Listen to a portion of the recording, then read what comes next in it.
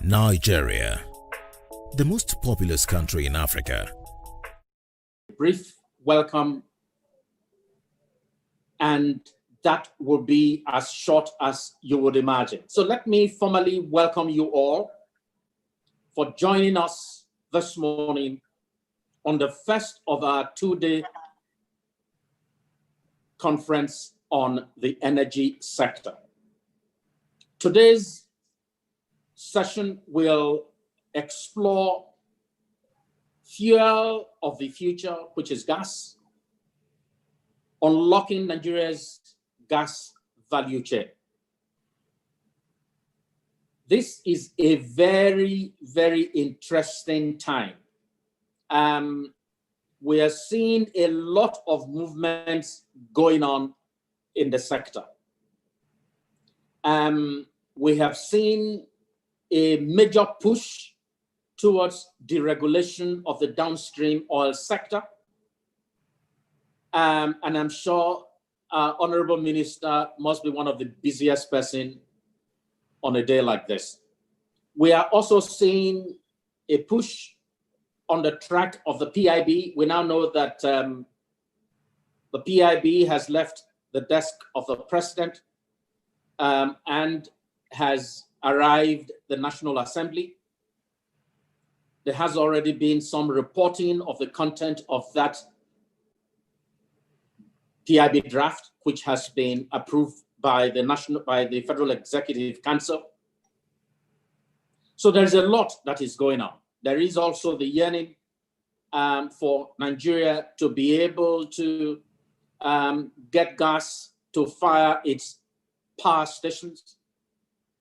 And of course, as you all know, we are only a few days away from our 60th independence anniversary.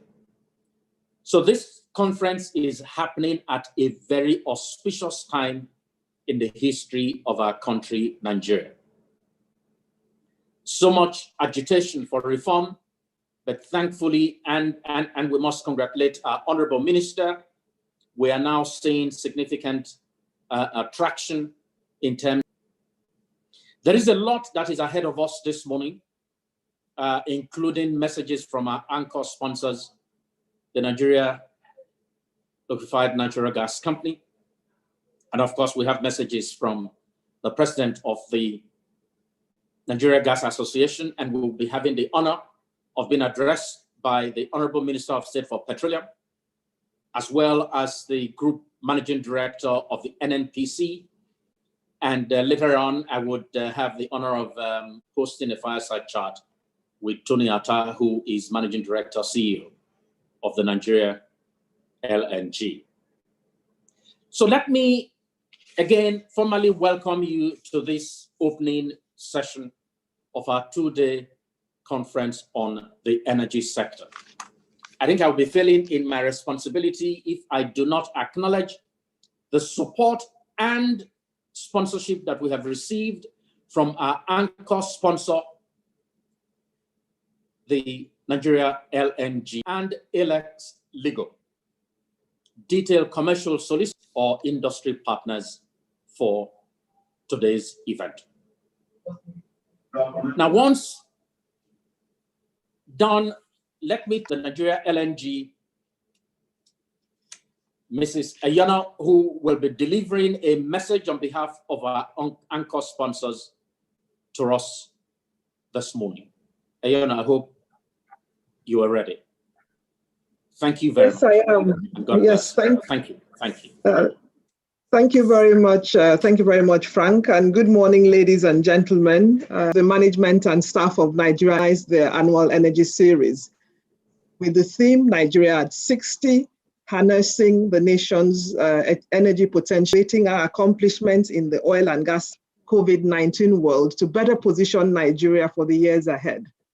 It is symbolic that Nigeria LNG is sponsoring this strategic event in celebrating Nigeria at 60, because riding on the back of history, a little over 60 years ago, similar conversations gave rise to the dream to set up Nigeria LNG to harness the nation's abundant natural gas resources, reduce gas flaring, in the Niger Delta, flaring of the associated gas in the Niger Delta, and of course, monetize the resource. For 30 years, that conversation remained but a dream. But in May 1989, the 17th of May, about 31 years ago, Nigeria LNG was incorporated, marking a significant milestone in the nation's energy sector. I think I should say that Nigeria LNG is a private limited petroleum corporation, NNPC, with 49% shareholding, and 3 international oil companies, Shell, Total, and Ajib, with a current reality today, with Nigeria LNG having actualized those objectives. Since we started operations in 1999, NLNG has delivered over 5,000 LNG cargoes to various destinations globally and generated about $110 billion in revenue. I mean, last year alone, we achieved plant reliability at a record 98.4%, with a production record that translated to the company essentially exporting at least 1 cargo every day down the Bonny River. This used to be a dream, but it's now reality. To date, Nigeria LNG has converted about 6.8 TCF of associated gas to liquefied natural gas and natural gas liquids, thus contributing to the reduction of gas flaring by upstream companies from what was about 5% before we commenced operations to less than 12% today.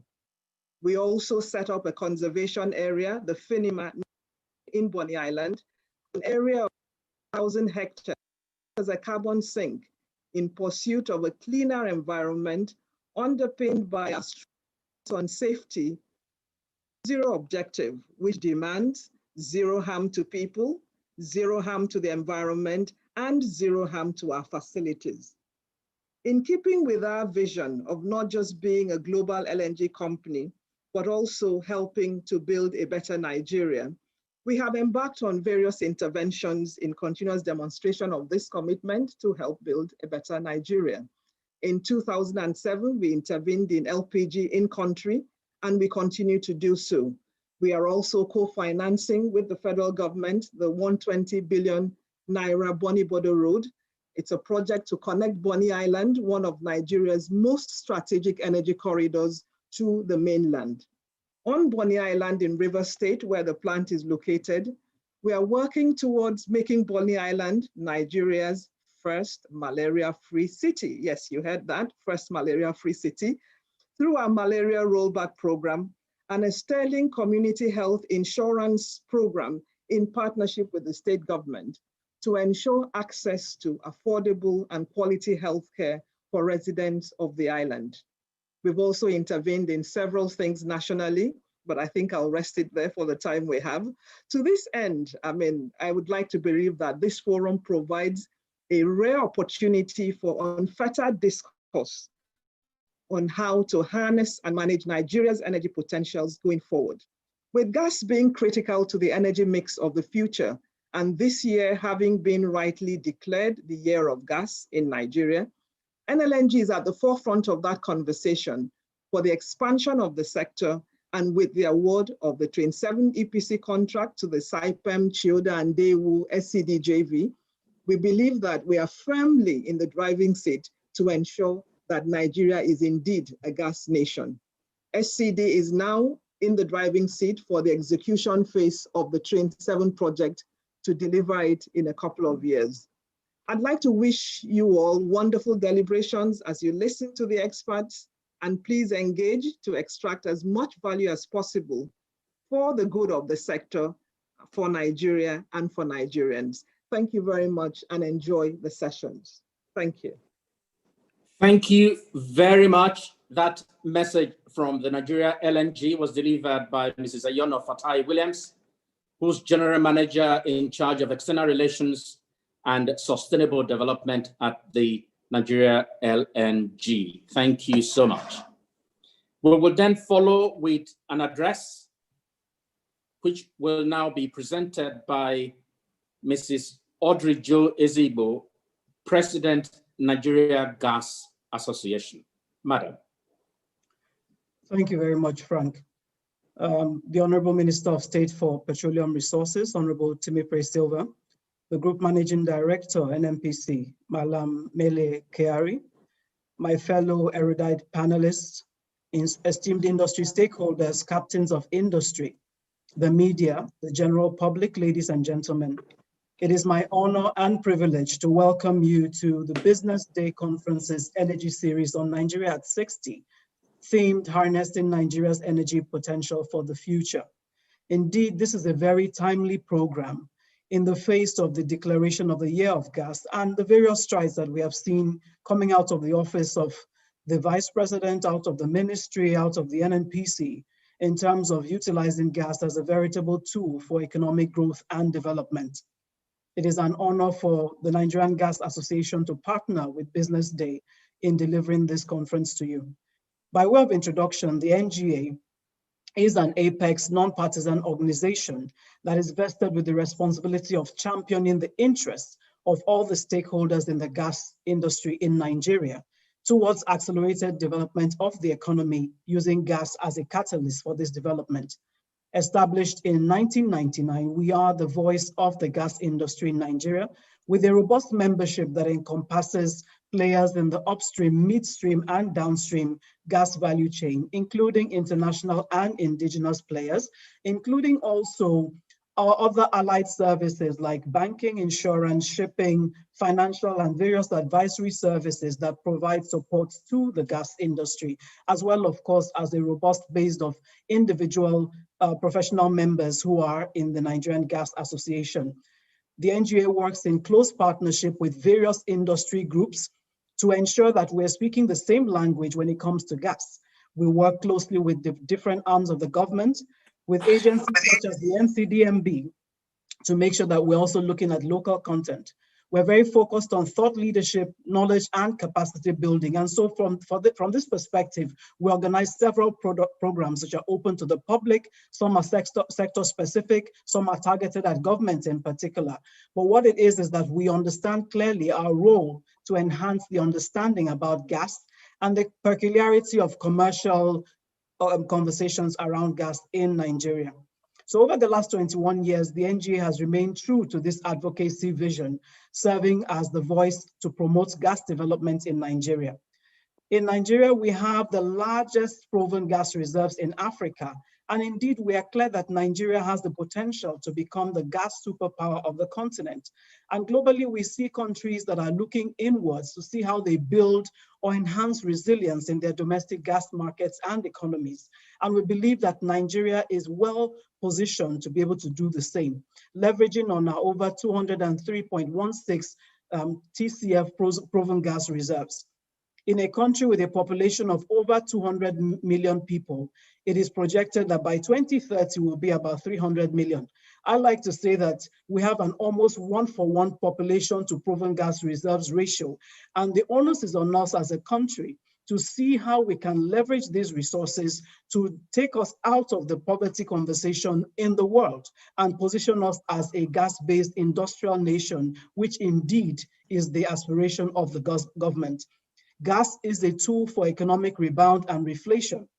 It is an enabler of various sectors of industry. Gas is food, gas is jobs, gas is economic development, gas is revenue, gas is social welfare for our people, gas is the wealth of Nigerians. And so we feel that gas can make Nigeria very great again. And that these kinds of conversations that we'll be having over the next 2 years, over the next 2 days rather, is very auspicious, very timely, and much needed.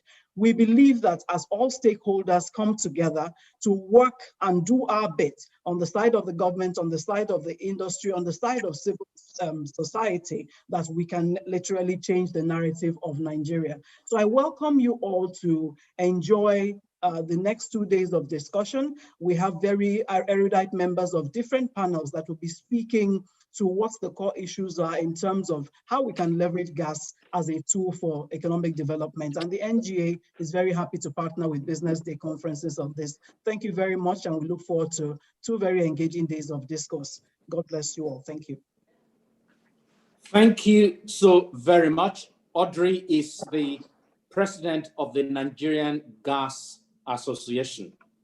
And of course, I am sure you would have been engaged with her passion for the sector.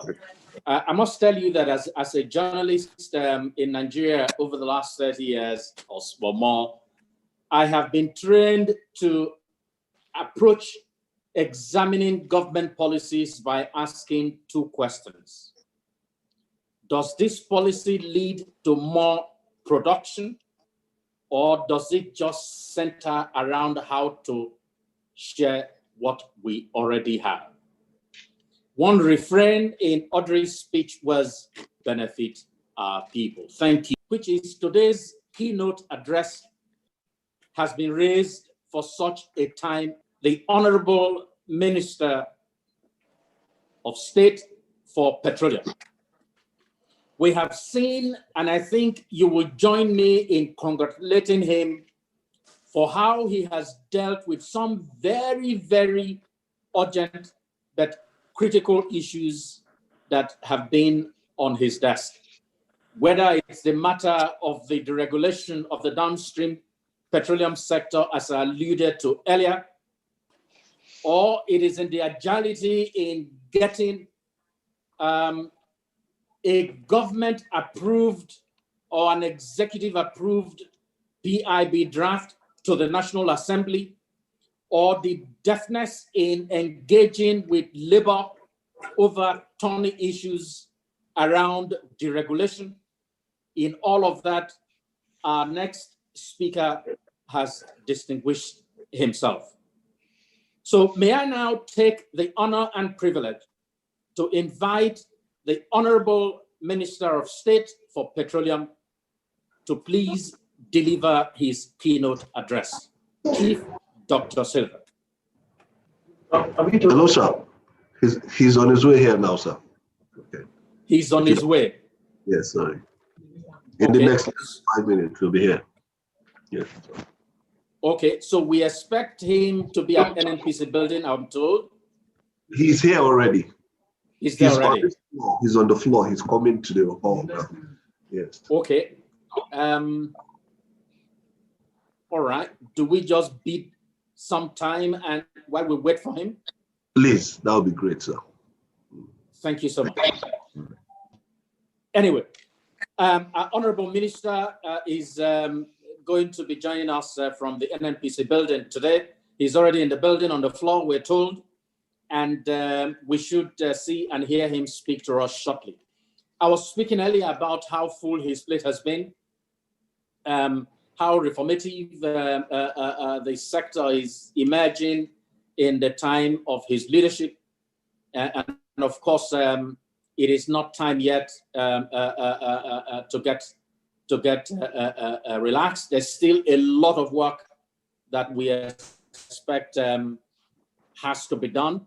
So we must continue to encourage our Honorable Minister, who can see now, will immediately yield the floor to Chief Dr. Timipre Silva, the Honorable Minister of State for Petroleum, the reform-minded minister, a man raised for such a time like this. Honorable Minister, over to you, sir. Thank you very much for joining us. Thank you very much. First, let me thank the organizers of this event. And let me also stand on the protocols already established. I am pleased to speak on this occasion of the 2020 Business Day Energy Series, Fuel of the Future, Gas Summit, which has been so aptly themed, Nigeria at 60, Harnessing Nigeria's Energy Potential for the Future. Energy enables national economic growth, and there is no gainsaying the fact that as a nation, Nigeria remains one of the most blessed countries on the face of the earth, with a plethora of mineral and energy resources waiting to be harnessed. In this regard, the government of President Muhammadu Buhari carved out some strategic priorities for the Ministry of Petroleum Resources to stimulate the sector in order to foster the sustainability of the Nigerian economy, enhance energy availability, create well-paid jobs, and take millions of Nigerians out of poverty. Consequently, we at the Ministry of Petroleum Resources promptly identified with global considerations of natural gas emerging as a critical transition fuel that could help to battle global warming and function as a bridge between the dominant fossil fuels of today and the renewable fuels of tomorrow. Natural gas has the intrinsic abilities to meet the increasing global requirement for cleaner primary energy use, while at the same time enabling much needed domestic industrialization for economic growth in very few endowed countries such as Nigeria. These realizations prompted us to tag 2020 as the year of gas. We are therefore encouraged to collaborate with all stakeholders to initiate national activities in line with this mantra. That is why I must commend the organizers of this summit for choosing to put on the front burner the gas subject in discussing about the future of energy in Nigeria. As you're already aware, the global pandemic, COVID-19, upset the dynamics of the global energy mix with the attendant revenue shortfall consequences for countries like Nigeria who depend primarily on hydrocarbon sales for revenue generation. Despite the global challenges, we have embarked on a critical pathway to ensure that the over 200 TCF proven reserves of natural gas in Nigeria is marshaled to engender domestic economic growth and development. In this regard, we kickstarted the construction of the backbone 614-kilometer Ajaokuta, Kaduna, Kano, AKK pipeline infrastructure on the 30th of June 2020 to transport gas to northern Nigeria, to boost industrial activities across the length and breadth of the country and usher Nigeria into a true era of import substitution where we sustainably produce in-country what we hitherto have been importing.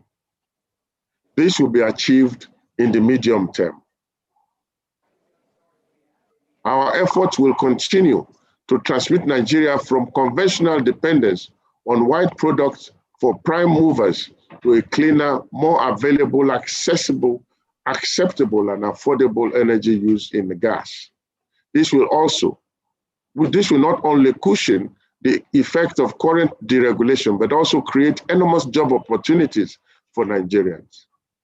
The proposed PIB, now before the National Assembly, when passed into law, will also unlock several midstream gas opportunities to further enhance domestic gas utilization. In conclusion, COVID-19 pandemic and progressive decline in crude oil prices in 2020 has made it imperative for Nigeria to aggressively pursue the development of non-oil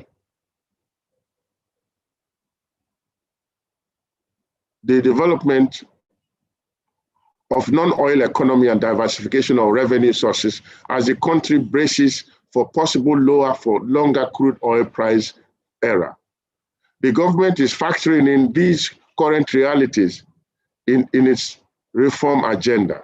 Therefore, we are developing strategic survival measures to ensure economic sustainability and job security. All these will be anchored on energy availability, accessibility, and security. Let me assure you that we have come to terms with the application of domestic gas as a platform to drive a truly sustainable economic diversification. In this, I crave your indulgence to uphold this determination throughout your discourse in this summit, in order to profile meaningful strategy towards tapping Nigeria's humongous energy potential for long-term economic growth and development. Once again, I congratulate the leadership of Business Day for organizing this timely event and wish you successful deliberations in this virtual summit. Also, in January 2020, we inaugurated the National Gas Expansion Committee NGEP to spearhead the adoption and use of natural gas products like LPG, CNG, and LNG to fuel all prime movers across the length and breadth of Nigeria as an alternative to carbon-heavy fossil fuels like PMS and AGO. This has become imperative in the light of the full deregulation of the downstream petroleum sector in Nigeria. And since natural gas offers a cheaper and cleaner fuel, we expect that the massive adoption of its use in Nigeria will cushion the effect of transiting the nation into a no-subsidy petroleum products consumption era. More so, the abundance of natural gas resources in Nigeria has made this initiative a low-hanging fruit ready to be harnessed. This transformation initiative clearly indicate that natural gas is poised to play a significant role as a dominant future primary energy source for use in Nigeria in the medium to the long term. Thank you, distinguished ladies and gentlemen. Honorable Minister, thank you so very much for your very apt address to the gathering. I recall that you have emphasized gas as a fuel that can drive a true and sustainable diversification of the Nigerian economy. You say there are still difficult times ahead in a low oil price environment and how Nigeria must continue to optimize the use and application of its resources. Once again, Honorable Minister, we thank you for the time that you have taken to join us this morning. Thank you once again, sir. Thank you. We will now go on to take a very relevant address from the Group Managing Director of the NNPC, Mele Kyari, who will be speaking to us on the topic Perspectives on Gas Sector Development. May I now invite the distinguished GMD of the NNPC to address the gathering. You're welcome, sir. Thank you very much. I'd like to just write on the comments by my minister. I wouldn't have said anything more than what he has said, rather than to say that it's a very great pleasure to be on this platform today, and especially at the administration of the business. And of course, the NNPC's perspective on the Nigerian gas sector development. At a critical time like this in our country's nation's history, I would like to commend the organizers of this event for their foresight in setting up this platform for ensuring idea-driven discourse that will help replace our country on the path of growth and development with natural gas as a significant lever. Natural gas has been identified as the fuel of choice for the future, as it has full credentials to support the achievement of sustainable development goals of our country and the global at large. Today, as a nation, we face the challenge of energy security, and this has been linked to sustainability of our growth plans. The UN 2030 Agenda for Sustainable Development and Paris Climate Accord also reaffirms that our development framework to be sustainable, it has to harmoniously align with the inputs of the three key factors of sustainability, that is, economic growth, social and environmental factors. Those things pertinent to state that our energy security plans depend on the use of reliable energy sources and their responsible exploitation to enhance socio-economic development while protecting the environment as well as the ecosystem. Our key source of energy that is affordable, clean, environmentally friendly, flexible to transport, and present in abundance in our country is natural gas. Ladies and gentlemen, the NNPC has since realized the huge potential of this amazing natural resource, backed by the commitment of the government and to us to migrate to a gas-based industry perspective, and also to make gas the energy of future, and also the fact that this is the year of gas that our government has declared. That is why, since assumption of office, we have identified 5 key priorities for the gas sector. These are the deliver gas infrastructure blueprint, that is the ELS2, OB3, KKS, and CPS, and also grow domestic gas utilization to 5 billion scope by 2022. develop 5 gigawatts of power generation by 2022, explore transmission partnership and investment to unlock the evacuation of power and improvement, and finally deliver the energy trend by 2024. These are very critical, and their imprints and footprints will be very obvious at the end of the day. The key focus area will not only expand its operations domestic gas footprint, but will also support the development of petrochemicals, fertilizer, methanol, and other gas-based industries that will generate employment and facilitate balanced economic growth. To drive and stimulate investment and growth of the natural gas sector, the NMPC is focusing on the implementation of the Nigerian Gas Master Plan, which covers infrastructure, sectoral development, and price framework. In essence, the NGMP stipulates the development of 3 major domestic gas transmission systems in Nigeria. This includes the Western system, that is the existing 30-inch Excavos to Lagos pipeline system, what we call the ELS1 and ELS2, with capacity of 2.2 billion scope. And then the ongoing east-west connection via the OB3 line, which has a capacity of 2.4 billion scope, and full capacity. We also have the Trans-Nigeria gas pipeline, the Ajakuta, Abuja, Kaduna, Kano pipe gas pipeline is a segment of that framework. And related to this development is the power plants, such as the 3 gas power plants along the AKK corridor. At the NMPC, we are aggressively pursuing other gas development initiatives with the aim of improving Nigeria's economy using the appropriate fuels. In terms of gas power, we are developing and integrating gas and power infrastructure networks. That means increased connectivity as well as stimulating gas demand and power generation future and all other related issues. This connects completely to the ongoing efforts of the Honourable Minister of State to deepen gas utilization under the platform of the Nigerian Gas Expansion Program. The NNPC is also making efforts to expand natural gas resource exploitation. In this regard, we are capitalizing on the experience of key players in this industry to grow production efficiently, leveraging on technology acquisition and project financing across the value chain. We have also made remarkable inroads into exploratory activity in some frontier bases with significant gas shows. Ladies and gentlemen, in all these efforts, collaboration is key. Let me state here that we have a sufficient plan in place to provide adequate energy infrastructure in tandem with the expanding population growth and economic activities, and of course in alignment with the objectives of government to create further development in our country. We are equally collaborating among key industry players and government agencies on key sectors, even as we are developing energy-related policies and investment to attract foreign direct investment with the help and support of the federal government. At this juncture, let me acknowledge the significance of policy and regulation in this regard.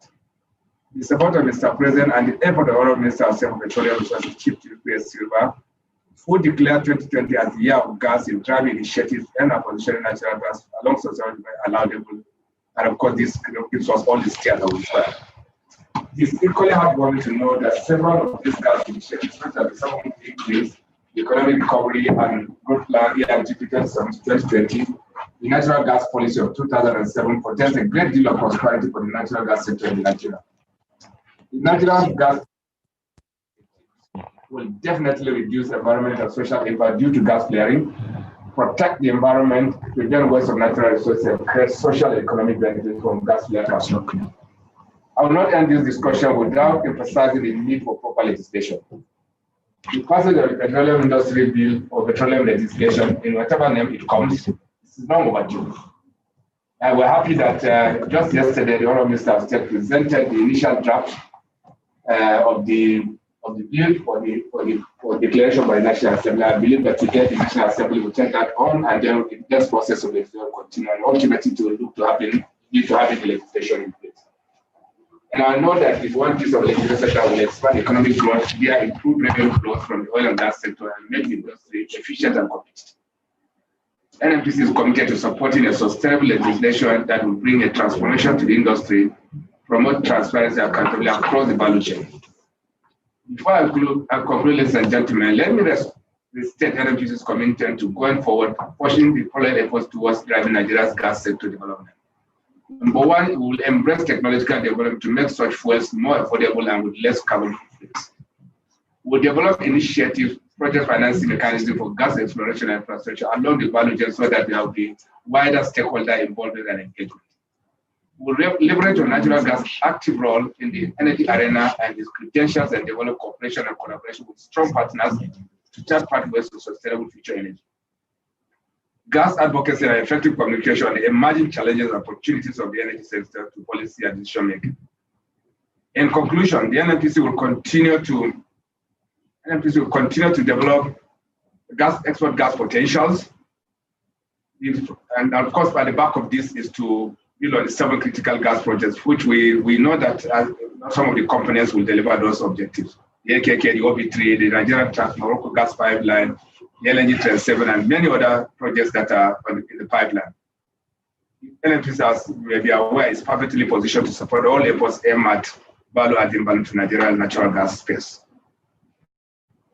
Above all, let me state that we shall execute all that is in line with our guiding principle of transparency, accountability, and performance excellence, which is the only part that will drive us towards global excellence. It's really a big privilege talking to this very distinguished and informed forum.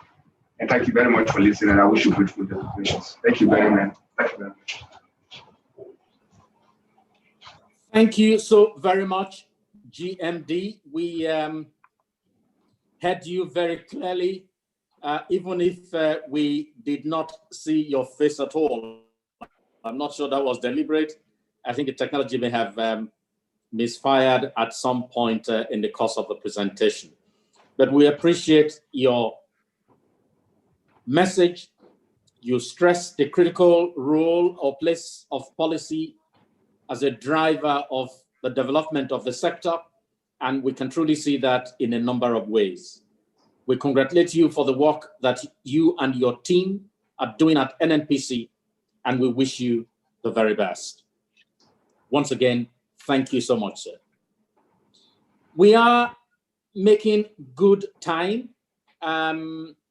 It will now be a session in which I will host the Managing Director, CEO of the Nigeria LNG, Mr. Tony Atta, at a fire. Hey, Tony. Great. All right. Let me start the Nigeria LNG model and how it is one of the most viable models for investment in the industry in Nigeria. Now, tell us, what exactly is this model? What are the differences between the NLNG model and the joint venture model in the industry? And why, in your opinion, has it been so successful and so much talked about? Can you still hear me okay, Frank? I'm hearing you well, yes, please. Yeah, okay, I think you have asked what is a bundle of questions. There seems like 3 questions in one, but all linked to the NLNG model. This is a model that has been very successful. I must confirm that it is also a joint venture, because you asked to sort of differentiate between this model and the popular joint ventures we know about upstream. I think the major difference is really a combination of the NLNG model structure, the governance, the accountability entrenched in the model, the transparency element, and by far, most importantly, independence, because I will talk about interference and the value that has given to this particular model. Now, the typical joint venture models upstream, you have unincorporated, which essentially means that they are not registered legal entities. Whereas the NLNG model, the joint venture is incorporated, and I will explain what this means. In the incorporated model like that of NLNG, the joint venture itself is the business and it is the company. Whereas in the unincorporated joint venture, similar to what you have upstream, the joint venture is the business. The companies are different. However, those companies have agreed to come together to run a business, which is the joint venture. They collectively will typically appoint one of the companies to run the business on behalf of the others. Now that is the difference. In the case of the NLNG model, structurally, The joint venture itself is the company, the business is the company. The shareholders are different from the company. And I think from that explanation, you already start to see the differences. In the case of the upstream, the average equity holdings there is about 57% for government. Of course, you have some that are 60-40, 60-20-20, as in the case of the SPDC joint venture, 55 for NNPC. But in the case of NLNG model, NNPC is the single largest shareholder there with 49%, but then you have three IOCs, Shell with 25.6, Total and Total 15, and ENI. Now the IOCs are a combined majority of 51% versus NNPC's 49. And you can already start to see the differentiation, whereas upstream, predominantly NNPC on behalf of government is the major shareholder with average 57% equity. Again, when it comes to funding, which has been a major issue upstream, every partner would have to contribute its equity fund. So in the case of the entire upstream, you will see in the JVs, government is required to contribute 57% of the cost of running that business. And if you look at the current realities of government's funds, then you see that the upstream continues to struggle. Whereas in the case of the NLNG model, the company as a legal entity is licensed to fund itself. So the company goes out to the market to raise funds. Of course, in the very early days, the shareholders put in money, about $5.5 billion, which has since been paid back. That was a loan. That has since been paid back, and the company is clearly independent today. I think so. We don't have cash calls. We don't have cash call issues because we're self-funding, whereas in the upstream, because everybody's contributing into the pot, you have this cash call. I think around governance, the company is managed by management, senior executive, managing director, deputy managing director, reporting to a board, and that's it. So the board is the ultimate governance body of the company. So I, myself and my deputy report into the board, and we are left to manage the business. So there's little interference, in terms of the day-to-day operation of the business. But I think one key difference is around the accountability and transparency element. Now, we have our own standalone balance sheet, standalone P&L accounts, and to the extent that on an annual basis, we actually publish every cent that we earn. Every dividend we have paid, we publish in what we refer to as our facts and figure book over the last 20 years. So that is available. I think that element of transparency really drives accountability to the extent that this company is so successful that if we were a publicly quoted company, we will be about number 460 in the Fortune 500 benchmarks that we have done. I think this particular model is very great. It offers you a lot of independence. It offers you a lot of transparency. It drives accountability, but most importantly, it limits interference. And I believe that is one of the key reasons why this model has been shown to be very successful, and no wonder people talk about it on a daily basis, as you referenced. Well, Tony, thank you so very much. You have been very, very direct, very clear. At some point, it seemed to me like I was sitting in a classroom listening to a lecture. But you have broken it down. You've talked about the structure. You've talked about accountability and transparency. And another thing that I'm sure many of us did not know, you have also dimensioned the company in a global sense. How high, if it were to be listed on a global stock exchange, for instance, where it will be. Thank you so very much. Let me just ask you, and I'm sure you can deal with this very, very quickly. So in your view, what are the direct benefits of the LNG, the Nigeria LNG model and its operation to the Nigerian nation? I think just picking back on the description I gave on the model, the real benefits would be linked to the success of the company without a doubt. We have a vision to be a global LNG company on the one hand, on the other hand, to help build a better Nigeria. So this is an ambidextrous vision that our founding fathers pulled together over a long time. And you can see that globally, we continue to represent Nigeria in the marketplace. But on top of that, we have been adding value to not just our shareholders, but to the country itself. To date, in the last 20 years, we have earned more than $100 billion in revenue, out of which we have paid dividends. And I think it's the dividends that make the difference in terms of contribution to the nation on the right-hand side of helping to build a better nation.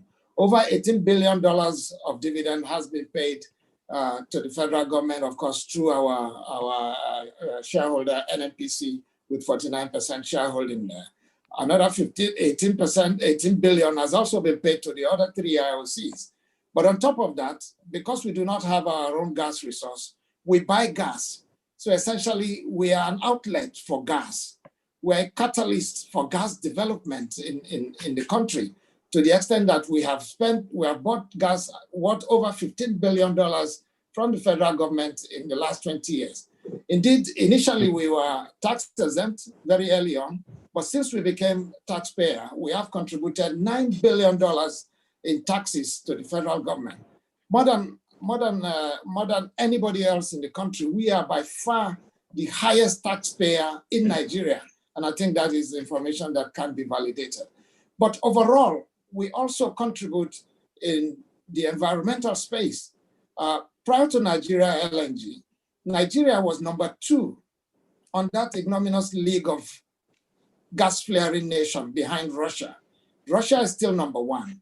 But today, because of Nigeria LNG offering that sink to receive whatever gas that should have been otherwise flared, offering the monetization opportunity, we have reduced Nigeria's gas flaring by more than 65% since 1999 to less than 12%, as you heard my colleague reference.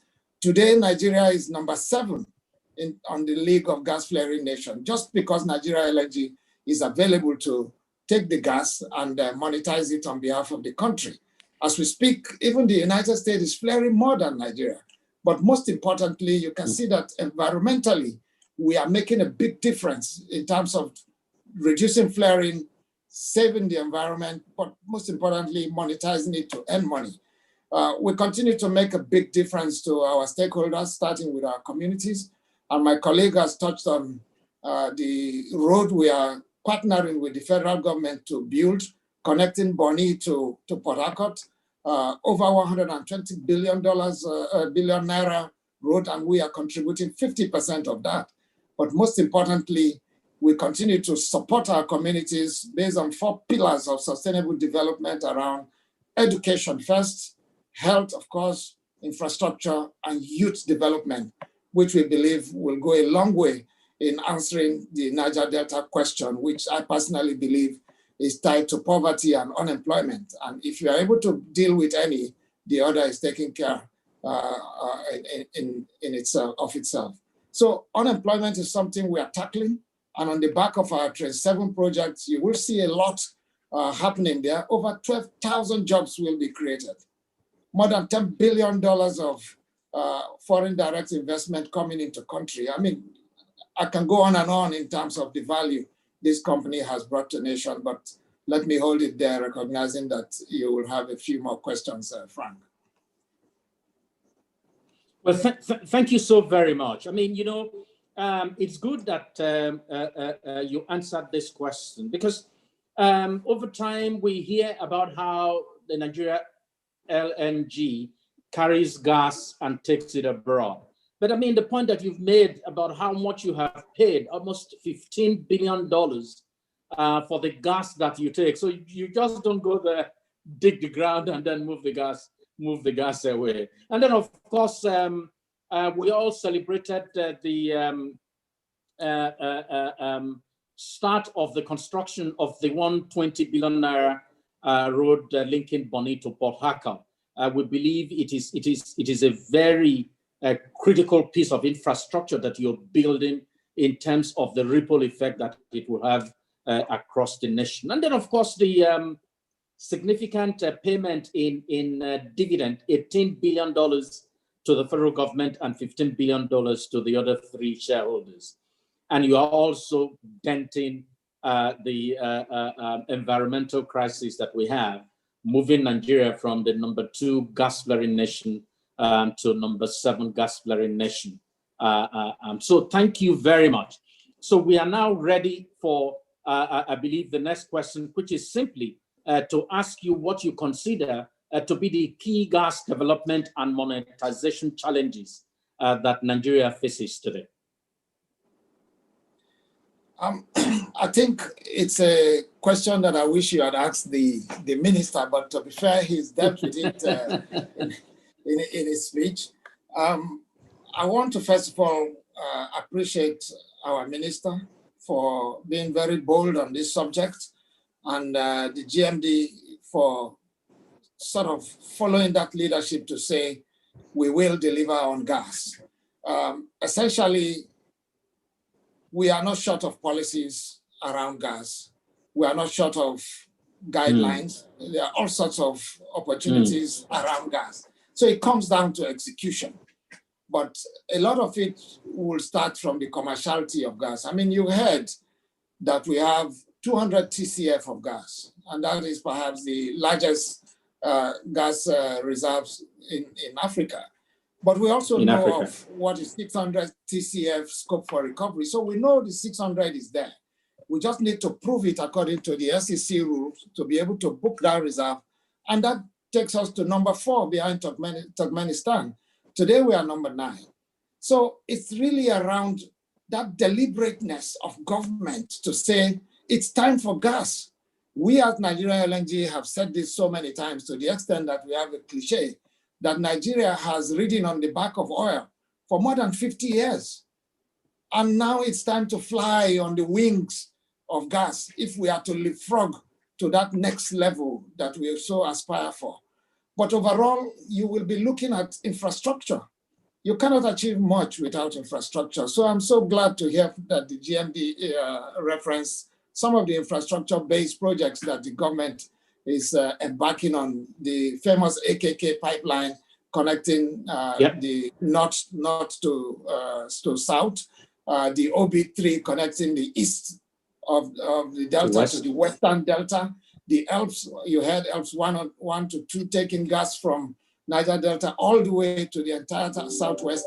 So you need a major network, a very robust infrastructure base to be able to harness the value of these reserves that we talk about. You need social stability in terms of security of these assets. Today, we hear about vandalization of assets impacting on security of supply. Security of the assets is what will actually guarantee security of supply. But I think in the end, the real question is around how can we attract investment into this space? We say it is a year of gas. But to be frank with you, in 1 year, you cannot achieve much to develop gas and become that gas nation that we really seek to be. We really must be bold to declare the decade of gas. And I think we declare the decade of gas and then establish a 10-year window within which the commerciality and the commercial framework that will enable Nigeria to harness the value of its gas resource and galvanize domestic gas to lead to that industrialization that we need has to happen. I like the way the president of the NGA put it. I mean, she was very succinct. She says, gas is food, fertilizer, gas. Gas is energy, power from gas.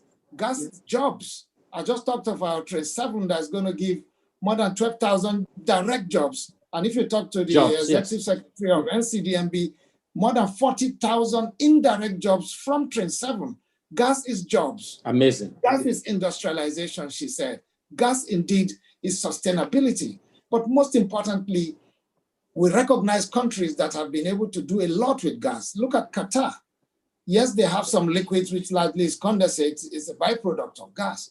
But here we are with abundance of gas, and we just need that regulatory and commercial framework to attract investment, to stabilize the sector and galvanize the development of gas to take us to that next level where we can actually experience gas as food, gas as jobs, gas as industrialization, gas as fertilizer, gas as petrochemicals, to make a difference to this country, especially in the face of the changing energy mix globally. Thank you very much. Gas as food, gas as fuel, gas as catalyst for economic development, and of course, gas as cash. You didn't say that. Anyway, let me ask you, as you know, Nigeria is turning 60 in another 2 days. So what, in your view, should Nigeria be doing to harness the opportunities that abound in the sector and take advantage of them to become an even greater nation? I think it's related, Frank. Essentially, my sense will be around focus. You need the government to focus on this particular resource at this time. We have 200 TCF, and today we have 22 million tons per annum capacity at Nigeria LNG. Yes, of course, Train 7 will help us move by additional 35% of that capacity going to 30 million tons. But 30 million tons from 200 TCF is a non-starter. Australia today, we know, has 128 TCF, but they have 88 million tons per annum capacity LNG plant. Malaysia has only 97 TCF. They have already about 29, 30 million tons. Indonesia, 103 TCF, 26 million tons. Mozambique, that is coming, is actually talking about 50 to 120 TCF only, but their ambition and starting point is 50 million tons per annum. So I think that deliberateness is very crucial. And as I mentioned upfront, it's not something you can achieve in 1 year. I think it's a major start that the Honorable Minister has declared the year of gas, but we need to be deliberate to say, this is the decade of gas. We want to focus on gas, and we want to harness gas to its fullness, starting with the development in the domestic space, but also enabling the NLNG to be able to earn the money to finance the domestic. I've heard a lot of people say, oh, you are just taking the gas as you referenced. No, we don't just take the gas. We buy the gas. We create opportunity by paying for the gas. But most importantly, we earn money. And on the back of that, we're able to support the country. But the country now needs to use that money to be deliberate in terms of how it develops the domestic gas. Without domestic gas success, Precisely. That dream of industrialization will remain a dream. Power will remain a dream. But on top of all of this, I think the singular requirement, in my view, is for government to be more deliberate and focus on gas. Let us fly on the wings of gas. We see countries that have done it. We have the resource, and I believe Nigeria can do it, starting from this age of 60. It's never too late. It's time for gas. Thank you. It's time for gas. As you know, Tony, the world is pivoting into an era of cleaner fuel. We talk about gas today as fuel of the future. So what is the implication of that for Nigeria? And what should Nigeria be doing using its gas resources in making this transition, both in terms of the way it lives and the way it makes its money? I think very excellent question, Frank. If I just step back, energy has been in transition forever. I mean, we talked about manpower. We talked about coal. We talked about steam. We talked about all forms of energies from the past. But we became very comfortable with the fossil fuel since its discovery and never imagined that we will move away from fossil-based fuel, which is why the energy transition of today is looking very sharp. But I must give a bit of dimension to that. The world population is going to increase by 2 billion. But the world will move from 7 billion to 9 billion, essentially. Think about adding one more China, one more India to the already known population of the world today. So there will be demand. Where will the energy of the future come from? You know, this added population and the current one, where will the energy come from? I think it's a question around the transition. But then the world is also at risk. The world is threatened by climate change. Yeah. And that climate change is a big deal to the extent that science has pointed more to the fossil fuel as one of the risks associated with climate change. So essentially, even though the world needs energy, the world now wants it cleaner. And that is a challenge. But that challenge is big for coal, is big for oil. And it really underpins my statement that I'm not saying move away from oil. The oil will still be relevant in the mix, but the focus will gradually move away. Whereas gas is also a fossil fuel, gas is cleaner. But most importantly, gas is available in abundance.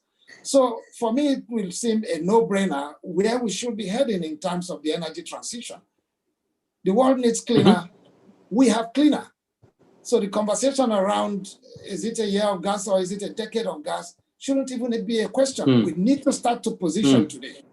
And Frank, there is still coal in Enugu. There is coal in Enugu. If you are to be having this conversation in the 40s, 50s, perhaps I will be this passionate about coal in Enugu. But see how the world has moved away.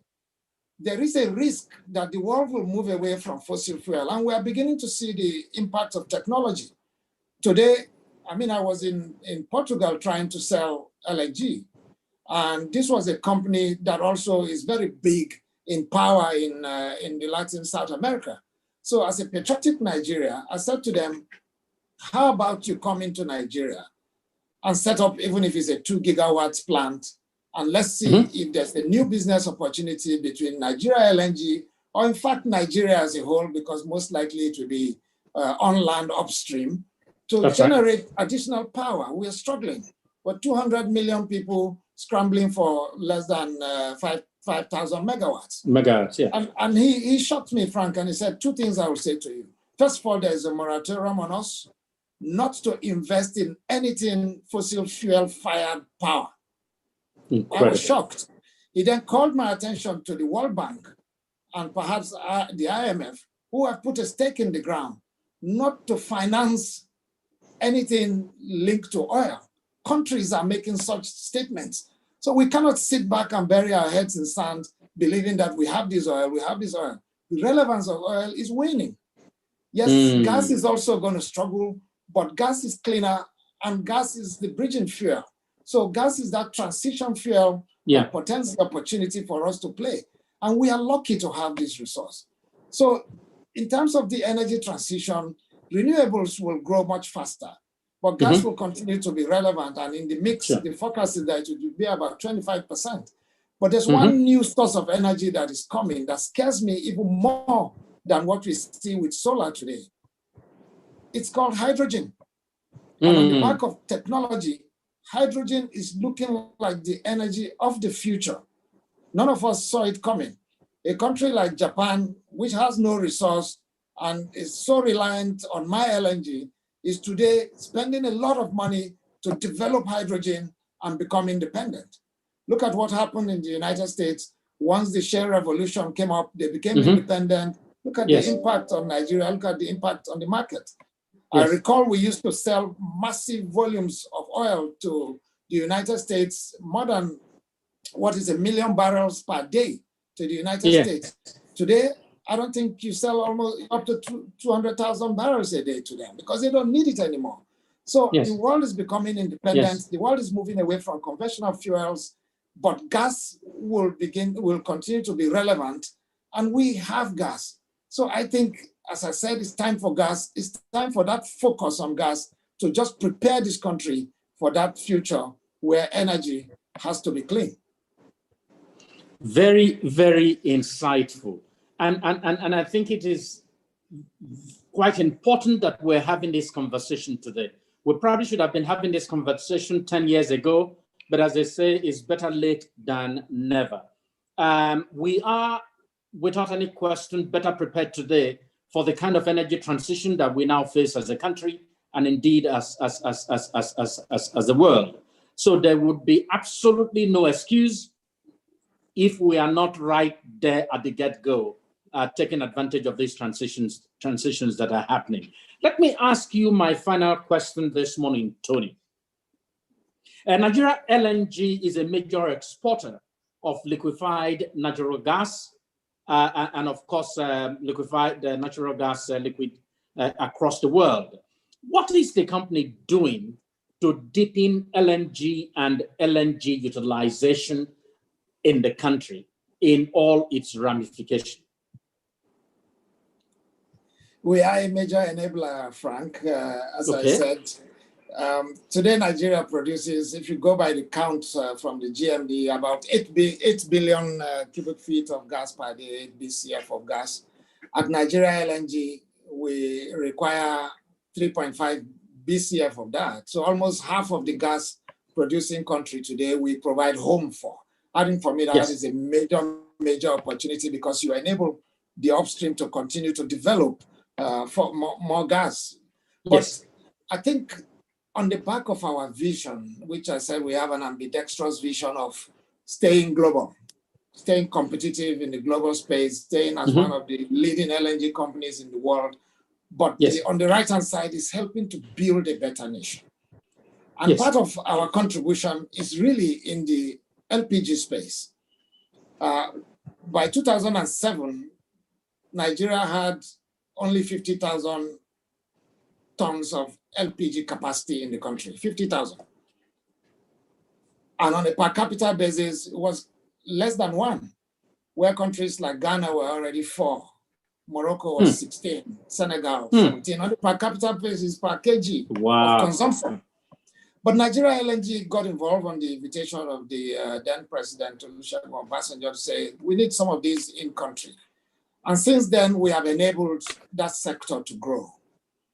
We were about 80% market share, but because of the enablement, we sort of created very clear environment for gas development in the LPG space. And today, we contribute what is about 350,000 tons into country. And the capacity of LPG in the country today at the end of this year will be 1 million tons. Wow. 1 million tons. But that's not all.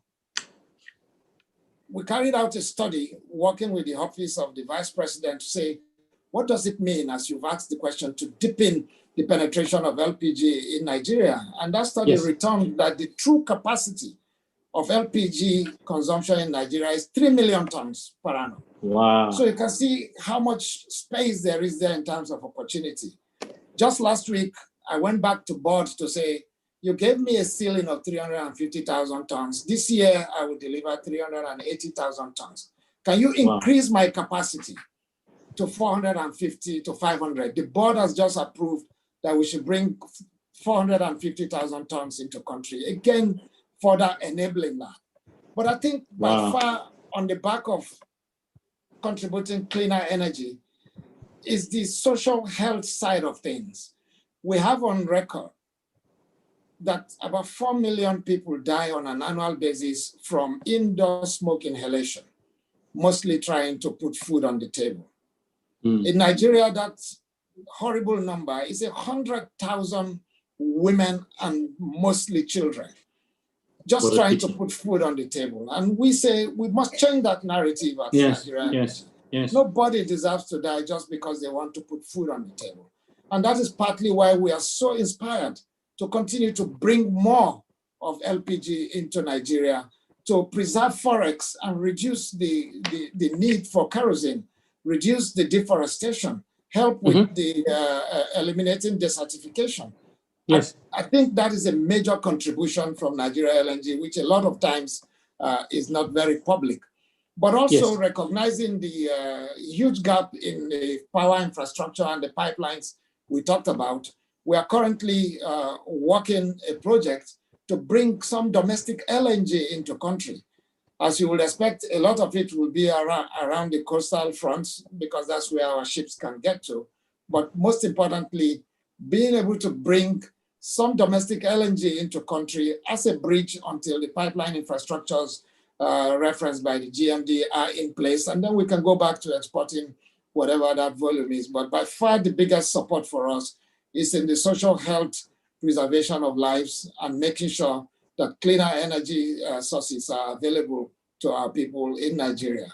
And that is how we continue to help build a better Nigeria at Nigeria LNG. What a very hopeful and positive note to end our conversation, Tony. Let me thank you so very much for bringing exceeding light to bear on a number of very complicated and complex issues, and perhaps more importantly, for providing hope in terms of expanding LPG availability and utilization in Nigeria, but also the very promising intervention in LNG transportation in country. Please, we thank you so very much and wish you the very best.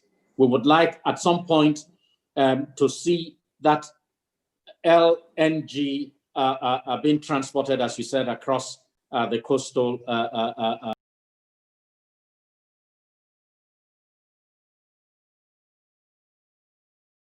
markets in Nigeria pretty soon. Again, thank you so very much.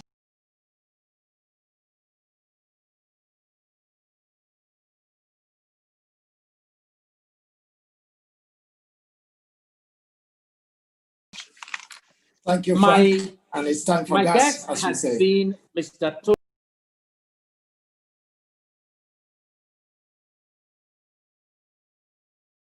Tony Atta, the Managing Director, Chief Executive Officer of Nigeria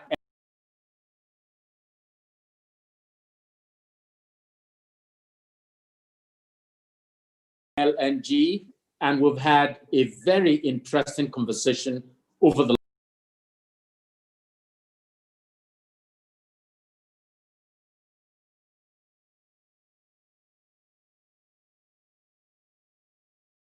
last 30 minutes or so.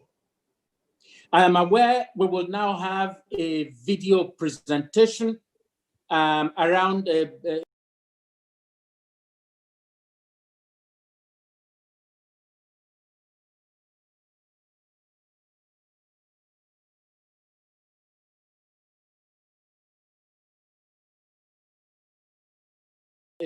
Nigeria at 60 promotional video while we make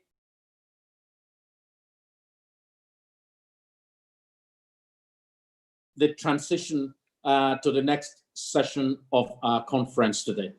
Ladies and gentlemen, please do not go away. Stay tuned and please watch the video presentation. Thank you very much. Nigeria, the most populous country in Africa and the 7th most populous country in the world, with an estimated 206 million inhabitants as of late 2019, significantly ahead of Ethiopia, the next largest, with about 114 million. Nigeria has a large abundance of metals and minerals, the 24th largest economy in the global ranking. In addition, it is the leading economy in Africa, worth more than $500 billion and $1 trillion in terms of nominal GDP and purchasing power parity, respectively. Nigeria is the principal exporter of oil products and with the biggest natural gas reserves, and relies heavily on oil as its main source of foreign exchange earnings and government revenues. Nigeria is deemed to have more potential in gas than oil, with over 202 trillion cubic feet in proven gas reserves. With the current global move towards clean energy, there is no gainsaying that the future of the country, particularly its aspiration for industrialization, socio-economic development and sustainable power generation, may largely depend on harnessing these gas potential. Since 1960, The country has reaped an estimated $600 billion in oil revenue, while the natural gas sector is oriented towards the export market, which is determined by economic fundamentals as against a regulated domestic regime, with LNG being the major revenue earner for the country in the gas industry. Despite its strong fundamentals, inconsistency, shifting between open and protectionist trade policy have dampened growth prospects in the domestic market to deliver sustainable growth with per capita gains.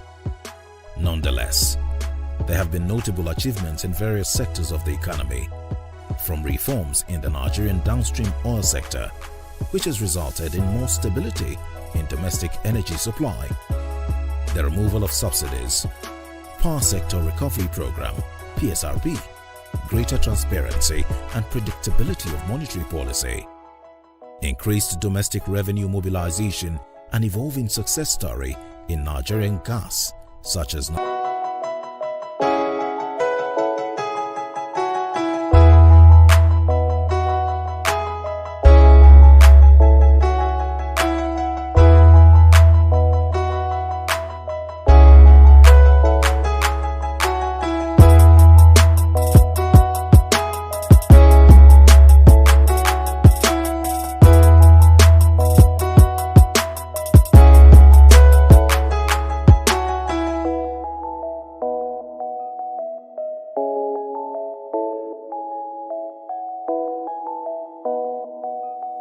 the National Gas Expansion Program, NGEP, designed to expand domestic gas supply and stimulate demand in-country, is advancing policies that will tackle challenges with Nigeria's gas sector, including poor fiscal terms, lack of market-reflective prices, and poor infrastructure, as well as provide.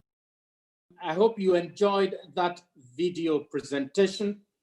I think my task is almost completed, and what is left again for me would be to thank our anchor sponsor, Nigeria Liquefied Natural Gas Project, all on Azura Power, Templars, Alex Legal, and of course our partners, Advisory Legal Consultants, Detailed Commercial Solicitors, and Nigeria Gas Association. I will at this point be handing over responsibility for the flow of the rest of the program to Mervyn Azeta, manager at Schlumberger and member of the World Energy Forum, who will be introducing the next session. Thank you so very much, and do continue to have a great time today. Thank you so very much, Frank. Good morning, good afternoon, good evening, everyone. Thank you so much for joining us today. As you've heard, this is the Business Day Energy Series 2020 with a focus on the fuel of the future. I'm really excited to be here and to be moderating the rest of the program. Just to let our audience be aware, you can interact with this program by, live tweeting, whatever you're learning, engaging very, very well with the hashtags that has been provided. You can also send in your questions using the chat function or the Q&A function, or you can also drop your questions as comments in YouTube. To lead the next item of the agenda, we would like to invite Madam Jumoke Fajemirokun, who is a partner at Advisory Legal Consultants, a specialized law firm providing service to the oil and gas, electricity, and mining sector in Nigeria. Jumoke has extensive transactional and project development experience in the energy, infrastructure, and mining space. She previously worked with the World Bank in Washington, D.C., where she provided support to the World Bank's Group Sanctions Board in reviewing integrity compliance issues that arose in the procurement and execution of infrastructure projects financed by the World Bank. Please welcome Jumoke. Jumoke, please go ahead. Thank you. Good morning, everyone. I hope I am loud and clear. Okay, good morning, everyone. It's a pleasure to be here. Permit me first to stand on existing protocols and also first to thank the organizers of this event for the opportunity for advisory legal consultants to be knowledge partners to this event, and also the opportunity to speak at this event and to be part of this discourse. It is indeed an honor. Permit me to share some slides as I go ahead with my presentation. So I'm going to be discussing gas sector diagnosis as an intro to the panel discussions.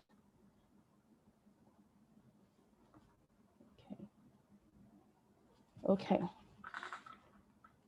Okay, so it's a very interesting time to be talking about gas right now.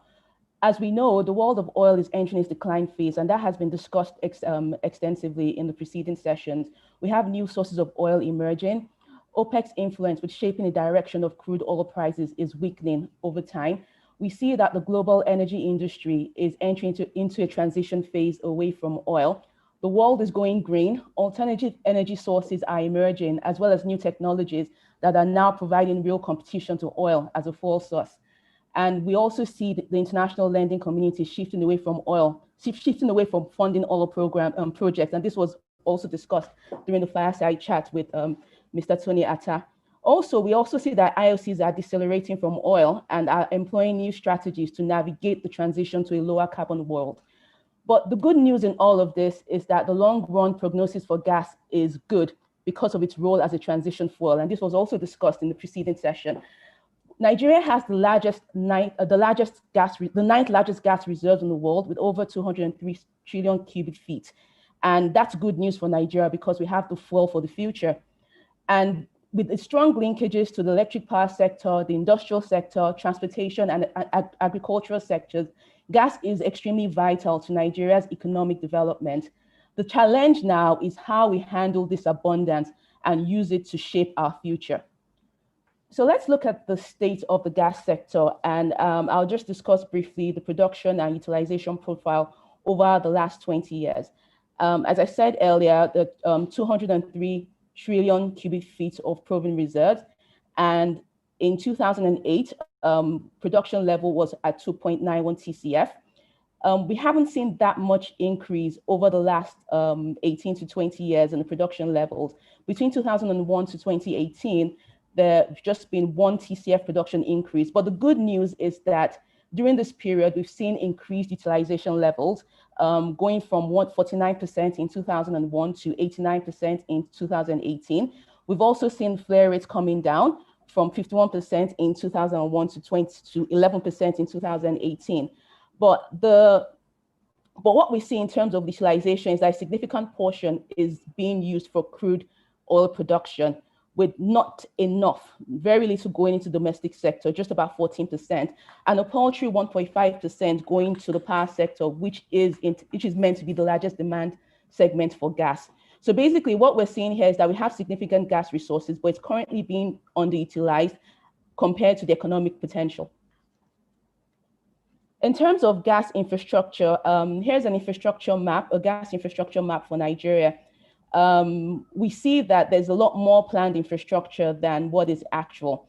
There's not enough infrastructure between supply sources and the markets, and several towns and cities remain either underserved or unserved with gas. And basically, like it's been said earlier, a strong infrastructure base is extremely necessary for us to be able to harness our gas resources. Most of what we see, as I said, is planned infrastructure, but the good news is that the infrastructure that are coming on stream that are almost nearing completion. The GMD alluded to this, the GMD NNPC alluded to this in saying that NNPC's focus is going ahead with implementing the gas master plan. So we see that the OB3, which will connect the eastern and the western networks and open up more sources and bring about more competition in supply of gas, is nearing completion. There's the ELPS 2, which will loop the existing ELPS and will increase supply to Lagos by an additional 1.1 BCF per day. And also we have the AKK pipeline that has been awarded recently that will transport gas to the north and serve the power demand in those areas. Other issues concerning the gas sector, we see that in the last 20 years, major gas infrastructure projects have been few and far between. Many projects are unable to attain FID in spite of the abundance and potential for demand. We haven't seen any new entry into the sector by any global player, By contrast, we've seen some significant exits. IOCs are divesting from onshore assets to focus more on the deep water. Cost of gas projects is high. Gas regulation generally is not working as it should be. And despite the DGSO regime, the regime for domestic gas supply obligations, many potential gas purchasers have been unable to secure gas volumes from the GACN. There are several challenges that account for this, and I'll just highlight a few. First off is the legal and regulatory framework. What we have currently was designed for the oil sector and does not sufficiently address gas-specific issues, leaving a number of issues not very clear, and clarity is very important to drive investment. There are also issues around governance as well. Competency and capacity gaps exist with respect to gas regulation within the existing regulatory institutions, coupled with overlapping and efficient regulatory processes that deter investment. Price regulation is also a big issue. The prevailing view is that the current regulated prices for gas is a disincentive to the necessary infrastructure needed, the necessary investment needed in gas infrastructure. We see recently that the FGN recategorized the textile industry as a strategic sector to benefit from the lower gas price. And this has further exacerbated the issue and reduced investor confidence in the sector. The fiscal regime is also another issue. It doesn't sufficiently incentivize investment in gas infrastructure, especially for companies that do not have oil income from which to offset the gas development costs from. Market risk is also big. I mean, how deep really is the market? There is the potential, we're over 200 million people, but how deep is the market currently? And how effective is the demand? The huge demand sector for the gas, the huge demand segment for the gas sector is power, but it presents significant market risk for the sector because there are the significant distortions that make the sector unbankable, from issues with low tariffs to issues with sanctity of contracts, lack of a payment guarantee, payments indiscipline, and inefficient collection systems all contribute to make the power sector unbankable and also create a significant market risk for the gas sector. The good news is that the federal government has shown that it clearly understands these issues.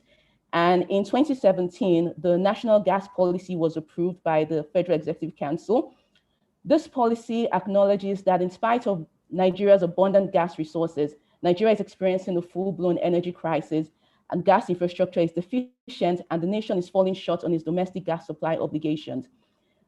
The government's vision is clearly articulated in the policy, which is to leverage Nigeria's large gas portfolio to ensure that gas development is undertaken in accordance with Nigeria's national socio-economic development priorities, with the goal of moving Nigeria from a crude oil export-based economy to an attractive oil and gas-based industrial economy. The policy sets goals and strategies, as well as an implementation plan for the introduction of an appropriate legal and regulatory and commercial framework for the gas sector in order to attract the needed investments. It also sets strategies for building gas markets to ensure that demand is effective and sustained. On the back of the national gas policy, we've seen the implementation of several other interventions that are targeted at deepening the domestic gas market. There's the National Gas Expansion Program that the Honorable Minister spoke about earlier, which is a series of ongoing initiatives that seeking to promote the use of LPG, CNG, and domestic LNG as alternative sources of domestic energy for Nigeria. So we see initiatives around the Autogas scheme, which is the use of CNG and LNG for transportation, initiatives around LNG penetration. Government is supporting the manufacturing of cylinders in country to increase in the use of these energy sources. We also see the $250 billion CBN intervention facility to stimulate investments in the gas value chain. And these are basically targeted at initiatives within the National Gas Expansion Program. There's the National Gas Flare Commercialization Program, which is a market-driven solution to end routine flaring and monetize flare gas. And it aims to attract competent third parties that will bring end-to-end solution using flared gas as a feedstock for a variety of uses. There was a corresponding increase in flare gas payments to deter producers from routine flaring and incentivize the development of gas utilization projects. Recently, we saw the launch of the Gas Transportation Network Code, which is a set of rules and principles that will guide open access to gas transportation systems and thereby create a level playing field for shippers of gas. And finally, in the power sector, we've seen that it's pleasing to note that the government has finally yielded ground on the move to cost-reflective tariffs. So if this move is sustained, and emphasis is on sustained because we see that it has been suspended for another 2 weeks, then we expect that over the next few years, we'll see a more bankable power sector. And as power and gas are mutually dependent, a bankable power sector is extremely critical to the bankability of the power sector. So going forward, the next critical step is the Petroleum Industry Bill. Now we've seen the policy and the interventions that are being taken, but it's critical that the PIB delivers on a legal framework that will enable the attainment of Nigeria's policy aspirations. There are a number of prevailing issues that the PIB must address. These include governance of the sector, a clear licensing framework for all activities within the gas sector value chain, including processing, storage, transportation, network operation, retailing, and gas distribution. There needs to be clear rules around economic regulation, which is currently lacking, to ensure that there's a level playing field amongst players and as well as a competitive gas market. There's a requirement that there needs to be a requirement for tariff methodology for gas infrastructure, for the use of gas infrastructure, together with guiding principles to ensure that investors are able to make an adequate return on their investment. There also needs to be clear guidelines around the transition to a market-led pricing for gas as a commodity. Rules around third-party access is very key, as well as providing a regulatory basis for the network code. There's need for a fiscal regime that will induce investment, and also, of course, rules governing customer protection. And ultimately, a framework that assures the possibility for a gas-based industrialization and will encourage all the needed investments that are required to actualize the National Gas Expansion Program and all the policy aspirations that are outlined in the National Gas Policy. The other key issues that the PIB must address, and it's interesting to note that this was mentioned by the Honorable Minister, is the enabling investment in the midstream. This is urgently necessary to enable players beyond NNPC and the incumbent upstream operators to viably develop midstream gas infrastructure. Another important issue where clarity is required is on the issue of licensing entry to participate in local distribution networks. Where should this properly lie? Over time, NGC has assumed the power to license players for this segment. However, in a proper regulatory environment, entry and participation into distribution should be within the control of the regulator and not a regulated entity. So if going forward, we leave this to the regulator to determine who to license to go into distribution, then we may well find acceleration of investment in this very crucial sector that will take gas to the markets. Before I conclude, it's important to mention the issue of offshore gas development.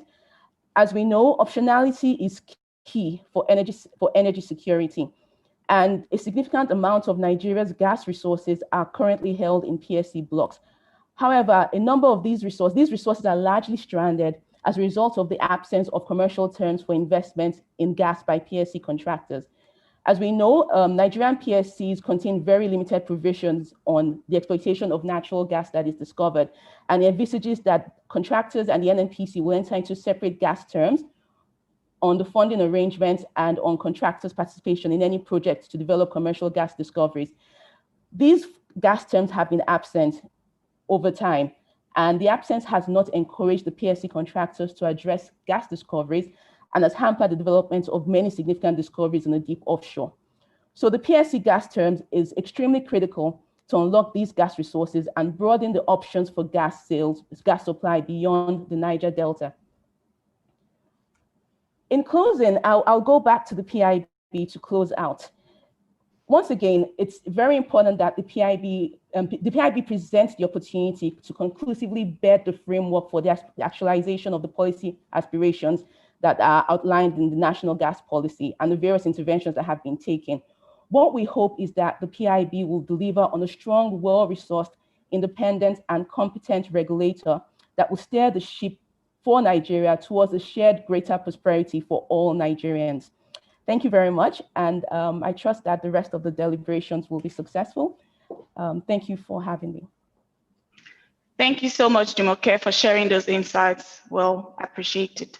We will now move on to the panel sessions. We have very exciting conversations coming up. Business Day has done a fantastic job of curating conversations that will keep us engaged and enlightened throughout the day. To begin the panel session, I have the honor of inviting the first moderator, and this panel session is on gas market development, the opportunities, the drivers, and the challenges. This panel will seek to have an end-to-end discussion examining the overall market potential for Nigeria's immense gas reserves. Panelists will comprise of representatives from the Ministry of Petroleum Resources, the power sector, the midstream infrastructure space, and the industrial end users. So I'm delighted to invite Mr. Israel Aye, Director of Aspen Energy and Senior Partner for Primera Africa Legal. He has extensive commercial and legal knowledge of the oil and gas business in Nigeria. In addition to his role at Primera African Legal, he is a director at the Aspen Energy Nigeria and faculty member of the International Law Institute, African Center of Excellence.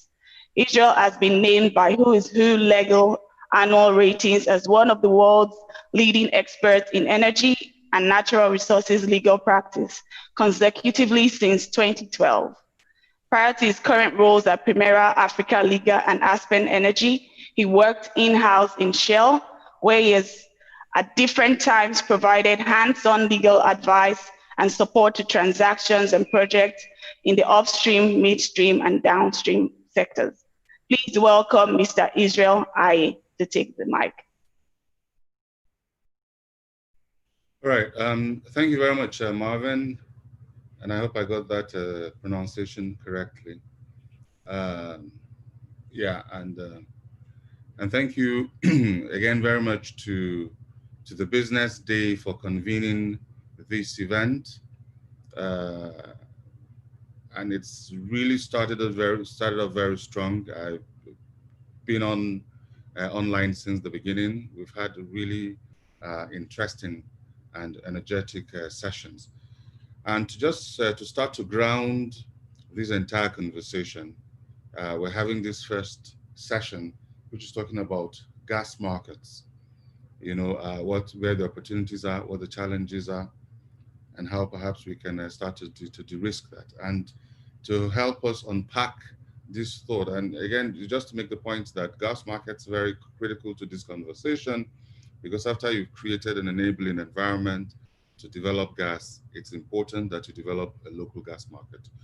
Tony Atta, the NLNG MD, made that point rather eloquently. And he said, look, no matter how much success you get in the export market, if you don't have a domestic and a viable domestic gas market, then you haven't even started. And recent events basically also told us that if you don't have a destination for your product, then whenever there is no export, as we're beginning to see, then that entire industry dies, and that's not an industry, as a matter of fact. So to help us unpack this, we have the following distinguished gentlemen. I have to apologize, it's none of my making. My panel is not diversified in any sense in terms of gender diversification, but it is what it is. And we're delighted to have these gentlemen nonetheless. So the first person I'd like to introduce is Justice Derefaka. Justice is a marine engineer graduate from the Rivers State University, Port Harcourt. He has a master's degree in environmental management from the University of Lagos and the second master's degree in sustainability leadership from the University of Cambridge, the United Kingdom. He's also a doctoral research scholar, rounding up his study at the University of Bradford, United Kingdom. He's currently the technical advisor on gas business and policy implementation to the Honorable Minister of State, Petroleum Resources, Federal Ministry of Petroleum. And in his role, he drives the national gas implementation built on the goals of the federal government for the gas sector, vis-a-vis removing the barriers affecting investment and development of the gas sector, the delivery of critical gas infrastructure, and the overall vision to be an attractive gas-based industrial nation, as well as giving primary attention to meeting local gas demand requirements, developing a significant presence in international markets, and to move Nigeria from crude oil. Prior to his role, Mr. Justice managed health, especially occupational health, safety, and environmental issues across the shell companies in Nigeria. It's my pleasure and my privilege to welcome Justice to this particular conversation. Thank you very much, Justice, for being with us. Thank you for having me. Again, joining us in this conversation is the Managing Director of Shell Nigeria Gas, Ed Obong.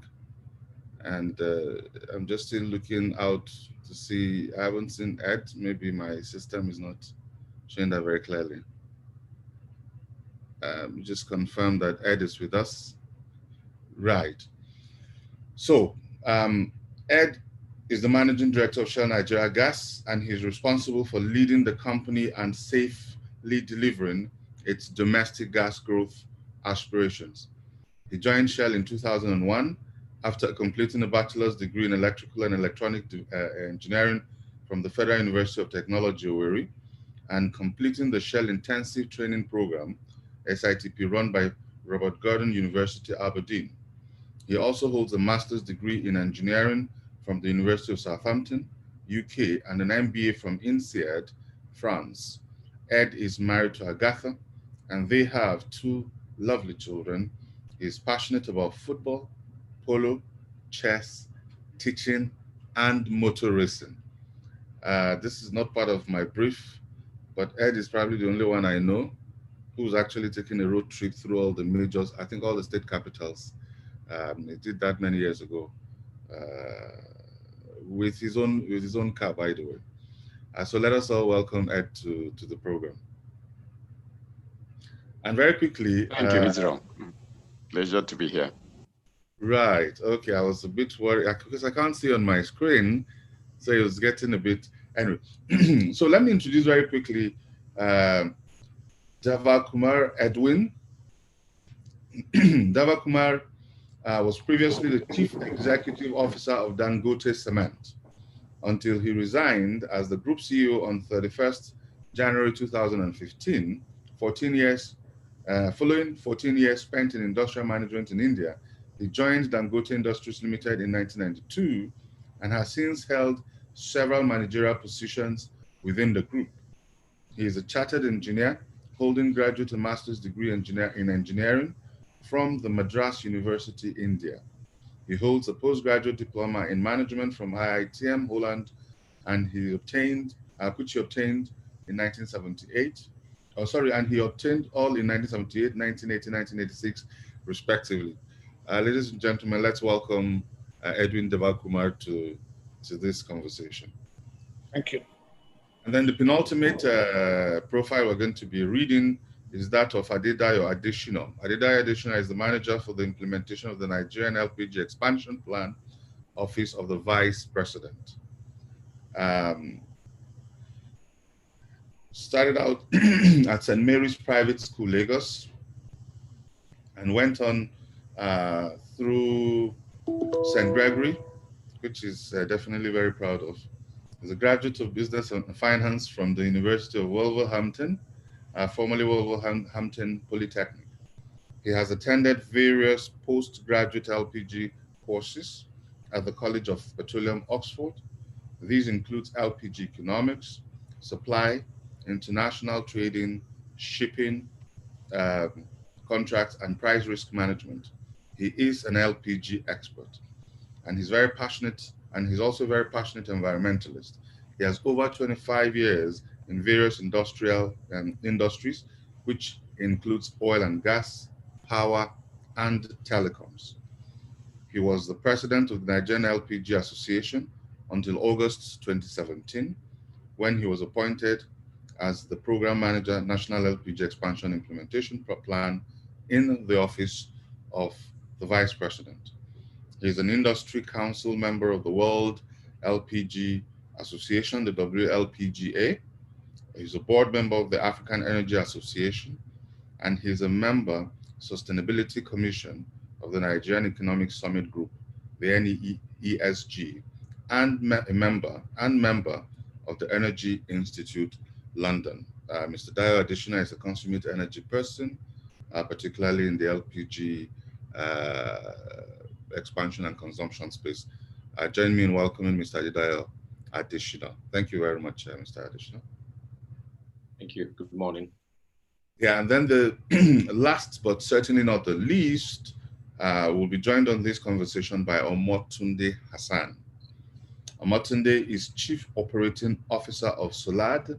He's a petroleum engineer with about 15 years experience. He has led primarily in the areas of gas, energy, and utility sectors, and he has played several roles in operations, business development, project development, transactions and negotiations, management for corporations, both internationally and within Nigeria. And with this done, we will jump right into it. Welcome, Mr. Motunde Hassan. Thank you very much. All right, so gas markets, this is where the rubber meets the road. I mean, somebody said that whereas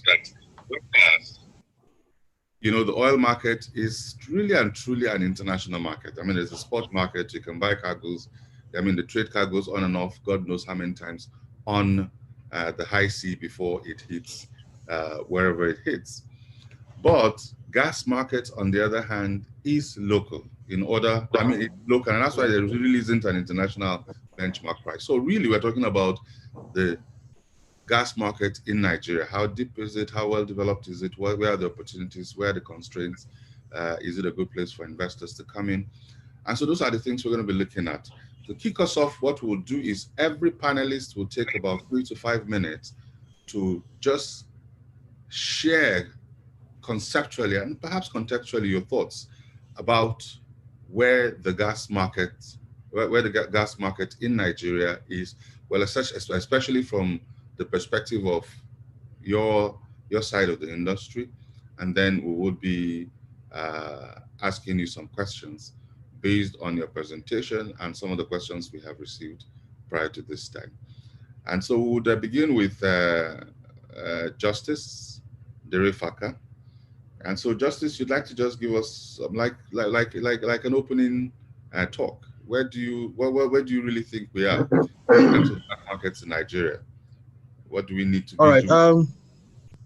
Thank you, Israel. I hope you can hear me clearly. Very clearly, Justice. Excellent. So I'll quickly start with the rationale behind the development of the national gas policy. And fundamentally, there was a review of the federal government policy positions regarding the past 10 years post 2017 of the gas master plan. Now, notably, there were shortcomings, like we all know, of the 2018 gas master plan in terms of attracting the added private sector investment for building critical infrastructure and, of course, developing a mature domestic gas market by the target year of 2015. Now, whilst the gas master plan made some inroads, if you like, successes, say around 3.8% year in, year out, it barely kept pace with the national population of this country, which was around, at the time, 2.1%. Now, what that means, what that implies is that there was insufficient growth in the development of Nigeria's gas sector in real terms. And if you look at the national gas policy, it still makes domestic gas utilization as its priority, and at the same time, making our presence in the international market. Now, just to give us some numbers, if we look at 2050, in terms of the most populous countries in the world, Nigeria wasn't on the map as at 2050. The last of the 12 countries was Bangladesh. But in 2017, Nigeria became the 7th most populous nation in the world, with Bangladesh number 8. Now, it's been projected, if you listen to the MD of NLNG, Mr. Tony, he made mention of the world population moving to around 9 billion by 2040, 2050. Nigeria will be the third most populous nation in the year 2050. Now, what does that mean? That means we need a lot of energy. We need a lot, so our gas resources readily comes to play. Now, the other issue I want to mention here is that presently, globally, there are 1.1 billion people that don't have access to energy. Of that number, Africa has around 600 million. Now, come down to our West African sub-region, we are the highest in Africa, about 178 million. So the national gas policy in its entirety look to unlock our abundant natural gas resources to ensure that we do a catch-up and of course, possibly go ahead of other nations and of course, export gas to our African countries. Now, I'd like to give an example of a typical nation that has over the years shown that they can actually utilize the abundant gas for their beneficial use. That's talking about Trinidad and Tobago. That country is around 1.4 million people, and they have the proven gas reserve is just 11 trillion cubic feet of gas. Globally, they have a presence. They're the #1 exporter of ammonia. And then they're the second largest exporter of methanol, contributing significantly to that country's GDP. Nigeria as a nation with about 203 trillion cubic feet of gas can actually do much more than that, and of course, be an exporter of derivatives from our gas resources. In country, we only have one petrochemical plant. Trinidad and Tobago, with that amount of gas reserve, has a global presence in terms of petrochemical establishments. And of course, I wouldn't want, because of time, I don't want to say all that the petrochemical industry will do for us as a nation to create jobs. And of course, multiple subsector industries will come into play.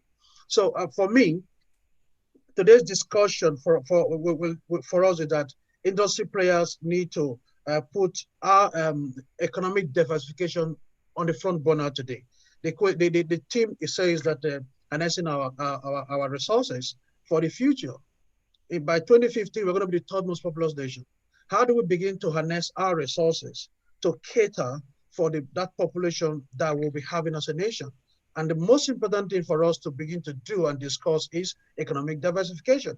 And that's what the National Gas Expansion Program, the flagship program of His Excellency, Chief Timothy President, Honorable Minister of State Petroleum Resources, is all about. So we're trying to gather all the molecules that we have, both stranded, and we're happy to hear that the MD of NLNG has stated that there's going to be an infusion of additional molecules into the domestic market. So we're looking at other facilities that are stranded, including those that NMPC or Orido facility will bring in to, of course, improve the domestic LPG penetration, which my friend will speak to. Now, the other thing I want to mention here is that beyond the current realities on ground, we need to do something different because everybody needs to come to the table. And the Honorable Minister of State has actually accepted and approved that we need to have a discussion, a roundtable discussion in making sure that we use gas as the catalyst for Nigeria's economic renaissance.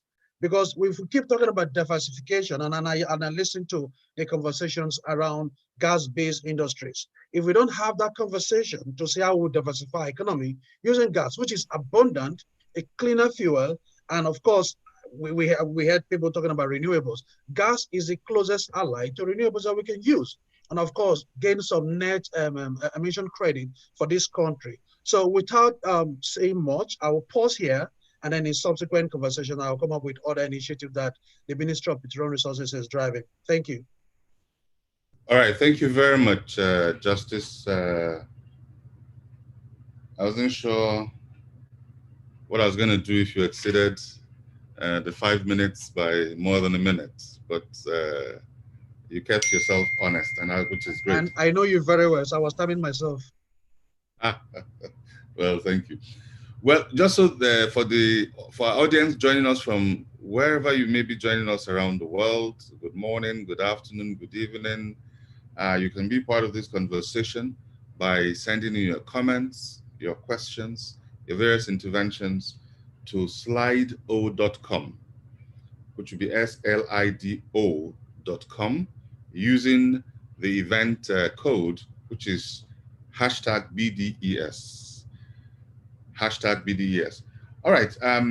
Since you mentioned Dayo Additional, the manager of the implementation of the Nigerian LPG program, I think it is fitting that we pull in Dayo next, seeing especially as he also operates from the office of the vice president. What it would mean that he can share with us some of the interventions and initiatives that would deepen the gas market in Nigeria.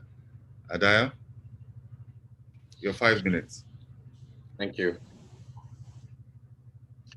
Good morning, and thank you to Business Day for organizing this summit. I had the National LPG Expansion Implementation Plan in the Office of the Vice President. The unit was set up in 2017 following the approval of the National Gas Policy in June of the same year.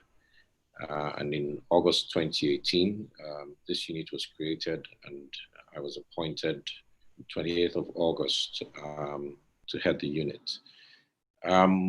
Following the President's signing of additional 20% reduction in greenhouse emissions in 2015, it was incumbent on the government to look at various ways of harnessing our resources to reduce these emissions. And the National Gas Flare Commercialization Program, which is a joint venture between the World Bank and the Ministry of Petroleum Resources representing the federal government, which coincidentally Justice Derfaka was a program manager, was instituted, and our program, the National LPG Expansion Implementation Plan.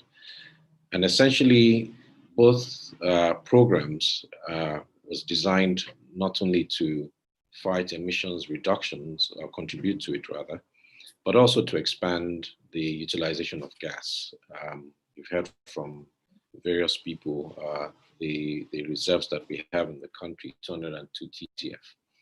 But the downstream aspect of it is the one that impacts positively on the people, the LPG space, which the government felt needed after inputs from the industry on a policy, government impact in driving this policy to be able to expand the industry. Prior to that, the government obviously had the kerosene subsidy, but on the impacts in cooking, for example, the statistics shows that 60% of the populace use firewood, 30% kerosene, 5% charcoal, and LPG 5%. And so with all the resources that we have in the gas sector, it was pertinent for us to have a utilization program where you can switch that 5% to at least 90% within a 10-year time frame. One of the first things that the government did was to remove the VAT on LPG. LPG was the only petroleum product subjected to VAT, 5% VAT. That's been removed. Investors given a 5 tax holiday, and then waiver on LPG equipment, 5 years, 5-year renewable, so 10 years on LPG equipment. This in a bid to stimulate the LPG sector. Like I said, it's the last mile in the gas value chain. And so that would make the most impact for the people. In terms of statistics, just like Tony Atta said earlier on, the market had actually tanked out to roughly between 50 to 70,000 tons back in 2007 as a result of supply distortions from the refineries. And so NLNG was mandated to start domestic supply with 150,000 tons. And they, on their own, have increased from 150 to 250 to 350, and as you heard, now 450. Thankfully today, even if they produced 1 million tons, the market would absorb it, because this year we're averaging 90,000 tons. And last month, in spite of COVID, the market actually did 110,000 tons a month. Now, you look at the figures from NLNG, 350,000 tons today, and last year the market did 972,000 tons. Now, the difference between that 972 and the 350 was actually imports. And so we need to now ramp up more production, domestic production locally, to be able to bridge that gap. Thankfully, a couple of domestic supply sources from MPDC, hopefully 240,000 tons in October. We have Pan Ocean as well. We have Sterling Oil and green energy.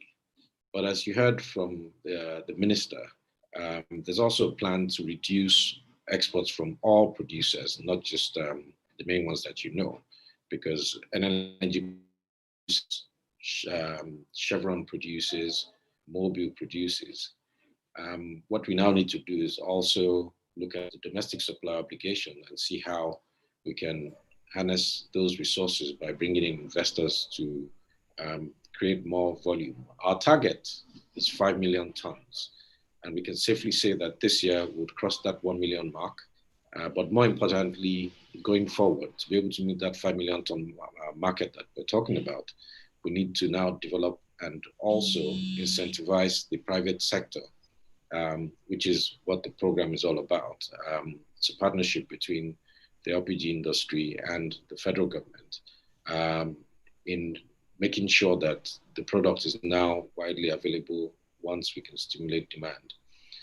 The other critical aspect, as I round off, would be the market structure. Today, everybody owns a cylinder, and that's a big problem.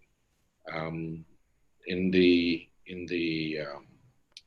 standards for cylinders, you're supposed to recertify a cylinder 5 years after manufacture. 10 years after, you're supposed to requalify, and 15 years, you're supposed to scrap that cylinder completely. We all know that there are cylinders that are 20, 30 years old in people's homes. And so we are going for a marketer cylinder-owned model where the government injects the cylinders through the marketers and the exchange takes place in people's homes so that we can retract these old cylinders. Thank you. All right, thank you very much. I was trying to hold my timer to the, I'm not even sure where the mic is, but thank you very much. Thank you. All right, so we're talking about gas markets, opportunities, challenges, and how to unlock those spaces. Because again, like we said, that gas market, the gas business is local. It's not as international as the oil market. And so, what are we doing to deepen the market? What are we doing to expand and to unlock the potential of it? And thanks to Justice and to Dio for their contributions. So I'll pivot very quickly to Ed. Ed heads the Shell Nigeria Gas, which is probably one of the first, if not the oldest, players in the domestic gas market, supplying directly to, as it were, to industrial users. So Ed, you'd like to just talk to us for about 4 to 5 minutes? Thank you, Israel. I think it's always a pleasure to sort of discuss domestic gas. And I think if you sort of looked at the earlier slide that had been presented, you sort of see how oil and gas started together in the early 1958, how oil accelerated and gas sort of remained fairly flat-footed. When we look in Nigeria, I think the real turning point for gas development is in 1989, when the government put in place the NLNG Act. And if you then look at how gas became utilized following that act, you would see a big acceleration. And this is how the LNG sort of trains became Bell's train 1, 2, 3, 4, 6, and later train 7. What it then means is that there has been a lag in the development of the domestic sector. In fact, the biggest year for domestic gas, if we look back in history, was possibly the year 2008, when there were various attempts by the petroleum minister to put in place regulations that could help kickstart the domestic sector, the ministerial pricing letter, and various other initiatives. You then sort of fast track again, and I think we're now in another phase where we're seeing a lot of government attention in the domestic gas sector around how do we make it work. We've talked about the national gas policy, where Justice sort of spent a lot of time sort of clarifying how we sort of manage the gas flows. Today, we've sort of launched the network code by the minister earlier this year, another landmark achievement on the legislative side. And there's already a committee at the Ministry of Petroleum Resources looking at how we can permanently fix the pricing challenges that sort of exist across the value chain. So when we then I think it's an exciting time to be in the domestic gas sector in Nigeria. The opportunities are immense. We're talking of over 200 million people with a significant energy deficit. You've just heard Dayot speak about the number of people that are using LPG and the significant gap that needs to be crossed over as you take out firewood and take out other more carbon intensive sources of energy. So the opportunities exist, and it is mainly driven by the fact that Nigeria's carbon DNA is really gas. And I think there has been a mistake in the past where we thought Nigeria's carbon DNA was oil. But when you look at that, in biology, you would have done a DNA assay. What you would see would be that the DNA is really gas. Whether you look at the reserves that have been discovered without actually trying to prospect for gas, you would then see that Nigeria in many ways is a gas province. And it is now left for us to see how we can ride on that knowledge to take Nigeria into the new era of what we sort of call rapid gas development. I'll do an analogy when I sort of talk about a company where we have an S-curve. Every company has a period where they're starting very slowly, and then they get into a period of significant acceleration, and then things begin to taper off. We are at that point of the S-curve where we need to accelerate significantly. And the risk is there because on one hand, we have the energy transition, which wants to take out carbon totally. If Nigeria does not do what it needs to do between now and the next 10 or 20 years, then believe me, we would not have an S-curve. What we would have would be a curve that attempts to move and very quickly starts to decline, more like your normal distributed curve when you look at population analysis. And I think it then sort of leads me then to say, where are the real opportunities in terms of sectors? Of course, we all know that power is a big sector. If we get power right, then there's a lot of gas that can get into the power sector. Gas can get into agri. Gas can get into manufacturing. Gas can get into transportation. Gas already, as Dayo said, can be used for cooking. Gas can serve as feedstock.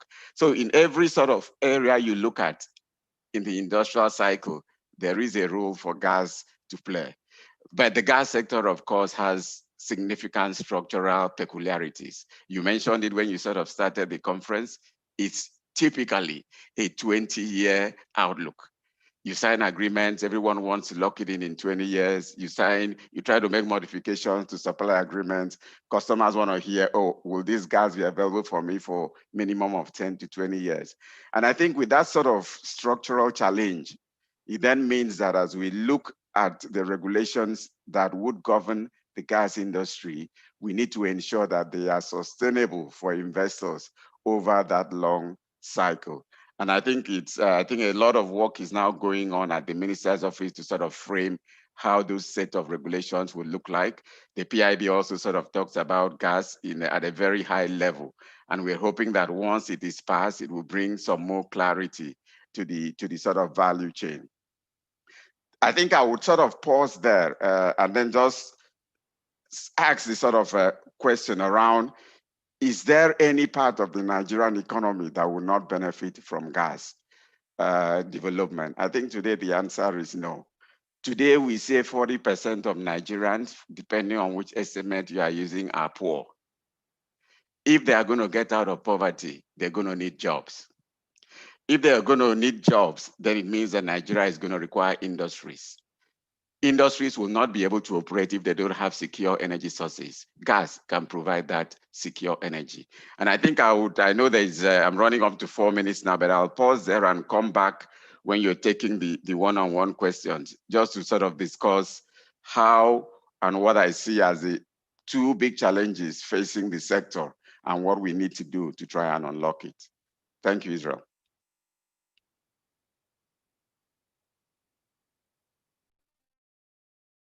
Sorry,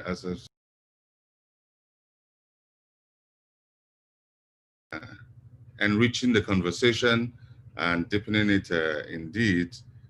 Is there really any sector that will not benefit from the gas conversation? Don't forget, for those of you who are joining us for this conversation, you can be part of it by just sending in your interventions, your questions, your comments to slido.com using the event code #BDES, #BDES, and you can be part of this conversation. So we'll just go very quickly to Omotunde Hassan. He would be sharing his 5 minutes with us, just giving us his perspective on what we can do to unlock the potential of the gas market in Nigeria. Omotunde Hassan. Thank you very much. I will just go back to a bit in history way back in the 80s when Nigeria hit its historic peak in LPG consumption because of the government's concerted efforts with the botanization program. Unfortunately, the government's own refineries could not satisfy these facilities with the lack of coastal terminals. Hence, up until 2017, when, as Mr. Additional said earlier, when the NLNG came on board, at that time, LPG consumption had dropped from the 1980s of 200,000 metric tons to about 80 to 70,000 metric tons. This had gone on. This has gone on for a couple of years, and coastal terminals have come up recently since that time, and markets has grown steadily to about 500,000 metric tons, over 500,000 metric tons, with projection of about 5 to 3,000 metric tons. However, this 1.5 to 3 million metric tons. But all of this is dependent on the adoption of new LPG segments. Some of these segments, Mr. Additional had mentioned, power being a major one, auto gas being another one that has to be focused on. And again, the market does have its own challenges, and some of those challenges are skewed towards the domestic LPG market, whereby some of the removal of subsidies in kerosene will support the market and will allow the growth of LPG. There are also issues such as regulation, issues such as legislation that is affecting the market. Mr. Additional had mentioned earlier some of the challenges with the cylinder adoption, cylinders in the market. If you look at somewhere like the northern Nigeria, a place like Kano, with its population, consumption of LPG in Kano is just about 6.5%. And this is in Kano where it is mostly a large concentration of people and a large population. When you start to move further north into Sokoto and even Jigawa and where else, you start to see that LPG consumption is almost nothing. And people are typically utilizing firewood, coal, and what have you for cooking in those places. So again, like the panelists have said, huge potential in the market. There is huge potential in the market, and there's so much that can be done. And I hope that the government's LPG intervention plan will support this. Thank you very much. Did you just round up, or is your line frozen a bit?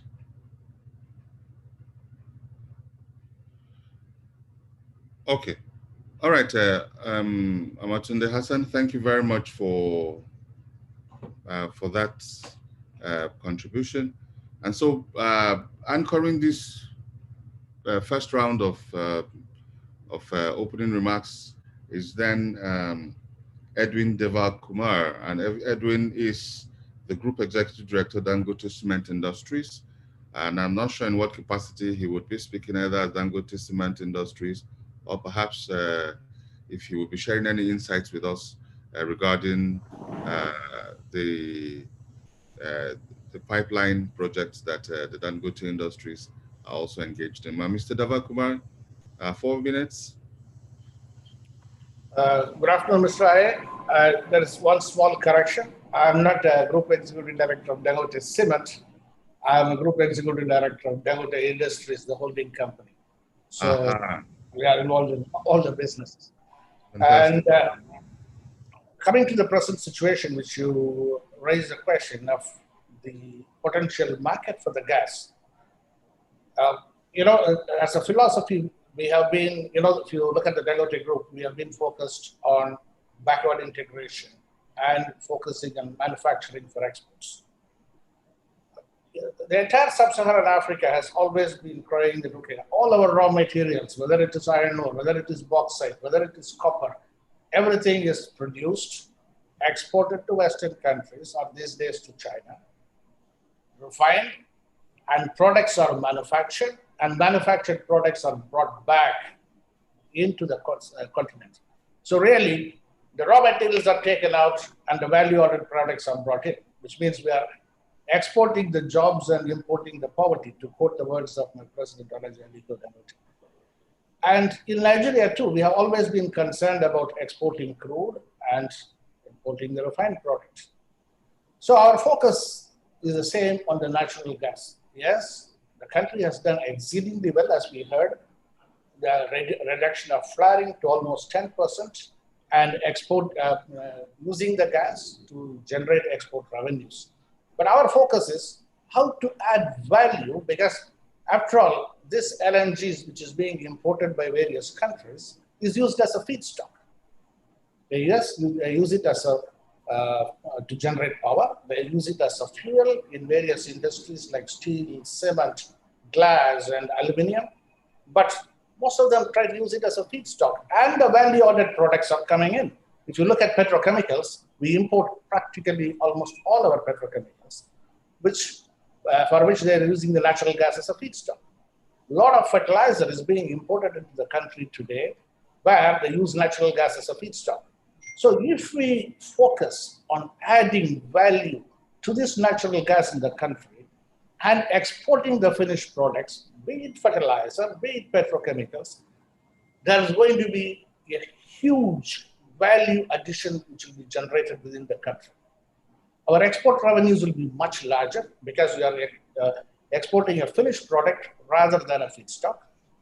And the jobs which will be generated will be huge. And the foreign exchange generation will obviously be also huge. So our focus is on adding value to this feedstock and then using it to satisfy the local demand, that is import substitution, and also to export the finished products. We even, for example, even if we take diamonds, we send it outside the continent to polish and bring back the cut and polish and bring back the diamonds. So we should focus on adding value to this raw material. So which is where we have been focusing upon, and we believe that there is a huge potential. Mr. Atta spoke about how the future of even the hydrocarbon, yes, even the natural gas, how Japan is switching over to hydrogen. But fortunately for us, if you heard last week, Saudi Arabia exported its first shipment of blue ammonia to Japan to produce this hydrogen. So they are using their natural gas to produce blue ammonia to export. So we too, even when the world is switching over to a hydrogen-based economy for a very clean fuel, natural gas can be used as a feedstock to produce hydrogen. We are just on the threshold of commissioning our fertilizer plant, which produces ammonia and urea. Already I'm getting inquiries whether I'll have the facility to opportunity to export the ammonia for hydrogen production. So the potential is huge for value addition within the country. All right. Thank you very much. I mean, you've noticed that I was taking notes, and this is pretty much like class for me.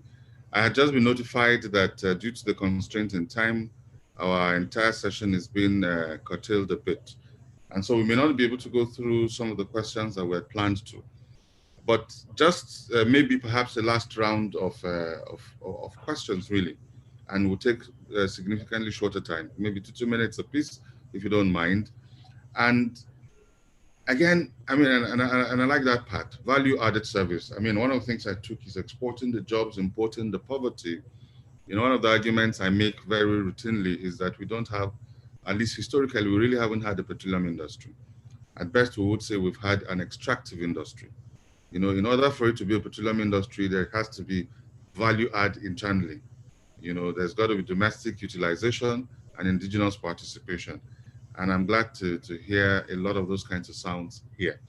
So if there was one policy pivot, and I'm sure there's going to be more than one, but just for the sake of this discussion, and this is directed at you, Justice, if there's one policy pivot you think we need to unlock the potential, the potential of the gas market in Nigeria, what do you think that is? And I'm not talking about something that needs to be done. It may be something that has been done.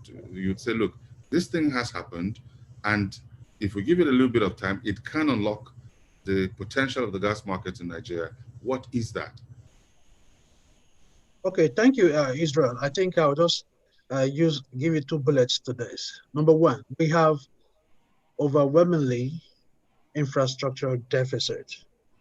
That's a foundational issue in the gas sector. If that is taken care of, you find out that gas will go to every nook and cranny of this country. Now, until we have that, what we're doing, again, in the National Gas Expansion Program, and typical of what we did with the Nigerian Gas Flare Commercialization Program, is to deploy nimble, skid-mounted, plug-and-play kind of technologies to take gas to these areas that we don't have gas through virtual pipeline.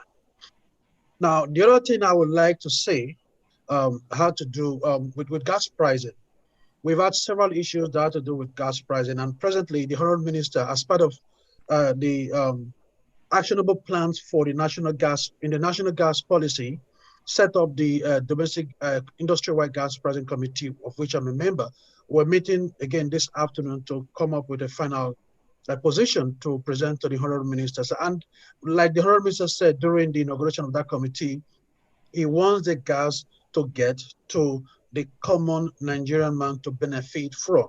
And that equally, again, catapults into what the National Gas Expansion Program is driving, with providing alternative fuel for vehicles using auto gas and natural gas vehicles, CNG, and of course, NLNG. Now, to wrap it up, I'd like to again repeat what I said. Listening to my co-panelist, Israel, one thing we need as a country, like I did mention, the minister has endorsed, which we discussed with the Nigerian Gas Association, is for us to have a roundtable conversation.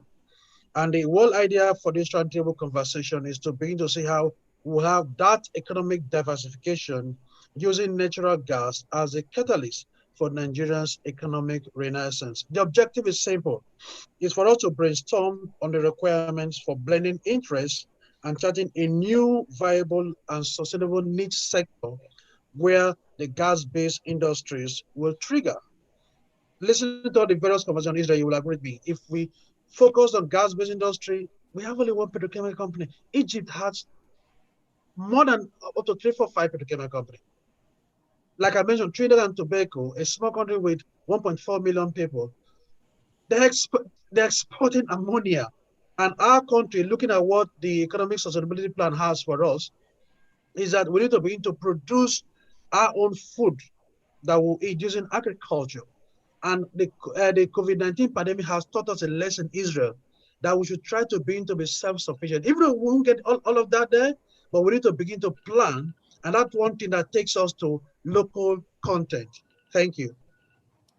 Thank you very much, Justice. I mean, that was really straight to the point. Yes, infrastructure, gas pricing, and perhaps a paradigm shift. You know, and I think everybody's emphasizing the point of the paradigm shift, that we should honestly just pivot away from this export orientation of what we call the petroleum industry and begin to look increasingly at how to use gas to power, you know, a 21st century economy. Ed, you probably want to, oh no, just before I get to you, Ed, I was going to pivot very quickly back again to Edwin Devakumar. You are part of the Dangote Industries, and you're an executive director of the Dangote Industries. And so you have an investor perspective. What is that silver bullet? There's probably no silver bullet, but if you were to prioritize top 1, 2, not more than 3 in 2 minutes that you think will unlock the investment space for gas development locally. I would just like to touch 2 points. One is, both have been touched actually by most of the other panel speakers. One is the gas pipeline infrastructure. As the GMD spoke, the Obiafu, Obirakun, Oben, the OB3 gas pipeline completion is very critical because there is so much of gas locked up in the east, which is we are not able to use the rest of the country. And as other speakers pointed out, the gas pipeline network is very, very, in a basic stage, the country doesn't have a pipeline network. We are using just 2% of the gas compared to US. So the pipeline infrastructure is very key. And number 2 is we are actually talking with the NNPC and we are trying to work out the policy issues. Because when you develop a pipeline infrastructure, especially with the private sectors, how are we going to manage the pipeline? We have, the Dangote Group has a plan to bring in 3 BCF of gas from subsea. As we spoke, 10% of the gas is still being flagged, and about 30% of the gas is being re-injected. And a lot of gas potential, gas wells are there subsea. So we have planned to put 1,100 kilometers of subsea gas pipeline to bring in 3 BCF of gas to the land. But then who is going to own the pipeline? As per the current policy, once I finish the pipeline, we have to hand it over to the Nigerian gas manufacturer, NGC, the relevant subsidiary of NNPC. So that is my key infrastructure, and I just cannot hand it over. So there are certain policy issues around unlocking the gas potential if the private sector has to invest and bring the gas for utilization. So this is the second key issue. These are the 2 key issues I would like to mention. Fantastic. Thank you very much. Really quite enlightening. We're taking notes. Business Day is taking notes. And I hope, Derry Faka, you're taking notes as well. Because apart from being a panelist, I would imagine that you're capturing some of these concerns to feed into the system in order for us to be able to unlock the market. So, Ed, would you like to give us an LDC perspective? You know, you would expect that with the potential, both on the supply side and the latent demand potential on the demand side, that we would have, I mean, the environment will be awash with LDCs, local distribution companies, you know, just taking gas to industrial users. And I'm coming to the LPG leg of things very shortly, but, you know, there are just about how many? What are the constraints in that space, and how do you think we can unlock it? Yeah, thank you, Israel.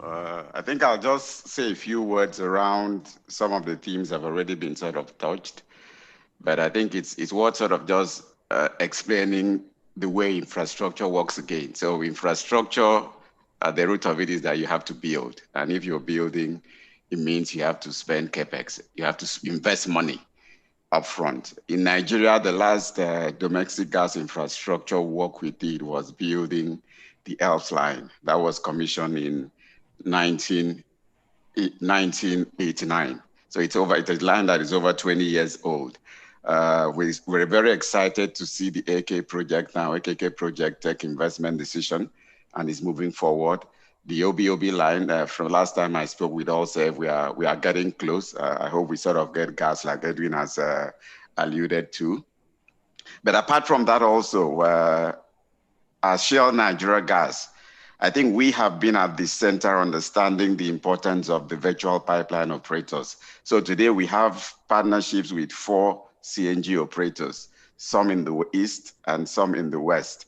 And between them, they sort of take gas to where pipeline infrastructure is not there. And I think it's this sort of model that you're beginning to see being mentioned by the minister and Justin as we attempt to sort of make gas usage to explode.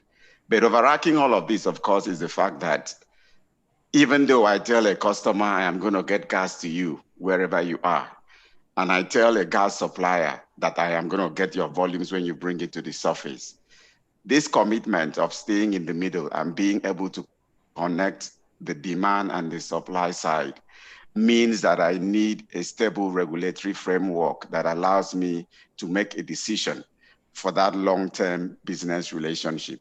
And I think that's why the oversight on what is happening in the regulatory sector is really important to us.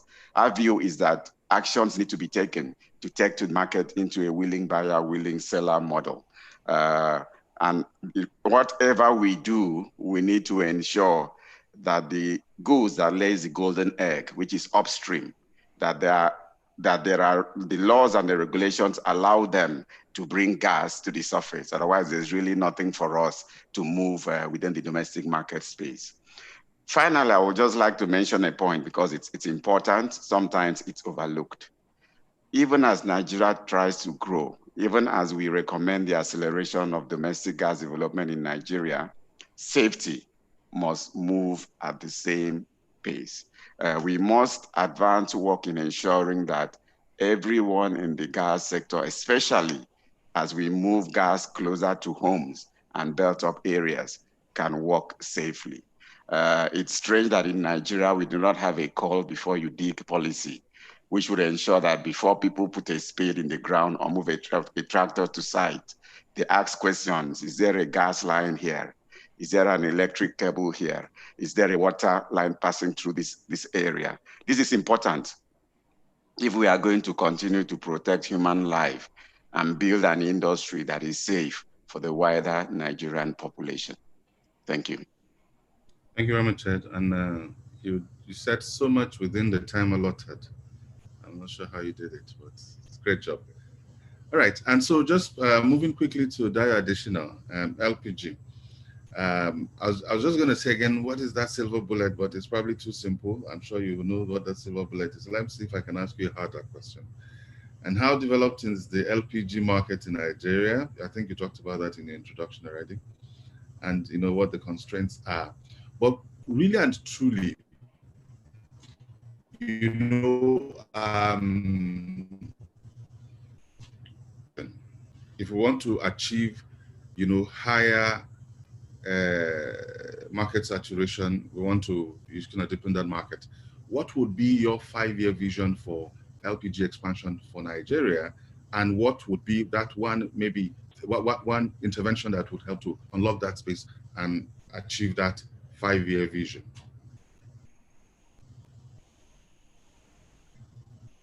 Yeah, thank you, Israel. I think it's clear. The private sector, enabling the private sector would be that game changer, which is what we started on. And a lot of the developments in the sector in the last 4 years has mostly been private sector. So if you look at the supply side, in terms of terminals, for example, Matrix in Warri, Prudent in Ogara, Dozy in Calabar, Rain Oil in Lagos, Techno in Lagos, and there's probably another 6 or 7 terminals. These are all private sector. And once you create, and this has happened because they've seen that the market development and the sincerity of government in supporting this sector for the first time, because prior to now, it was the kerosene subsidy nobody cared about LPG, and I should know because I mean, I spearheaded the fight with the industry when I was leading the LPG association, first as deputy president and as president, and then put together a policy which government adopted. So it's clear, once private sector can key into or have faith in what the government puts in front of it, then certainly they will run with it. And we've seen that with terminals going forward. Now, the game changer is what I have enumerated before, a marketer-owned cylinder model where the power is within the marketer's reach to distribute the cylinders to the last mile. And it also touches on what Ed spoke about just now in terms of safety, because the LPG sector has stringent safety measures that are taken. Before you start a filling plant, you have to do an ESIA. An ESIA would look at the environment, would look at all the parameters that you outlined earlier on in terms of setting up a plant. So for me, like I said, it's enabling the private sector by stimulating that market. This private sector players to roll out infrastructure, and that's what we're doing. And we certainly would achieve that target. I mean, we're starting with a pilot in 12 states, in 6 geopolitical zones of the country, starting with an awareness campaign. So I certainly am positive and optimistic that we certainly will get to that 5 million ton market within the shortest possible time frame. Thank you very much. Good thing is, I believe that those, I mean, the right people are listening, being you yourself being one of them. Evidence is that your policy proposal you made was adopted, and you have been put in the driving seat to help to push it. And so we will be auditing, and we'll be watching, and we'll ask you again, year on year, how you think that is moving. And so to anchor this morning's conversation and probably just wrap this, we would, for in 1 minute, Motunde Hassan, in just 1 minute, the belly that we have, everybody thinks that power is the weak point of gas development, particularly in Nigeria. What's your take, and how can power really fulfill its potential of accelerating the development of the gas market in Nigeria? Because the last I heard, up to 90% of the gas that is produced presently can be consumed by power, but power doesn't seem to have the ability to pay for it. That is when you can even get the gas to power anyway. So what are your thoughts in 1 minute? How to unlock that? Okay, thank you very much. I think it's all about putting together the framework to be able to drive this. As you know, converting gas is really energy, and what you want to do is to convert this gas to energy. If you go up to the north, there's really no gas, so people are still consuming diesel, HFO, and what have you. And even the gas facilities that are down south here are struggling to get gas to be able to meet the demand of power generation. So really, it's about putting together the framework, the governance, and to remove the insecurity of ensuring that the gas gets to the gas power plants and to be able to generate that energy that is required in the markets. In our case, what we've been doing at Solar is to look at how to convert gas to energy, looking at converting gas to power, cooking, heating, and even cooling. But again, we also need, we've looked at LPG, we've looked at CNG, we've looked at even natural gas, and we've been able to successfully put together projects that we've been able to convert gas to energy. However, access to this gas sometimes can be a challenge, but we are doing everything in our capacity to be able to drive this and working with government, with the government, the NGC, and even the gas suppliers to be able to get the gas to market. Thank you. Thank you very much. We'll be wrapping in a moment, but I think it would be remiss for us not to take at least even one question from the public. And there are a couple of questions here shortlisted mostly for additional. And I'll just ask you one of those. it would appear that a lot of your gas penetration proposals or programs that you're driving are mostly to the urban centers. To the more, far out areas of this country, the rural areas, how do you, what are your plans in 1 minute or less? What are your plans to ensure greater penetration of LPG in in rural areas and low income areas? Okay, so that's not true that that the plans are only for the urban areas. We're looking at the rural areas as well, and we're doing, like I said, we're starting with an awareness campaign, and we're doing this in conjunction with NGOs who have had experience with malaria, AIDS, and all that, in segmenting the market demographics in those places. And if you can see this pamphlet, I mean, this is in Yoruba, for example, but we have it in Pidgin as well, and we're using all forms of government media to be able to do this once the awareness campaign kicks off. But more importantly, we need to first of all allow national state governments understand what we're trying to do, because they're the ones that would aid us in accessing these areas that we're talking about once we're done with the demographics. So we are certainly looking at the rural areas. I mean, the penetration, and that's why the injection would be mostly with 6 kg cylinders and stoves. So we're certainly by no means leaving out the rural areas. It's a key target for us. Okay. All right. Honestly, I would have had this conversation for a little longer, but we're time constrained and we have to leave it here so that the second panel can come. So on behalf of the business day. Israel, before you wrap up, can I just say something? All right, 30 seconds. Yeah, you mentioned you have a couple of questions and it will be unfair to the audience not to answer those questions. So what I would suggest, look at the questions and confer with the organizer and send it to us to answer, more like question and answers, and then we'll send it back to the audience if they have their email addresses. I think that will help. Okay, fair point. And I thank you very much. That's really very thoughtful. I appreciate that, Justice. Okay, so to Amotunde Hassan, the Chief Operating Officer, Salad Integrated, Daya Adishina, Edwin Deva Kumar, Ed Ubong, and Mr. Justice Derry Faka. It's been a pleasure having you on this program. And on behalf of the Business Day organization, the conveners of this meeting, along with their sponsors, thanks for offering of yourself very generously and providing the kinds of thoughts that would help to move us from where we are to where we need to be.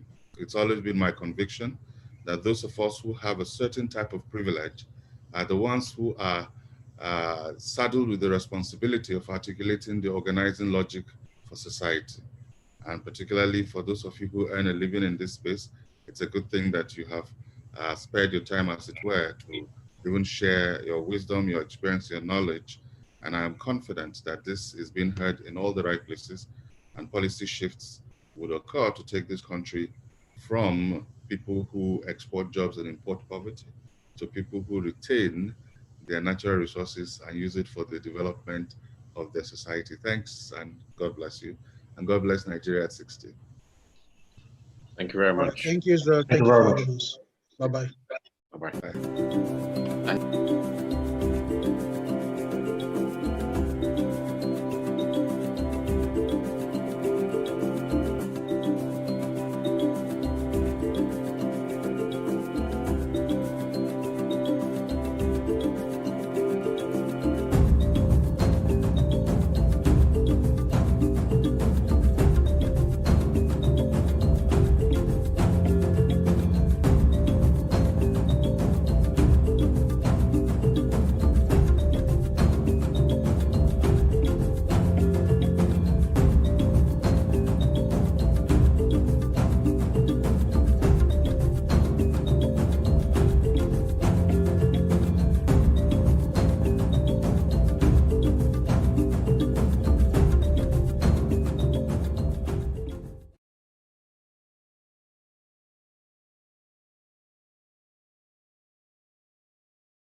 we've had some really, really insightful conversations, and there's some more to come. If you're just joining us, good morning, good afternoon, good evening. Welcome once again to the Business Day Energy Series 2020. We're really excited to have you here. There's a lot more conversations coming, like I mentioned. So if you're interested in sending in some questions, comments, or interventions, please do so with slido.com using the code #BDES. And if you would like to live tweet alongside the conversations, please do so on Twitter using the hashtag BD Energy Series on Twitter. You can tag Business Day as well. Thank you so very much. We will now progress to the second panel for the day. And this panel is focused on creating a sustainable business climate for investment in the gas sector. The vast market opportunities established in the first panel, we understand that there's a lot of it. However, having the right business environment and regulatory framework are critical to attracting and retaining the required investment. Panelists in this session will be drawn from the public sector, the industry regulator, oil and gas exploration companies, and the legal sector. To lead the conversation is a fine gentleman, Dr. Lai Fatuna, who is the Managing Director of the Niger Delta Group. He's also serving as the Chief Executive Officer of the Niger Delta Petroleum Resources Limited.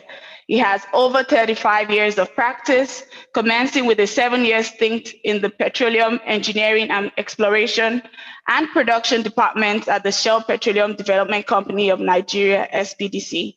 He serves as the chairman of Geotrex Systems Limited and Sky Financial Services Limited. He is a 2010 recipient of the prestigious Arrett Adams Award of the Nigerian Association of Petroleum Explorationists. Please welcome Dr. Lai Fatuna.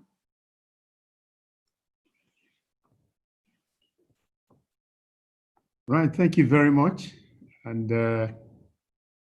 it's my pleasure. And thank you very much to Business Day Energy, who are the organizers of this energy series. It's my pleasure, and I am very sure this is going to be a very exciting 1 hour. And by the way, it's just a continuation of what Israel, just stopped.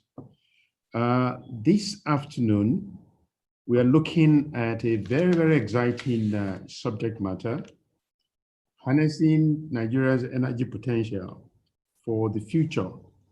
And I have a very vibrant opportunity of a balanced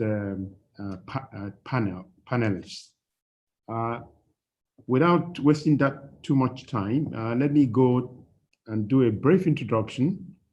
I have Dr. Jumoke Oduwole, Special Advisor to the President on ease of doing business. Also, I have representing the Director of DPR, Mr. Enorese Amadasu, who is Deputy Director, Upstream Monitoring Regulation Division of DPR. Very erudite panelist also, my friend Bite Adeniji, partner, advisory legal consultant. I also have the privilege of Mr. Olashupo Agbaje, who is the General Manager, Gas and Renewable Energy Department at PPPRA. And lastly, I have Head Commercial at AccuGas, Mr. Oge Peters. Ladies and gentlemen, please welcome all the panelists in this session. I promise you that it's going to be a very exciting 55 minutes, because that seems to be all that we are going to have. We're going to strictly adhere to time. The rules are very simple. Each of the panelists would, one after the other, would engage the audience and speak to various aspects of this very broad subject, harnessing Nigeria's energy potential for the future. I don't think Dr. Oduwole needs any more introduction. If you have been listening to the voice of ensuring that Nigeria is on the world map of country and destination that is struggling and trying to make the ease of doing business worthwhile. She's our voice, she's our everything. Therefore, I'm going to call on Dr. Jumoke Oduwole to take the floor, please. Thank you very much. Thank you very much indeed. It's a pleasure to be here. I feel a bit like an outsider in this particular space, but ease of doing business is an intervention that covers the entire gamut of the economy, and I'm indeed delighted to be here to support this sector. Thank you to Business Day for the kind invitation. We have a long partnership going way back. Well, I think that I'd just like to draw our attention slightly to what we've achieved in the last 5 years. So I'm used to coming into sort of the lion's den, if I may put it that way, with private sector. Private sector are rightly impatient with government. It is indeed our job and our responsibility, and it is an honor and a privilege, no matter how difficult it might be at times, to make sure that you have an environment in which your businesses can thrive. Yours is to focus and make that money so that there's prosperity in the country. So I'd like to just cast my mind back a bit, where we're all considering Nigeria at 60, and we know that the oil and gas sector goes way back. It's older than Nigeria. The relationship with oil and Nigeria is a nuanced one. It's a complex one, and it has a lot of shades and colorations. But since 2015 in particular, I'd like to just say a bit about what has been done, sort of what the government has tried to do to erode the trust deficit that is always the case with private sector, and particularly this very nuanced and complex sector. Let me start with the cash calls, the arrears, settlement of arrears and cash calls. This is something that perhaps we haven't talked enough about it. Perhaps it was our responsibility in the first place. So as government, it's a continuum and it's no big deal. But I think that it bears some comment. Since 2017, the government took the very decisive step to settle the backlog of over $5 billion pre-2016 JV cash calls owed to IOCs over the years. Now, NNPC signed a cash call repayment agreement with joint IOC partners and promised or committed to paying off the arrears over a 5-year period. As at today, over $2 billion has already been paid. Companies like Mobil have their entire arrears fully settled, $800 million. And we've also committed to not racking up a backlog going forward. Now, those backlogs were accrued in a time when oil prices were high, and we've had to pay them off in a time of lower oil prices. This is obvious, and you all know this more than I do because I'm not even an industry player. But even in the very tough times that we found ourselves and still find ourselves today, perhaps even more so in this COVID era of 2020, the government's commitment remains firm. I believe, and I think that objectively you would agree that this singular action of clearing the arrears has shown the commitment of the Buhari administration to the sector and has renewed investor confidence in the sector. We know that we can't be asking companies, whether domestic or international, to invest in a sector where there's so much arrears pending. So we knew that that was a priority.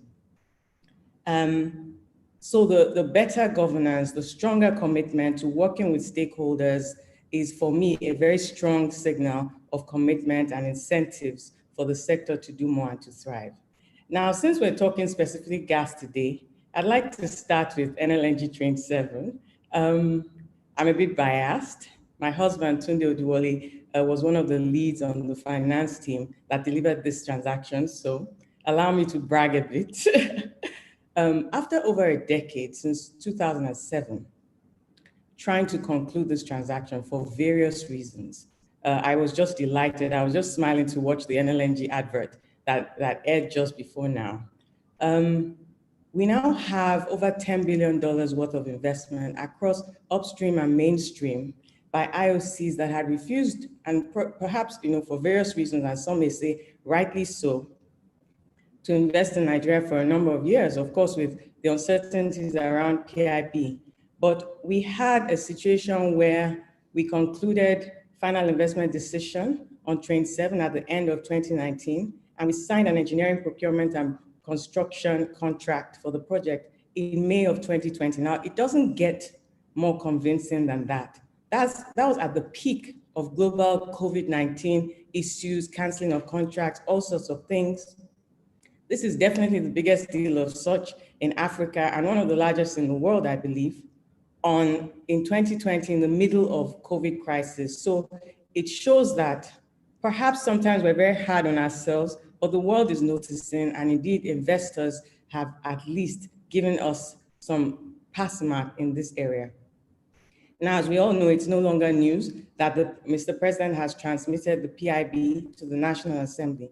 It was widely reported just yesterday. And I'd like to say that beyond just the transmission, perhaps some would say yet again, the lines have fallen in pleasant places. Everybody, and I mean everybody, is aligned. You heard the leadership of the National Assembly also talking about this. Everybody is committed to making sure that this goes through. Without exception, we need the certainty to happen in the sector, and we're going to support you all by delivering that bill as soon as possible. It's not to say that we're there yet. We have a lot to do.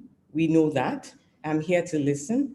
There's so many examples I can go into, and what the government has also been doing. We have the Ajaokuta, Kaduna, Kano gas pipeline. There are a number of things. Government has been putting money down and giving guarantees, which is a rare feat in this day and age. But I think I would stop here before the moderator stops me. I have a lot more examples to go into. And I just want you to know that even though there's a lot that needs to be done, and private sector is rightly never satisfied, we're committed to taking the Nigerian economy and this sector to global best practice. As always, you're one of the front burners, front leaders, but gas, and even in the domestic space, because I caught some of the last conversation, we're committed to doing whatever needs to be done in partnership to make sure that we deliver an enabled business environment for your businesses to thrive. I'll stop here. Thank you. Thank you very much, Jumoke. You are not the only one who blushes about NLNG. It's a flagship for Nigeria, a success story, a national success story. And the fact that, just like you said, the fact that they could take a very bold and forward-looking decision when the entire world was at a standstill, obviously brings to mind the future that gas and harnessing it for the betterment of the country, what opportunities lies therein. There are a few questions for you, very specifically, that had come in. And we will wait until all the panelists have had a chance to say something. So I'm going to go to the gentleman who we all see as the regulator of the oil and gas industry, at least for today. Ably represented here today by the Deputy Director, Upstream Monitoring Regulation Division, Mr. Amadaso, standing in for the Director, Engineer Sarki Awalo. Okay, thank you so much, Mr. Moderator. Doctor, it's pleased to have you once again. And let me also thank every other speaker that have heard their mind and their thoughts.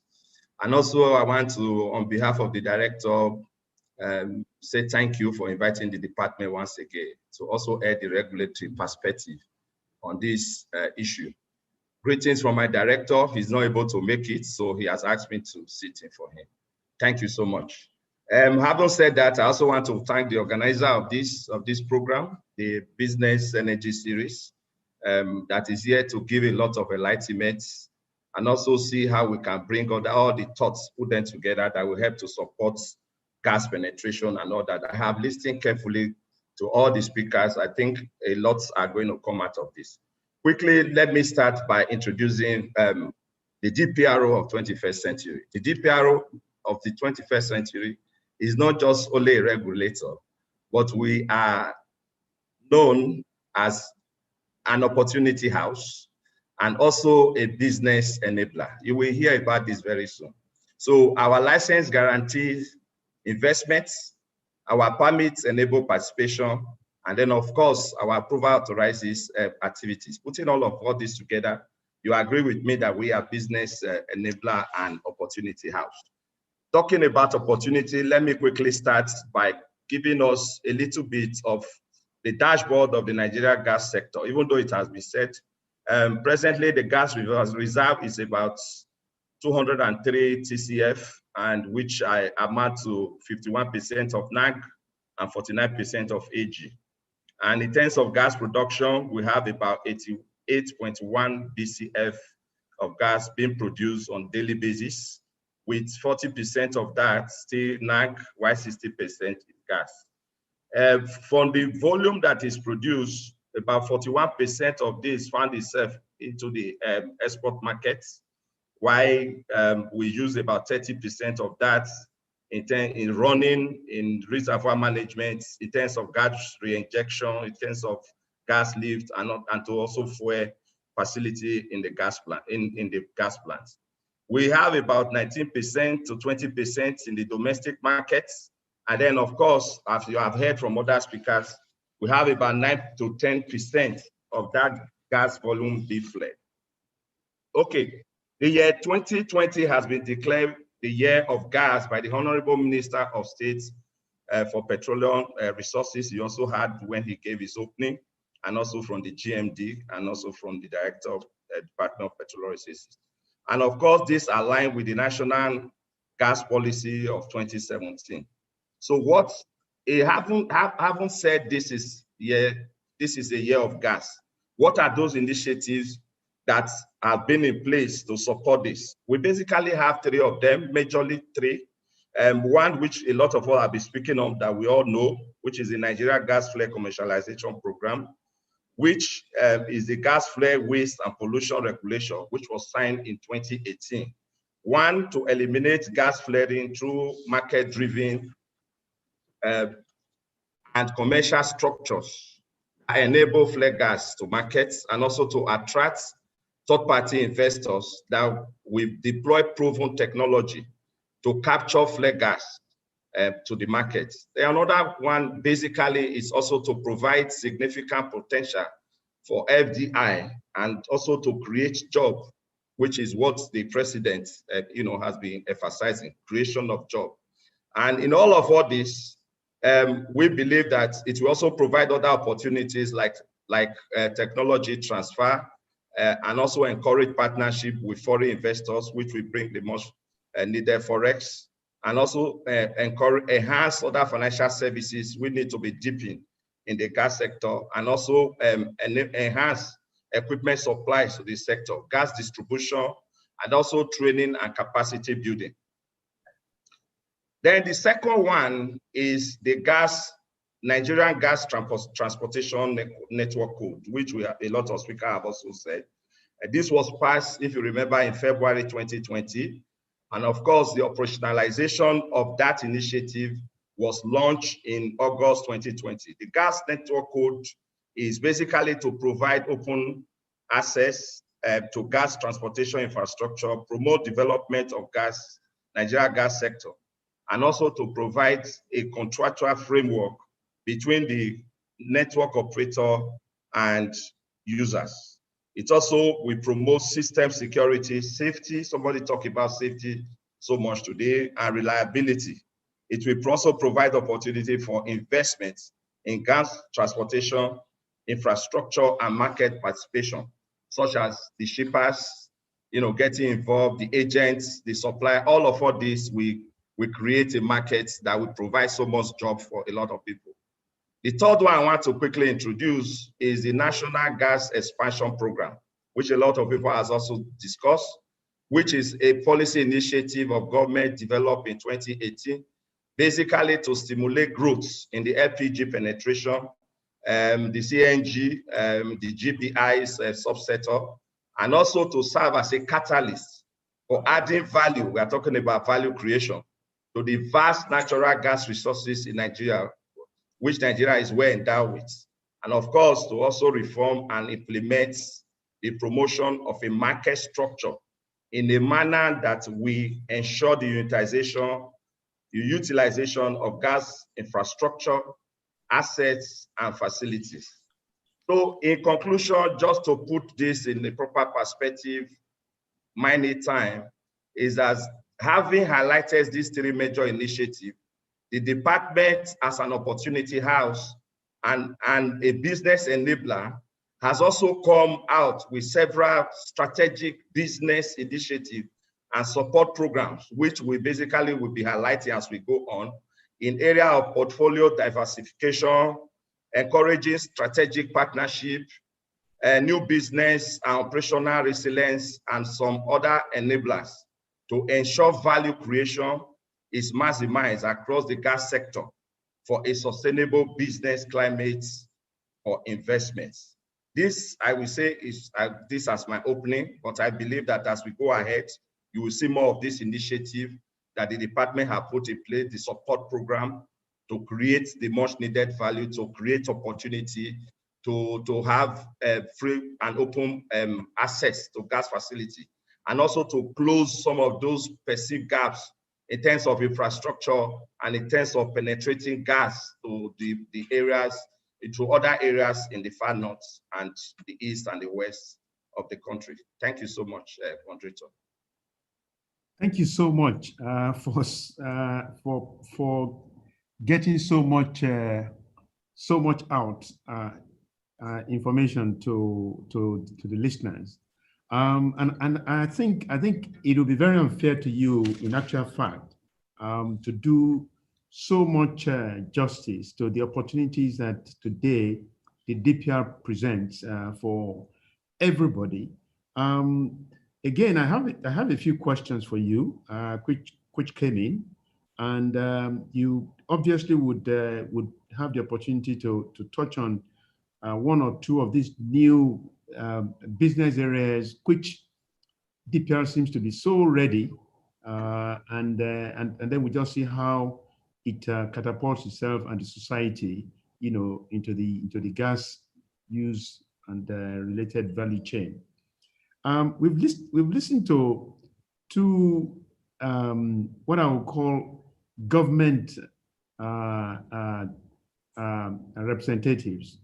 Now let's shift a little bit, and I don't know how to describe Bite when Bite is talking. I know he's on all sides of the chain, but the most important thing is that his experience in formulating policies relating to gas and actually pushing through the implementation of those policies, I think that's what stands him out as one unique person in the society. So, Bite Adeniji, Partner Advisory, Legal Consultant, please, you are welcome to make your contribution to this program. Well, Doctor, thank you very much for that introduction. I'm very pleased indeed to be in on this panel this morning, particularly even more so, given that we were meant to have had this conference several months ago, but it was, as I say, COVID interrupted. We at Advisor are very honored indeed to have been asked to partner with Business Day in developing the this conference and the content for this day one on gas. So I'm very pleased to hear from the GMB, hear from the minister, hear from Justice, hear from Audrey and all the different participants. And everything's all basically just all percolating towards one big direction, which is basically finally we're all waking up. Because when you look at where the oil industry is going,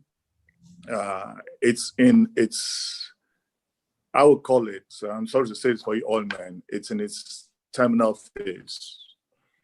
Tony Atta very, very competently illustrated the direction which it is going. So gas is really, really what we need to steer the ship of state and the economy out of trouble.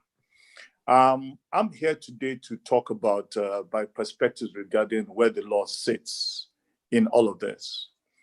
I'll preface my discussion around very quickly around policy, because policy leads to law.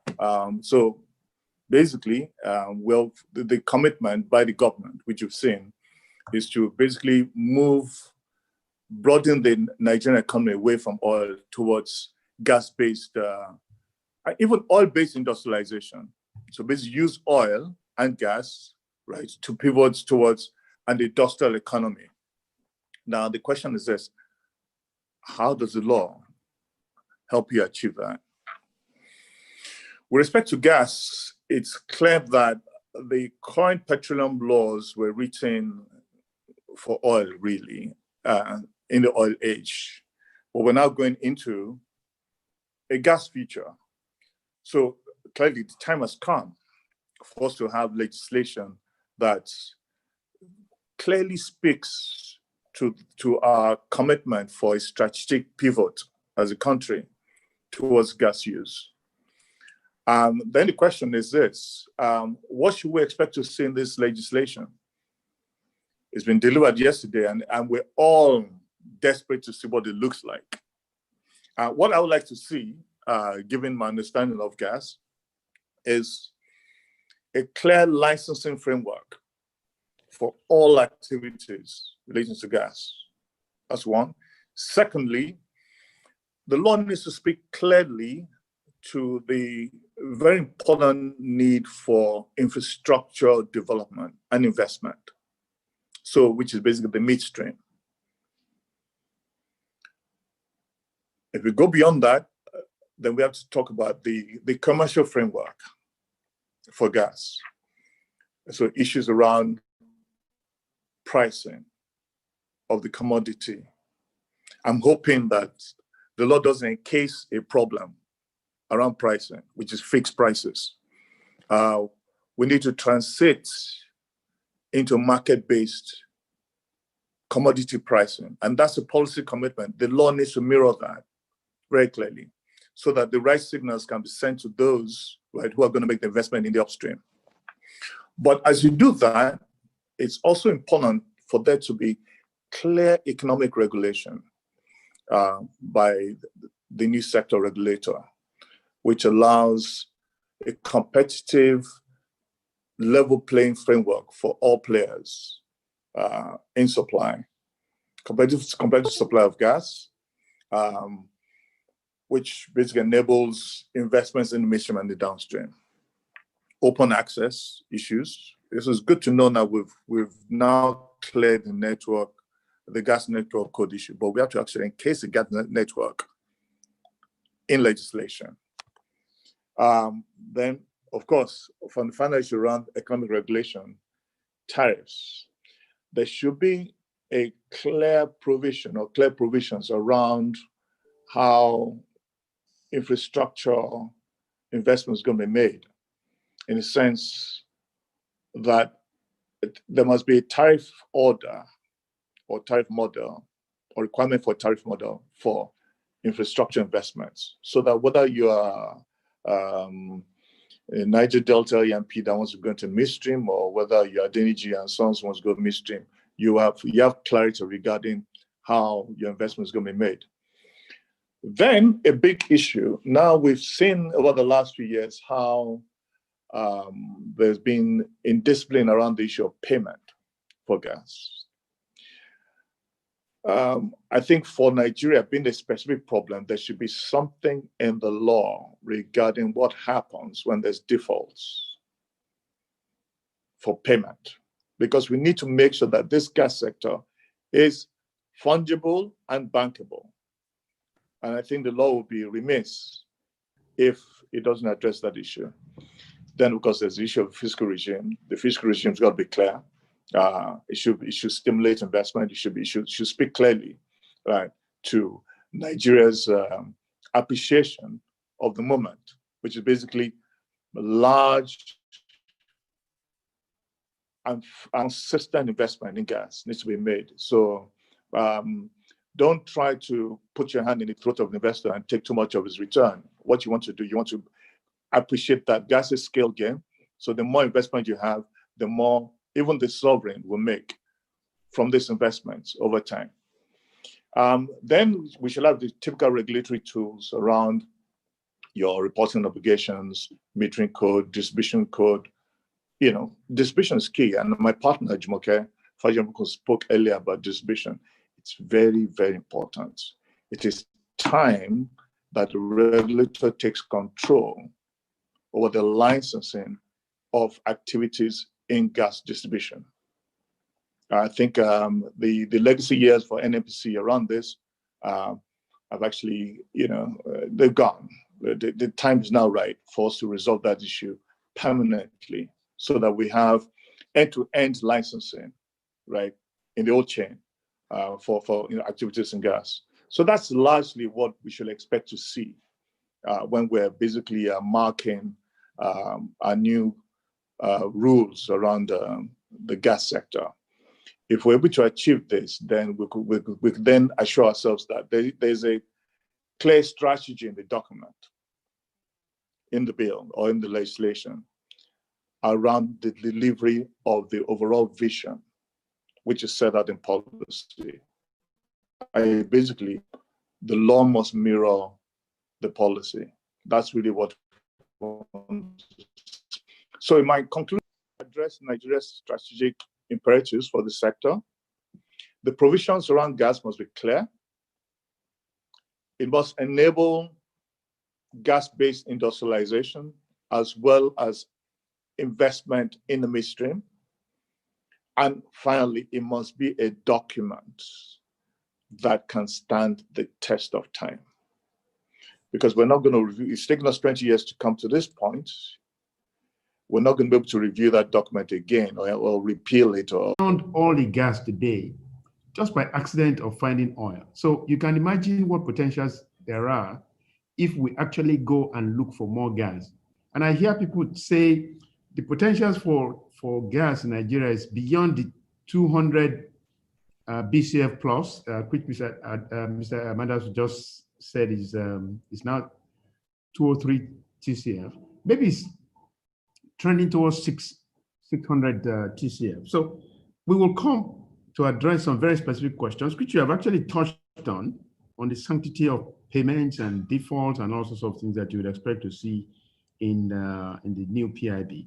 So let's go to Mr. Olashukbo Agbaje, who is the General Manager, Gas and Renewable Energy Department, PPPRA. Mr. Agbaje,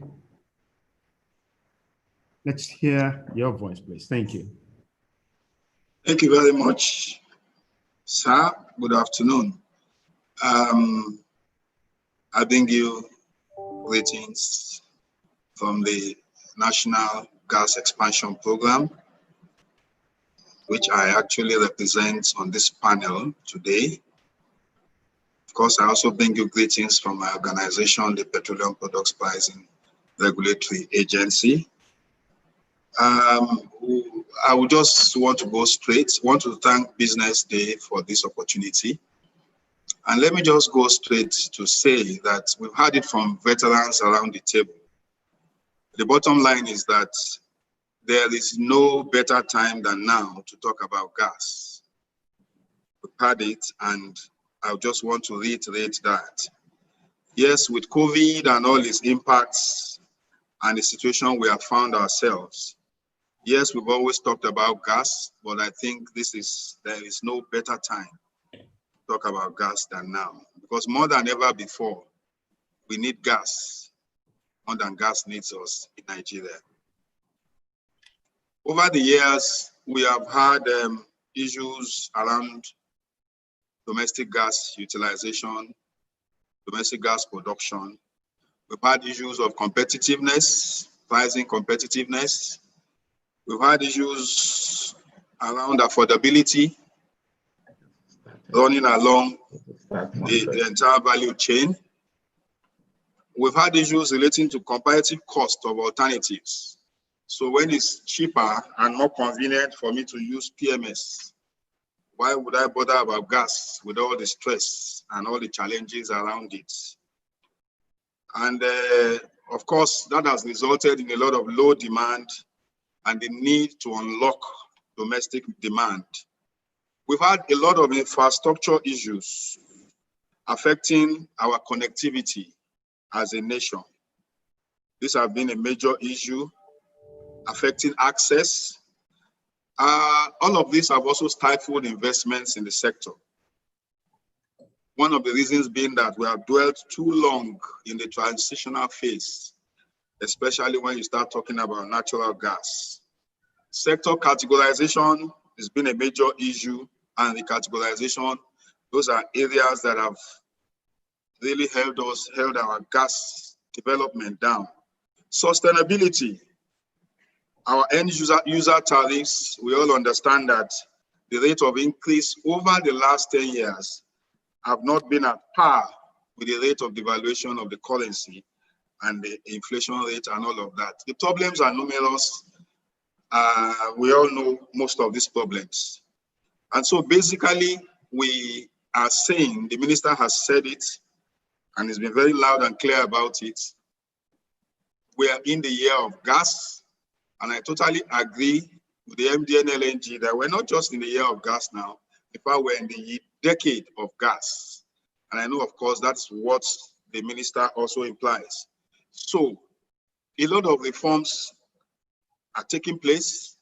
A lot of reforms need to take place very quickly. From our background as National Gas Expansion Program members and regulators in the sector, we understand some of these reforms. And for us, and for me specifically, I think one of the most important actions government have taken in terms of reform, and we want to thank the government people also on this panel for this, is the final push and courage to undertake the liberalization of the PMS pricing market. We all call it the regulation, call it liberalization, but what is important is that the pricing system has been liberalized. And so that has been a problem that had held on gas development for so many years. And now we're faced with the reality that PMS price is no longer subsidized. And so it could go as high as market forces want it to go. So we are compelled to begin to look at those alternatives that are cheaper, that are cleaner, that are more environmentally friendly, that are locally available, and that will save us a lot of our foreign exchange. So that is one of the greatest reforms that we have undertaken as a nation. And secondly, the ongoing electricity tariff review is also key, that it is allowed to run its course, because it is key. It's also a major reform that is key to unlocking domestic demand potentials in the gas sector. The PIB is also very key. Is a fundamental reform that must take place, and we are happy it's been said, and we're also following up, and we expect that it's going to be passed in the speed of time, and it's going to have very little distractions this time around. Also, the commercial framework, we have been talking of pricing, is a major impediment in the gas sector. And so as we speak, there is a committee on sector-wide gas pricing review, a holistic review of the gas pricing framework, Coincidentally, I also happen to be a member of this committee, and I know that we've gone very far, close on the verge of actually submitting a report to government. This reform will change the face of gas commercially in Nigeria. That is our hope. The National Gas Expansion Program, of which I serve as Assistant Secretary and member, is fundamentally focused on ensuring that in terms of gas development, triggering demand for gas in the domestic sector, realizing and harnessing all those potentials of gas, focused primarily on the domestic sector. This is why the NGP was established by the Honorable Minister. We have done a lot in the past few months, and I want to believe that as we proceed in this discussion, I will have the opportunity to itemize some of the achievements and deliverables of the National Gas Expansion Program. Maybe I will stop at this point. Affordability. And I think I'm going to add to the last of the panelists, Mr. Oge Peters, who is head commercial at Akigas. And after you, we will go back to a question each for each of the panelists. And I'm very, very sure that we have good control of our time, such that we can bring this panel session to a very conclusive end in just about the time we allotted. Thank you. Thank you, Chairman. Greetings to everyone around the world, and thanks to Business Day for really being at the forefront of the energy conversation in Nigeria. And thanks to my co-panelists and the chair as well for really pioneering the discussions around gas and the developments in the gas sector in Nigeria. I'd just like to touch on 3 points, if I may.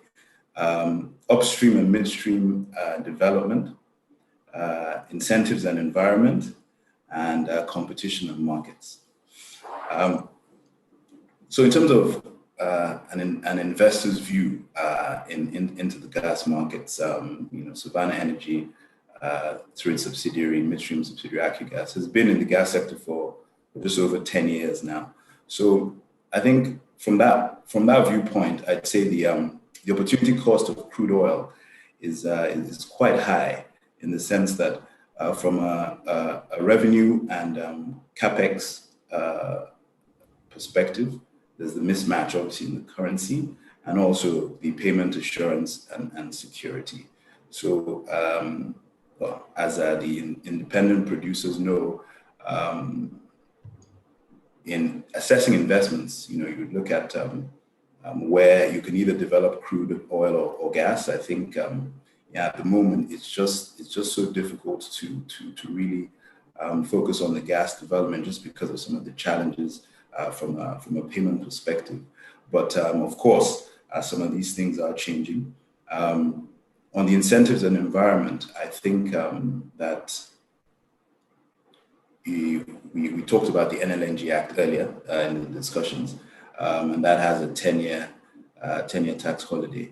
And of course, now we know that NLNG is one of the largest earners of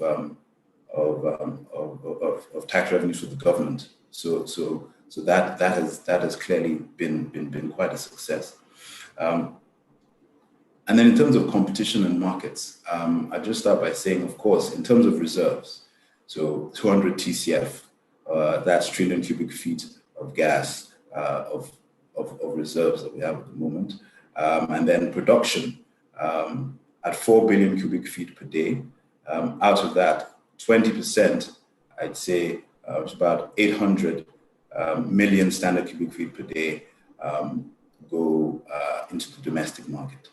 About just over 3 BCF per day goes to export through NLNG, of course. And so actually, in terms of Vision 2020, you could say that in terms of energy content, we actually have reached that 20,000 megawatts goal.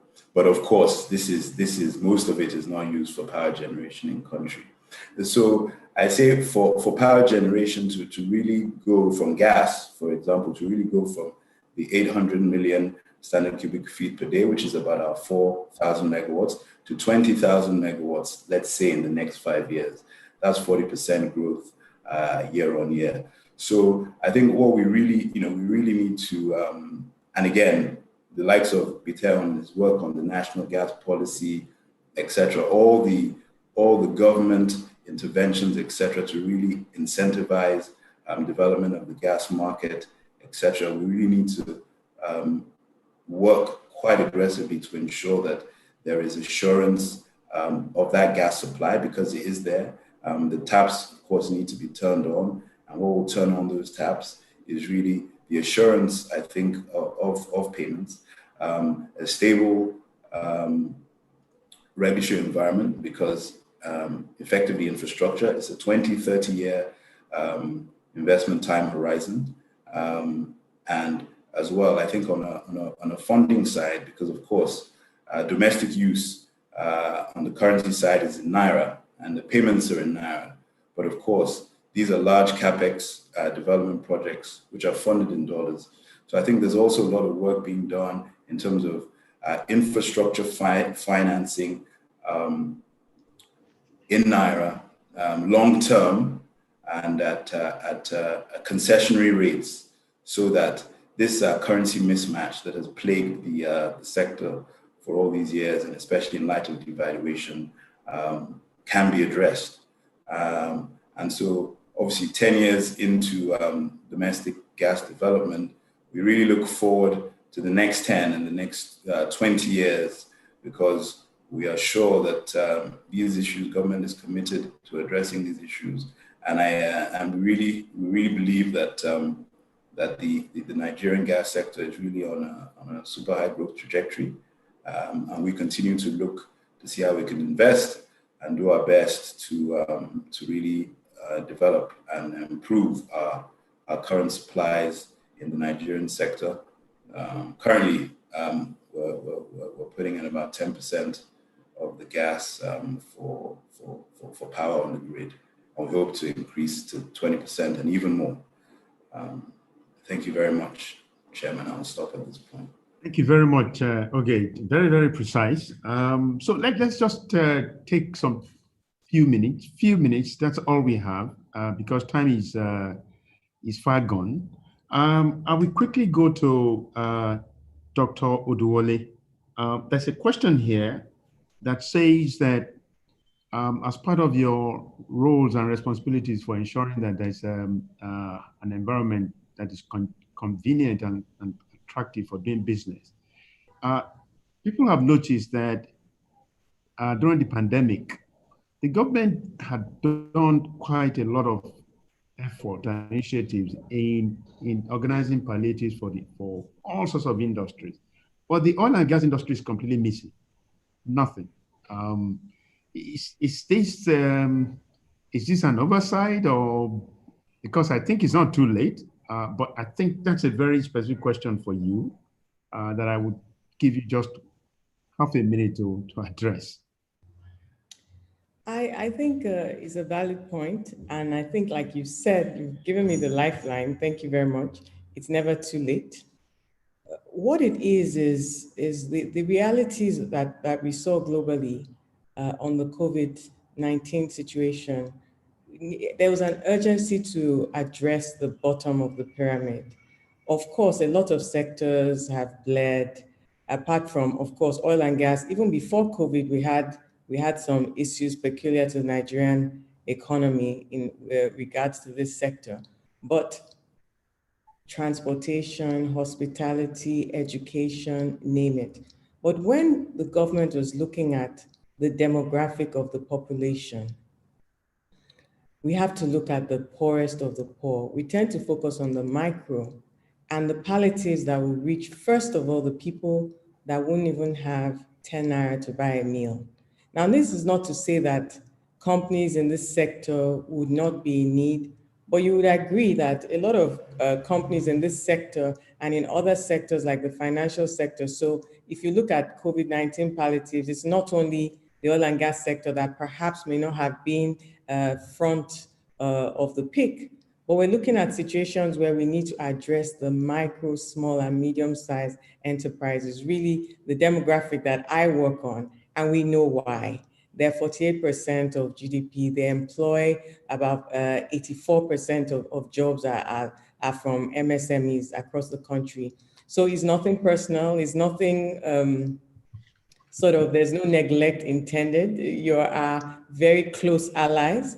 But this sector and government, we are partners in addressing the poorest of the poor and the challenges. And indeed, I must say, a lot of companies in this sector stepped up to the plate and took up that responsibility and were giving palliatives right alongside government, even faster and quicker than government. We're giving out food, we're giving out medicinal supplies, we're giving out protective gear right at the beginning of the pandemic when things were most dire. So we're partners in this together in addressing the larger problem, and then we'll take it in-house later on. Thank you. Thank you very much. I'll pass your not too palatable information to my colleagues, but the most important thing that I want to take away is that it is never too late. So whatever it is that the government will do or can do, because government can always do something. I think I speak for the entire oil and gas industry. Please ask. I think please ask. That also helps. Please ask. Right. Yeah. Thank you very much. Now, one question that I think Bite and Oge can jointly address, and Bite started it all. The question is that today gas producers are dealing with huge unpaid debts for gas produced and supplied to virtually all aspects of the spread of the industry. Now, on a comparative scale, there's nothing in the value chain that you can secure on credit. You really can't do nothing on credit. So the question for you is, in essence, you pay upfront or at best as you go. What are the legal and commercial consequences where gas producers resort to a hitherto unused approach of switching off for supply till you pay, if only at least as a last resort to secure payments of huge outstanding old debts and ever-mounting monthly debts arising from increased gas production, supply, and offtake. I think you and Oge can spend half a minute each, to address this very important question. Okay, Oge, please allow me to take a quick stab at this. So I'm a lawyer, I negotiate gas contracts regularly. Your fundamental obligation as a purchaser of gas is to take that gas and pay for it. If you fail to pay, there is a consequence to the operations and the financial well-being of your supplier. Now, the arrangements founded in contract is that a supplier of gas must always have the rights to terminate the contract. And if the contract is well drafted, they also have the right to withhold further supply until it gets its payment. Once you have this culture set into the future of the sector, we can't have people just wishing they can just take your goods away literally, right? The sale of goods, right? And then not pay. You can't have a bankable gas sector that way.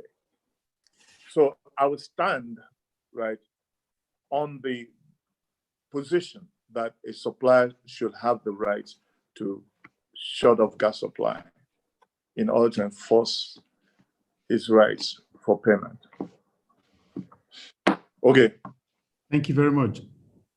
Okay. I think Bite, as a government affiliate, that's a bit extreme, but no, it's a very valid point. I think a 20-year gas contract, we see like it's like marriage, right? So you are in turning off our customers because of payment issues. I think we've actually the first half of this year, we've actually seen collections from the sector more than double from the first half of last year. I mean, of course, there might be various reasons for this, but I just wanted to touch on payment security and some support that the federal government and entities like the World Bank provide.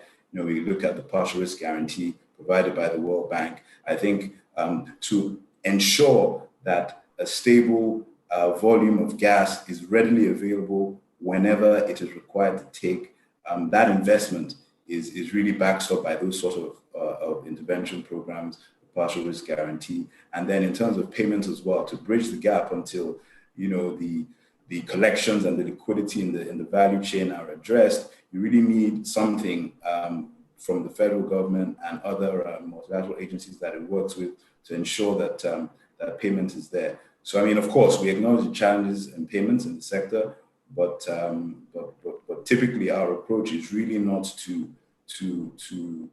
switch off and on our customers, because we know that constant supply and generation is very important. So we work very closely with government and the World Bank and all the other agencies to ensure that payments will be made, and they are being made. There may be some delays. There's a payment assurance facility, which is now in its second phase.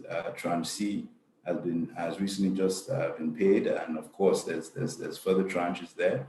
And post this, in light of the electricity tariff reforms that are planned and coming up, liquidity will increase, etc. So it's very positive, but also challenging at the same time.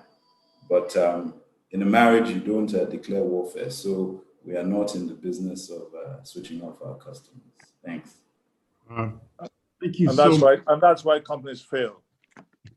Thank you. Thank you so much. Well, every good thing doesn't last forever. Our time is up. I think we've done quite well. There are a few more questions which we are not going to have all the time, but I'm very sure that Business Day will ensure that these questions are posted to. If I may just make a slight comment. I said, if I may just make a slight comment.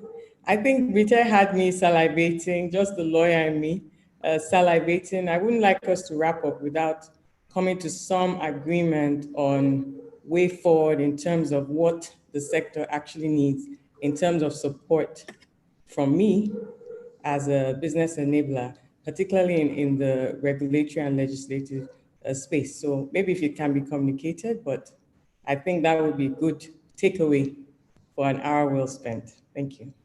Thank you so much. I really appreciate this. And ladies and gentlemen, I think our time is far spent for the afternoon. First of all, I want to thank Business Day for the opportunity of this session, very short, but very pointed and very incisive. And I just hope that the story of Nigeria's gas potentials and the ways and means by which we can harness the energy potentials of gas, has to be something that is created by Nigerians, pursued by Nigerians, and hopefully, like I always say, using essentially our own captive resources in terms of both human capital as well as financial capital. Therefore, thank you very much. And I would like to hand this session back to the organizers of this event. On this note, I want to say thank you very much. And to everybody, to the panelists, do have a very warm and blessed day. Thank you.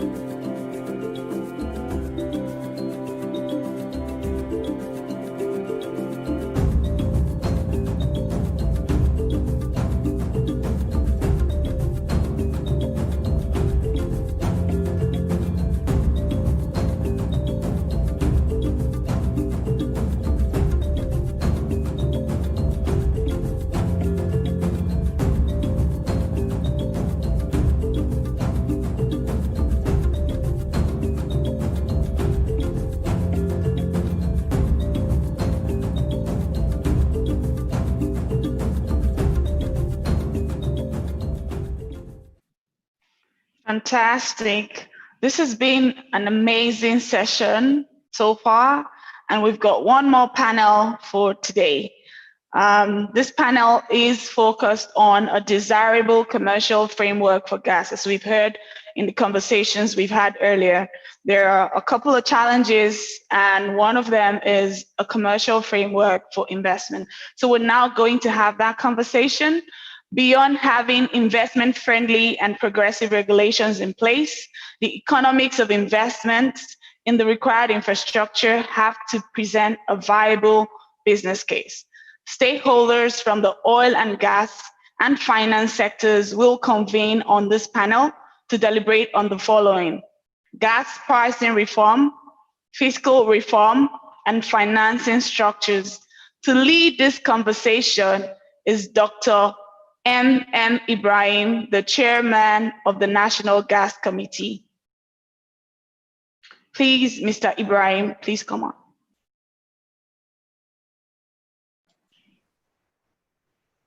Okay, thank you very much. I'm sure you are seeing an Ibrahim in another face and with another name. My name is Olashukwu Agbaje. I am a member of the Nigerian Gas Expansion Program, and I'm representing Dr. M.M. Ibrahim. And I will be moderating this panel discussion. We have 60 minutes, 55 minutes to 60 minutes. We're going to follow the same ground rules, and I intend that we utilize every single minute of this to give value to listeners. So I'm not going to take so much time. I'm going to go straight to introduce our panelists for this discussion. And let me start with the face of gas herself. Please welcome Mrs. Audrey Jo Ezigbo. Mrs. Audrey Jo Ezigbo is the president, Nigerian Gas Association. She's a serial entrepreneur with over 25 years experience, a co-founder of Falcon Corporation Limited, and today serves as the deputy managing director of the company. She is also the group managing director and principal strategist of other companies within the Falcon Corporation Group. Mrs. Audrey Jo Ezigbo is an accomplished professional, holds several master's degrees and executive certifications in the area of finance, marketing, biz admin, and as well as executive certificate in leadership and governance from Harvard Business School and IE Business School, Madrid, amongst others. As I said earlier, she is the current president of the Nigerian Gas Association. Mrs. Audrey Jo Ezigbo, you are welcome to the panel.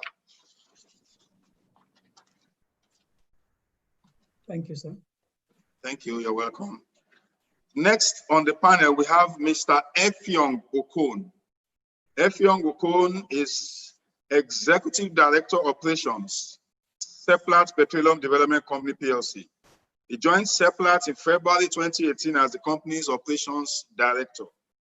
Started his career in Shell in 1992 as a reservoir engineer, holding various positions, including RE in asset, field development studies, projects, and new business development. In 2014, he was appointed General Manager Offshore Assets, after which he took on the role of General Manager Deep Water Production. Effiong has led several assurance events, change management organization, design, and major business improvement programs. Effiong Okon, you are welcome to the panel. Our next panelist is a veteran of no mean repute in this industry, Dr. Tim Okon, an energy consultant. His career spans almost 4 decades in the oil and gas industry, with special affinity to the academia. I do not need to say too much about Dr. Okon because we all know him very well. Started his career way back in 1978. He's a geophysicist, an exploration engineer, and he has served in various capacities from ExxonMobil in the US, the UK to Indonesia and Angola. And he rose to become the General Manager Development Planning for Mobil Producing in 2006. Joined the NMPC as Group General Manager Corporate Strategy in June 2007, and subsequently rose to the position of Acting GED Exploration and Production. From 2015 to 2019, he served as Special Advisor on Fiscals to the Minister of State for Petroleum Resources. Dr. Okon, we welcome you, sir. Next on the panel, we have Mr. Patrick Igbenwelu, Head Investment Banking, FBN Quests. He's our banker this afternoon. He joined FBN Capital Limited, now FBN Quest Merchant Bank Limited, in December 2011. Since returning to Nigeria, he was out for some time. He has been involved as advisor to the NMPC on its greenfield refinery projects and various other projects, including with the Lagos State Government, Blue Line Railway, and the Lekki Airport projects. Prior to returning to Nigeria in 2008, he was Managing Director and Head Project and Corporate Finance at Bahrain-based Gulf Investment Banking. Mr. Patrick, we welcome you. Next on our panel, we have Mavis and Numa Shaun, Manager Commercial Contracts, LLNG. Mavis has 18 years experience in the industry, oil and gas industry, an accomplished business professional with significant expertise in LNG and natural gas liquids, contracts administration, negotiations, and commercial portfolio management. She holds a law degree from the University of Calabar and has held increasing positions of responsibility since joining Nigeria LNG in 2004. You're welcome, Mavis and Nimasha. And finally on the panel, thank you, we have Yemisi of Partner Templar. Yemisi holds a Master's of Science with distinction in Energy Studies from the University of Dundee in Scotland, and a Master's of Law in Commercial Law from Cardiff Law School in Wales. A widely respected lawyer with expertise in energy and infrastructure finance. She comes to Templars with a wealth of experience with over 13 years diverse experience, advising clients on the bankability of projects with eye on the risk evaluation. I will stop here and we move straight to our discussions this afternoon. This is a distinguished panel, and so it's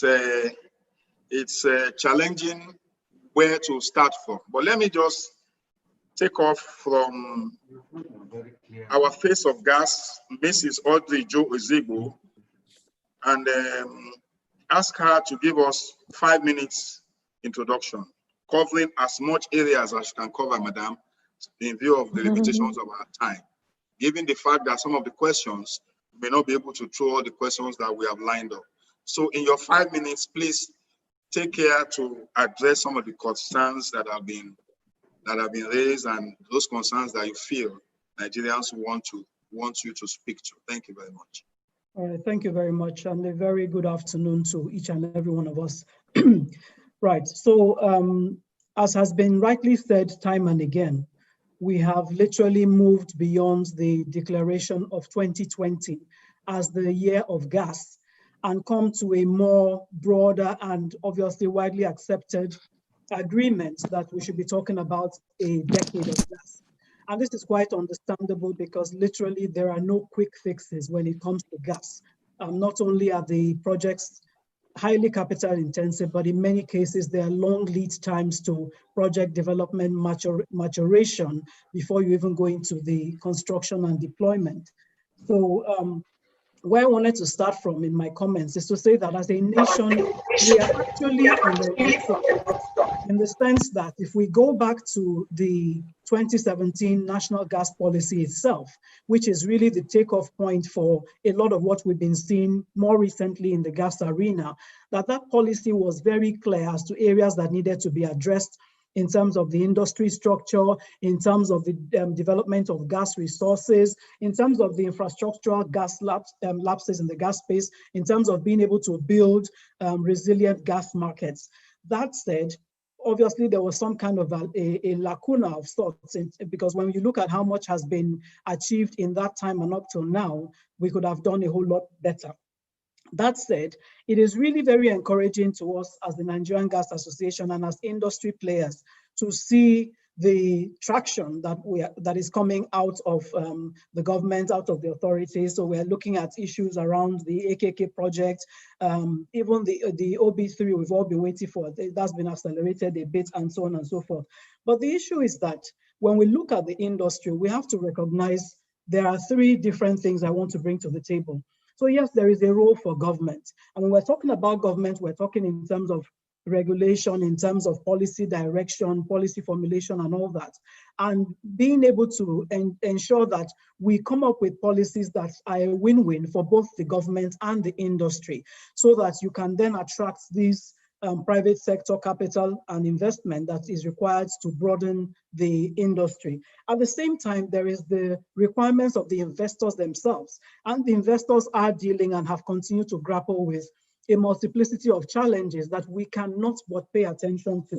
And I think as we go into the main conversations, we'll touch on some of them. A lot have already been spoken to, challenges of funding and the rest of them. But then there are also issues that we have to look at in terms of the market itself and asking, and I believe it was Jumoke who was speaking to this a little earlier when she was talking about the capacity of the market. How deep is that market? How able are they to pay? What kind of constraints come from the geographical dispersion and displacement in some cases of your markets or potential markets, and being able to look at those. Now, it's important for us, and everything we should take away from the discussions yesterday, today and tomorrow, I should say, is that we have a small window to do many things right and do them right quickly. Reason being that we have seen how one pandemic has stolen most of the year from us and continues to go on as we see most of the world going into a second phase of lockdowns. But at the same time also, the point has been raised repeatedly that we have a small window whereby we will still be able to attract global capital into our projects in the sector, because the global investing world is entire nations. They are literally moving away from financing carbon-based projects. So we have to pay attention to this. Now, in looking at the theme, and in terms of the commercial frameworks, we also then have to be bullish about how we address some of the legacy issues that we've been talking about consistently for years. And for me, it's very sad because it is getting to the point where you are literally repeating facts, very strong, very cogent facts, and they're beginning to sound like cliches because we've said them so many times and yet things are not being done.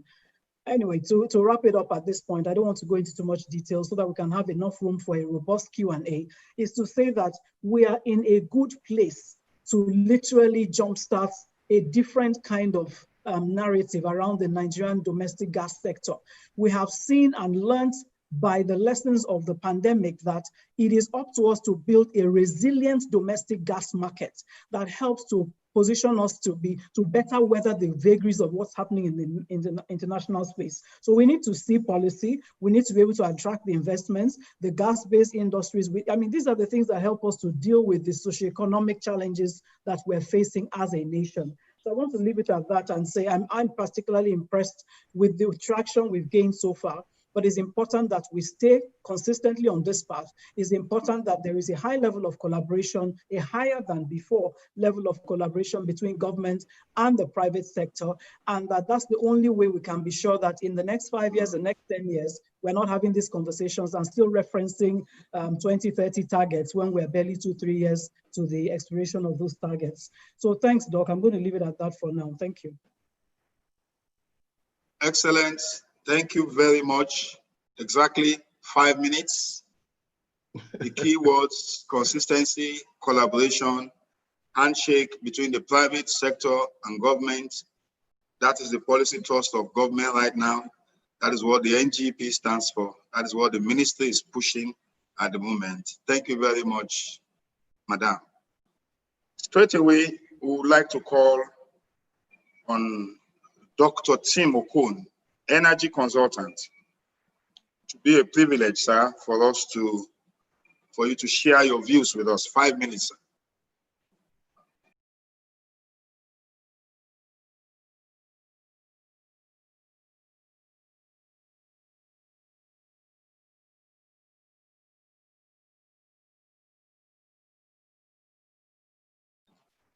You need to unmute your system. Okay. All right. Can you hear me now?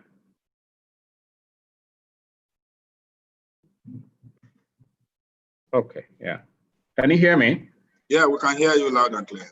Okay. All right. Thank you very much, and I welcome the opportunity to speak, not as somebody who is in government, but to speak as someone who stands bestride both the many sectors that constitute the gas market. I think my own takeoff point is really not 2017. 2017 is was a policy effort, but it is a law that defines what the gas market should be. And the takeoff point is 2008. And I think it's important to note the work that was done in setting up the commercial framework for that gas market, its participants, the participants in that market, and why we came to the position of things like aggregation, etc.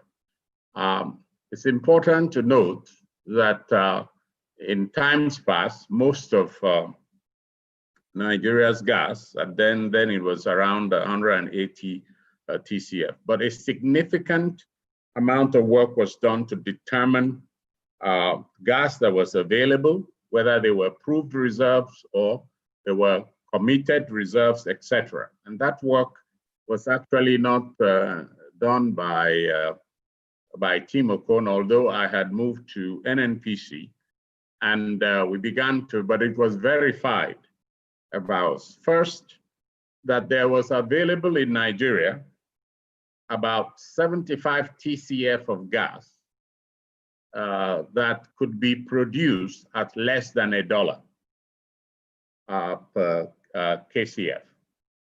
The second point was that if the fiscal regime changed from ACFA to NACFRA, as it was contemplated then, there will be 30 TCF of gas available for under $1. The third point is that there were different sectors using, again, petroleum economics, because the fiscal terms have not changed between 2008 and today.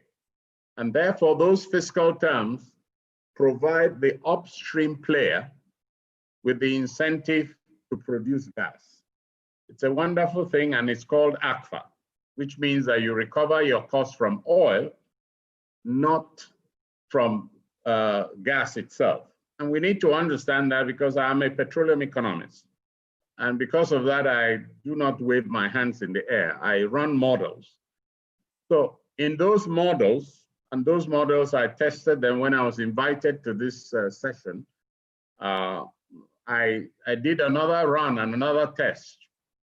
We could identify that 75 TCF of gas was essentially dedicated by the international oil companies to export projects. And what Nigeria required was that 30 TCF of that gas, which was available for $1, to be dedicated to the domestic market. So that is the beginning of, one, a domestic supply obligation. The domestic supply obligation was linked to that 30 TCF. Secondly, it also, the domestic supply obligation was to be delivered to 3 different sectors, because one, the sectors needed to be provided gas on a guaranteed basis. And that was the provision made in the 2008 regulations, which specifically states that the aggregator was to ensure that gas were delivered to these sectors, because there was gas available at less than $1. If you run the economics today, there's still gas available, 30 TCF of it, at less than $1 for the domestic market. And this is a very important point because the whole issue about people wanting to fiscalize gas at prices, there are two types of gas that are present when you have associated gas: the free gas cap and solution gas. So there is solution gas that is available, which you can use for the domestic market, and there is free gas cap. The free gas, that's gas cap. I can even mention fields that you can produce gas for less than $1 today. So it is important to set this right because the discussions about pricing and commercial framework tend to be confused with a lot of arm waving, and it is important that we set that record straight. Secondly, upstream gas development must be separated from the midstream and the downstream. Okay? In the 2008 regulations, it was made clear that in the midstream, it was important to ensure fair and transparent access to the transportation network.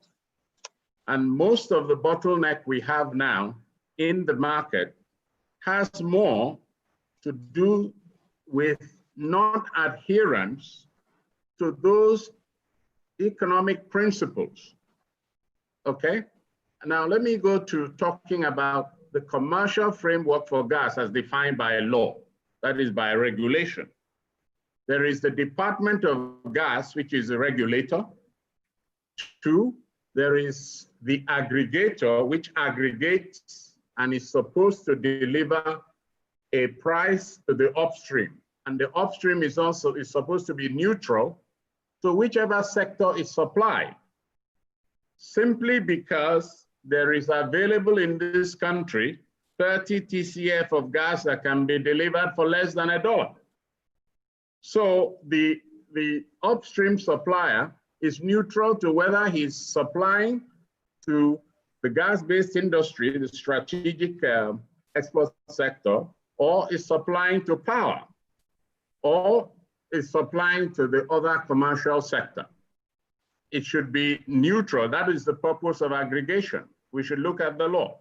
And so, Dr. Paul, I am going to ask you to please hold your thoughts right there.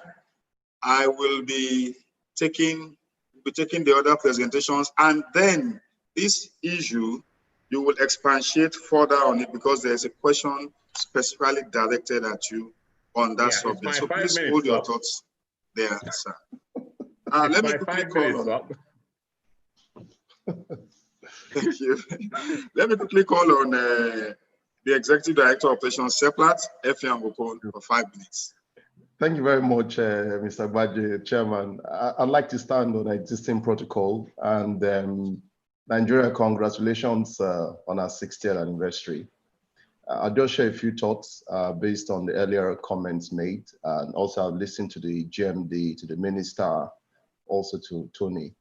I think very exciting time for us. I like the frank conversation so far. We have to move from just talking to doing. I think we've been a country of just talk. Nothing happens, inconsistency, changes in regulation and policy. But a few things to just share, at least from a producer point of view, from the Seplat experience. We were a big player in domestic gas, it's a very challenging sector. Let's not deceive ourselves. So Nigeria is blessed with, like you earlier said, over 200 TCF of gas discovered and another 600 TCF of gas. So the issue is not about gas resource availability. There's so much gas. The issue is what do we do with the gas? Today, if you look at the data, we do about 8 BCF of gas per day, and half of that is really not value added, It's either reinjected or it's fled. And only very, very small amount of that gas goes into export, 44% of about 8 BCF of gas per day, and 10% into power. So there's so much waste in the entire value chain. And I think I like the whole conversation around, how the government is stepping up. We had the minister's drive for change. We had the GMD ambition as well. So I think it's all coming together in spite of all the sort of issues we've had so far. Some challenges we see, early gas production is poorly funded, limited infrastructure, unreliable gas supply, gas pricing, which is a really big one. We have to realize that in this business, if you cannot have bankable projects to attract investment, nobody will bring the money here. And that's part of the challenge we're facing. I've heard about the earlier speaker talk about, people are not paid, and it's a serious issue. If you look at DSO today, the domestic supply obligation, we still have legacy payments as far back as 2015-16. We've not been paid. And then there's even a time lag of about 1 year before we get paid. If you look at our expense in CEPLAC, you get paid about 30% when you supply gas to DSO, and the remaining balance is then spread over 1 year plus. You can't run a business in that kind of system, and there's no securitization of these contracts. Government has done a lot. If you go back to all the successive changes in fiscal reforms from 1979, the AG Injection Act, all the way to ACFRA, which Dr. Tim Okon just mentioned, and then to now the National Gas Expansion Program. So I think we're not short of policies and putting all this in place. How to now translate those policies into real actionable items in terms of attracting investment and then delivering further on the intent of those investments. And that's where we tend to struggle a lot.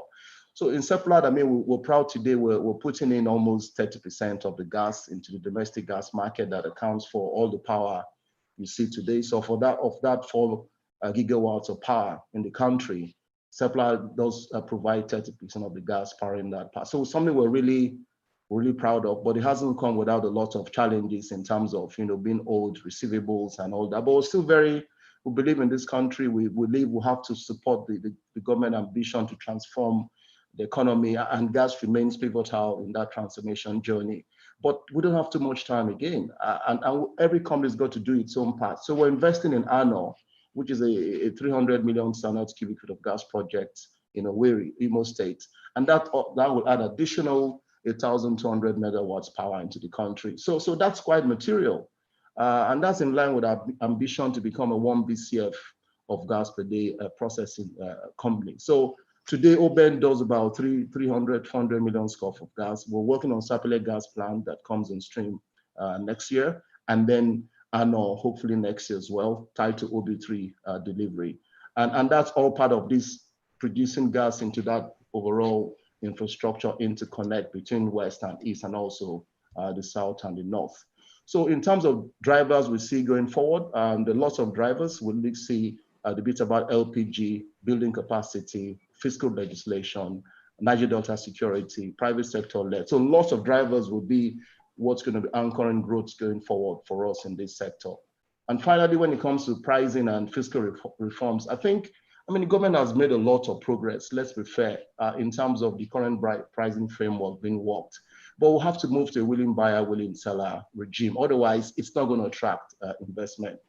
We also seen a lot of progress in terms of the national gas policy have been met. You have high number of suppliers, lots of producers into the network, and also now we have a network code. And OB3 and ELPS are all major infrastructure that is going to drive the transformation of this sector.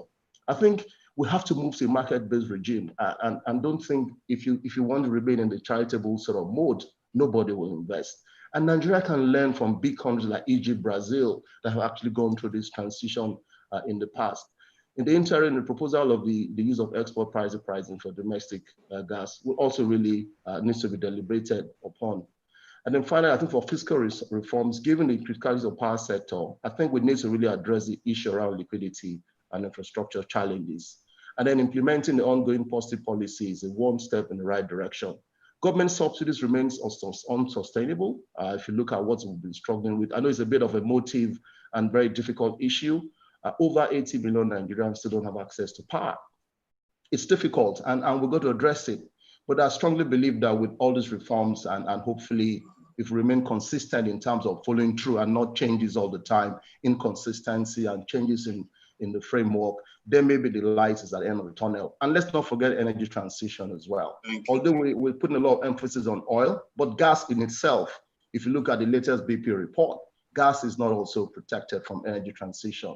Gas will no longer be relevant in another 40, 50 years from now. So we've got to be conscious of that. Thank you. Back to you, Mr. Chairman. Thank you very much. And I'll be asking you when we come back what you are doing about autogas. But at this point, let's invite Mr. Patrick Igbenwelu for 5 minutes. Mr. Patrick, if Patrick yes, is afternoon. not... Okay. Afternoon, ladies and gentlemen. Thank you very much. I think I will be quite brief in terms of my comments. I think a lot of has been said by, Dr. Tim Okon and Mr. F. Young as well from CETLAT. There's some points they've raised specifically that touch on the financing issues. And I would like to simply just draw on lessons learned from a number of other jurisdictions where I was able to raise funding for gas projects. Now, rightfully said, we need to address the issues regarding connectivity and tariffs. However, in the absence of long-term funding, it'll be quite challenging for the country to really advance most of these gas projects. And the reason why I say so, as we all know, the gas sector is highly capital intensive. You have some transactions where just to complete the gas project, whether it's a pipeline, depending on how long it is, whether it's a gas processing facility, you're talking of a number of years, not to even mention LNG projects. So the things such as where we have a current market that has a maximum of between 5 to 7 years tenor for debt simply would not work. And, it simply would not sustain the economics of some of these transactions. I was quite interested when Dr. Timothy mentioned running models. What I also do is we run financial models, and you see that the economics don't work. And in some other jurisdictions where they're able to access funding that goes up to 15, 20 years. So we need to really also, and this is when I say we, combination with the government, being able to give players access to long-term liquidity. And it's not just necessarily long-term liquidity, but it's actually single-digit liquidity in local currency. And the reason why I'm emphasizing local currency is because without trying to play doomsday, there's a view as to possibly where the Naira is heading. You have a player who is, if you're not in the LNG, exporting your project, your product, who has a project, and the off-taker is perhaps one or two or three of the power generating firms. They're going to pay you in Naira. It's suicidal to contemplate now taking out long-term funding in dollars. So I think my main focus is for us to really work together with the government. We need to explore other avenues for accessing capital, at least 15-year money at sub 10% rates of interest. I would like to stop there. There are a number of other points which I want to touch on, but I think, on the back of things to do with connectivity, tariffs, and the legal framework, unless we have the capital, a lot of these projects wouldn't really go that far. Thank you. Thank you very much, Patrick. I wish I would have the opportunity. I have two questions for you. I hope time will permit. Let's go straight to the Manager Commercial Contracts NLNG, Mavis Animasha. Mavis. All right, good afternoon all, and thank you for organizing this program. To jump right into it, because I know we're pressed for time, I think we've heard a lot today on the enormous potential and asset that we have in Nigeria, 200 TCF above that, and with potential for more. And for us, that really just clearly indicates that we really need to drive change in the gas sector, and we really need to focus on how we can really monetize this asset to benefit the country. The federal government really has responded to that, and in the national gas policy has already identified, some of the, opportunity areas, if I would call them that, for gas.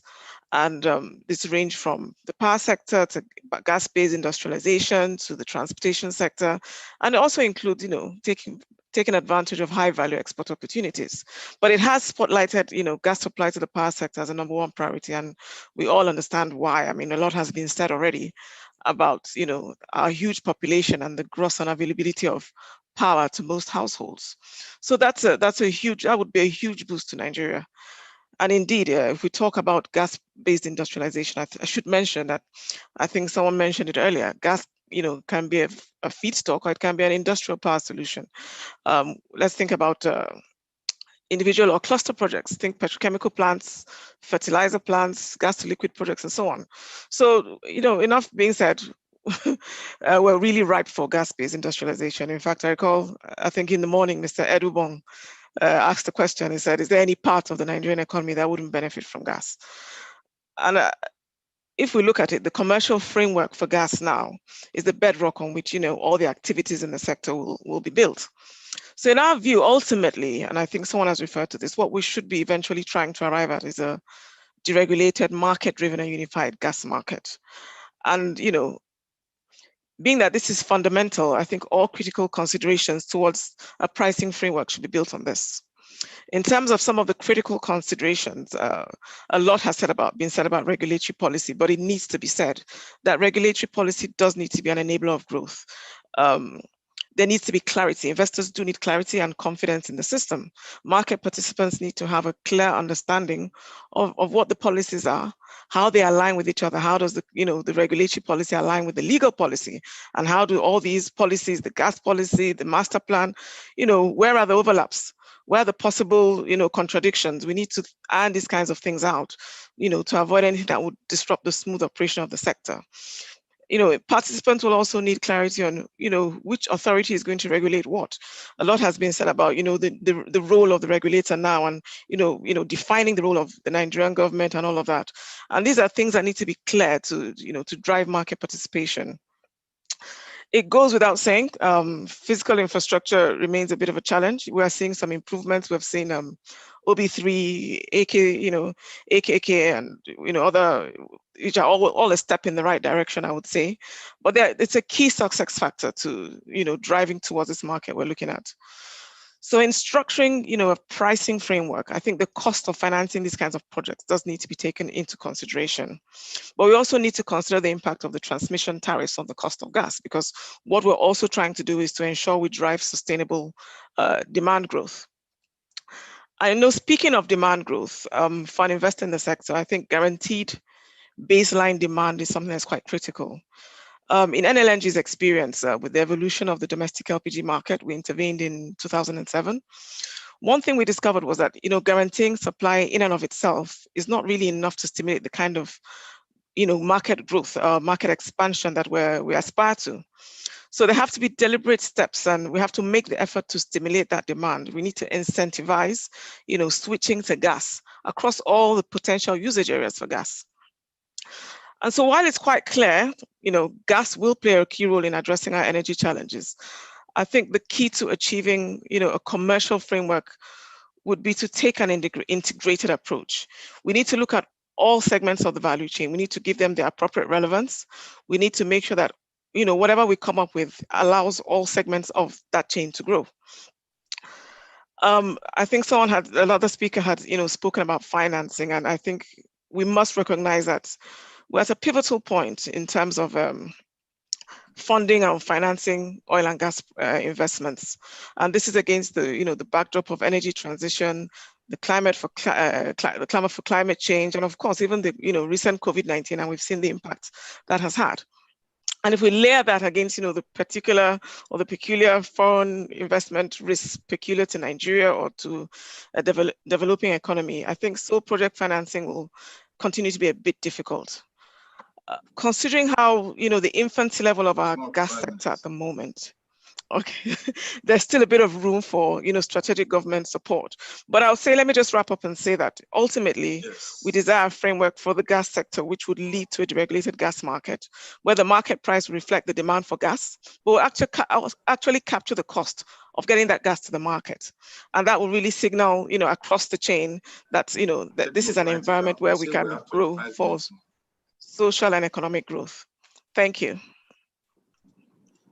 Excellent. Thank you, Mervis. I'll be asking you very soon what is going to stop Nigeria from attaining 5 million metric tons LPG by 2022. That's what the national gas policy says. But let's hear from Yemisi Awonuga, partner 10 Plus. Yemisi. Thank you very much. Good afternoon, everyone. I'd like to stand on the existing protocol and be focusing on a critical component of the relationship between the seller and the buyer in a gas contracting room. I mean, we tend to focus on the economic price of gas itself, right? But from a seller's perspective, there are three expectations. The seller wants to be able to recover infrastructure cost, operating cost, and the expected return. Right. The buyer wants to ensure that during the lifetime of the contract, the buyer remains competitive, right? And there's very little margin between the divergence between what the buyer pays for gas or the commodities being sold and the revenue it receives. This, for me, launches the gas pricing paradox. And the width of that difference, right, between what the expectation of the seller and what the buyer is able to offer actually determines the parameters for negotiations of everything and all other commercial terms in the contracting room. So from where I sit, it's important that we note that beyond bedding the economic price of gas, we need to appreciate the fact that it's never recited in isolation. It's dressed up in a contractual garb. And in the course of having that conversation, there are a number of critical considerations which should be paid attention to as well. So the ultimate price or the ultimate value that the buyer is parting with goes beyond that figure that's in the market or would be landed eventually. And I'd like to focus a few minutes on the following considerations. You have in the standard GSA or your sales contract, price openers. So you're getting into a contract at $2.50, for instance, per million BTU. But in that contractual garb, you have price reopeners. You have frequency of reopening the prices. You have adjustment mechanisms, which in some instances, is indexed against maybe non-energy indices like, your OECD pricing or maybe commodity linked, right? You have change in pricing regulation itself, which could have an impact on that economic figure. Also, because we're talking domestic gas, there's always that confusion between the currency of payment and the conversion window. And that debate always ensues. The buyer wants to convert using the CBN quotation.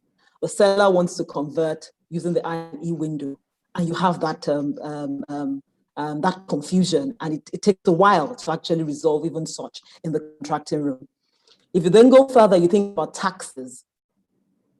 There's been a lot of reform in taxes, but when you're talking about the gas contracting price, tax is the contract price net of taxes, is inclusive of taxes, is also a consideration. And what we tend to find is that until these considerations are resolved, you may not even be able to resolve other provisions like your discount for shortfall, your off-spec gas price, your commissioning gas price, even your entitlement to make-up right and the period within which you can actually recover your make-up gas, or even the take-or-pay quantities. So the pricing for gas should, when it's being discussed or that conversation is being had, should go beyond just the economic price. Long-term economic sustainability, dictates that we put all these considerations in the bucket. And it's also important to note that not every deficient pricing formulation or proposition can be resolved through a price review cycle. So you must get it right from day one. Thank you. Thank you. Thank you so much. Good timing. And I hope to come back to ask you, so what is the way forward in terms of price escalation and the challenges we're facing? So we'll get back to that. And my first question for Mrs. Audrey Jo Ozigbo would be, and it's a very serious one. It says, is Nigeria as a country ripe for willing buyer, willing seller? And if not, what are the triggers you wish to see, madam? And within what time frame? All right, thank you very much. Thank you. That's indeed, it's a very serious question. And as you may have heard, a few other speakers have alluded to that all day in their different conversations. So if I would just step back a bit and take us into the gas policy. In fact, if you go as far back as the National Gas Master Plan, we're coming more into the National Gas Policy. If you look at Section 4, I believe it's about 4.3 thereabouts, which spells out what the triggers are for that liberalized wholesale gas market. And it speaks to things about the completion of sufficient amount of the planned infrastructure. And there was an emphasis on the OB3 East-West interconnect pipeline, and then having sufficient volume, about 2 BCF per day flowing through that pipeline, having the OBEN develop as a physical gas hub, having enough suppliers in the market, having enough gas off-takers, and of course ensuring that the domestic gas volumes have also exceeded the export volumes. Now, we have held on to this for so long that we have said we're not ready for that market because these indices have not been met. But reality is also that we have had some willing buyer, willing seller transactions, and we've seen them working out. We have seen other countries that have adopted the willing buyer, willing seller market-led regimes and seen how rapidly their own environments have grown. So for us to say we are not ready, the question to us then becomes, when will we be ready? We've been waiting for the OB3 pipeline for how many years now? And we're still always consistently pushing the completion date down the line. So what that would mean is that we are saying that we want to stay in that place of waiting for this infrastructure and then not getting into willing buyer, willing seller. However, when we face our current realities today, and every single person has spoken about this, that we have a huge infrastructure deficit in the sector. Infrastructure funding is critical. And that money does not come from Nigeria. It is international capital. It is mostly dollar-based. And that means that unless the economics of projects make sense, we will not see that coming. So when we have on our ability to deliver projects at a certain price point, for instance, we ask ourselves, then why hasn't this happened? What are the real variables that the people who should provide these infrastructure, who should invest upstream, midstream, downstream, what are the real things they are dealing with? So from inflation to devaluation, we have a huge foreign exchange exposure, to cost of funding, to not being able to access long-term fundings, to security issues. When you look at that landscape, everything translates into project costs. And so it impacts on the economics. And when we have a market that the buyer and seller can agree together, you will see the operations begin to increase in different aspects of the market, different aspects of the value chain. So it's important for us to recognize that to achieve the kind of robust domestic gas market we want, we're going to have to liberalize, we're going to have to open this up.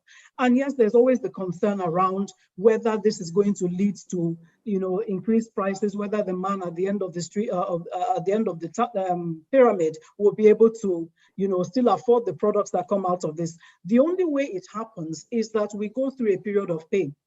And then the sector is opened up enough that competitive forces will naturally begin to constrain prices. This is our reality. So we cannot stay and be speaking the same language we've been speaking for the last 20 years, 30 years, in many cases 40 years. I have literally been in an event where somebody presented the same slides that he presented about 30 years ago, and so many things had not shifted.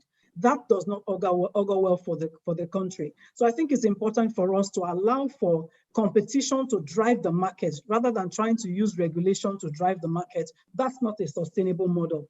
Keeping in view also that we have a small window. We have all said this, there is a small window to allow for these things to happen. So I think that it is time for us. Yes, many of the things envisioned as far back as the 2008 are not yet in place, but this is 2020. And too many of the market fundamentals have shifted. Too many of the economic indicators have shifted, and negatively so. So we cannot hang on to the same philosophy that we used to fashion things in the past and say that we must use the same methodology in the future, when the future we're in is very different from when those things were conceived. So Nigeria is certainly ready. And when we have regulators that understand, as I've seen from what I've seen so far, they understand a few things about how this will roll out. Therefore, in partnership, that's why we talked about this partnership, this collaboration, they are still able to, you know, put if you look at the gas policy, for instance, just to wrap it up, it actually provides a constraint for monopoly type infrastructure. So you will still see that the government has a role to play in making sure that where there are monopolistic tendencies, regulation is able to constrain those, and that's good for the market. But what is not good for the market is not even allowing investment capital to flow freely in a way that ensures value is delivered from the top of the chain all the way down to the end. I'm going to leave it at that for now. Thank you. Thank you very much. Very strong views there. And I know this will generate some debate.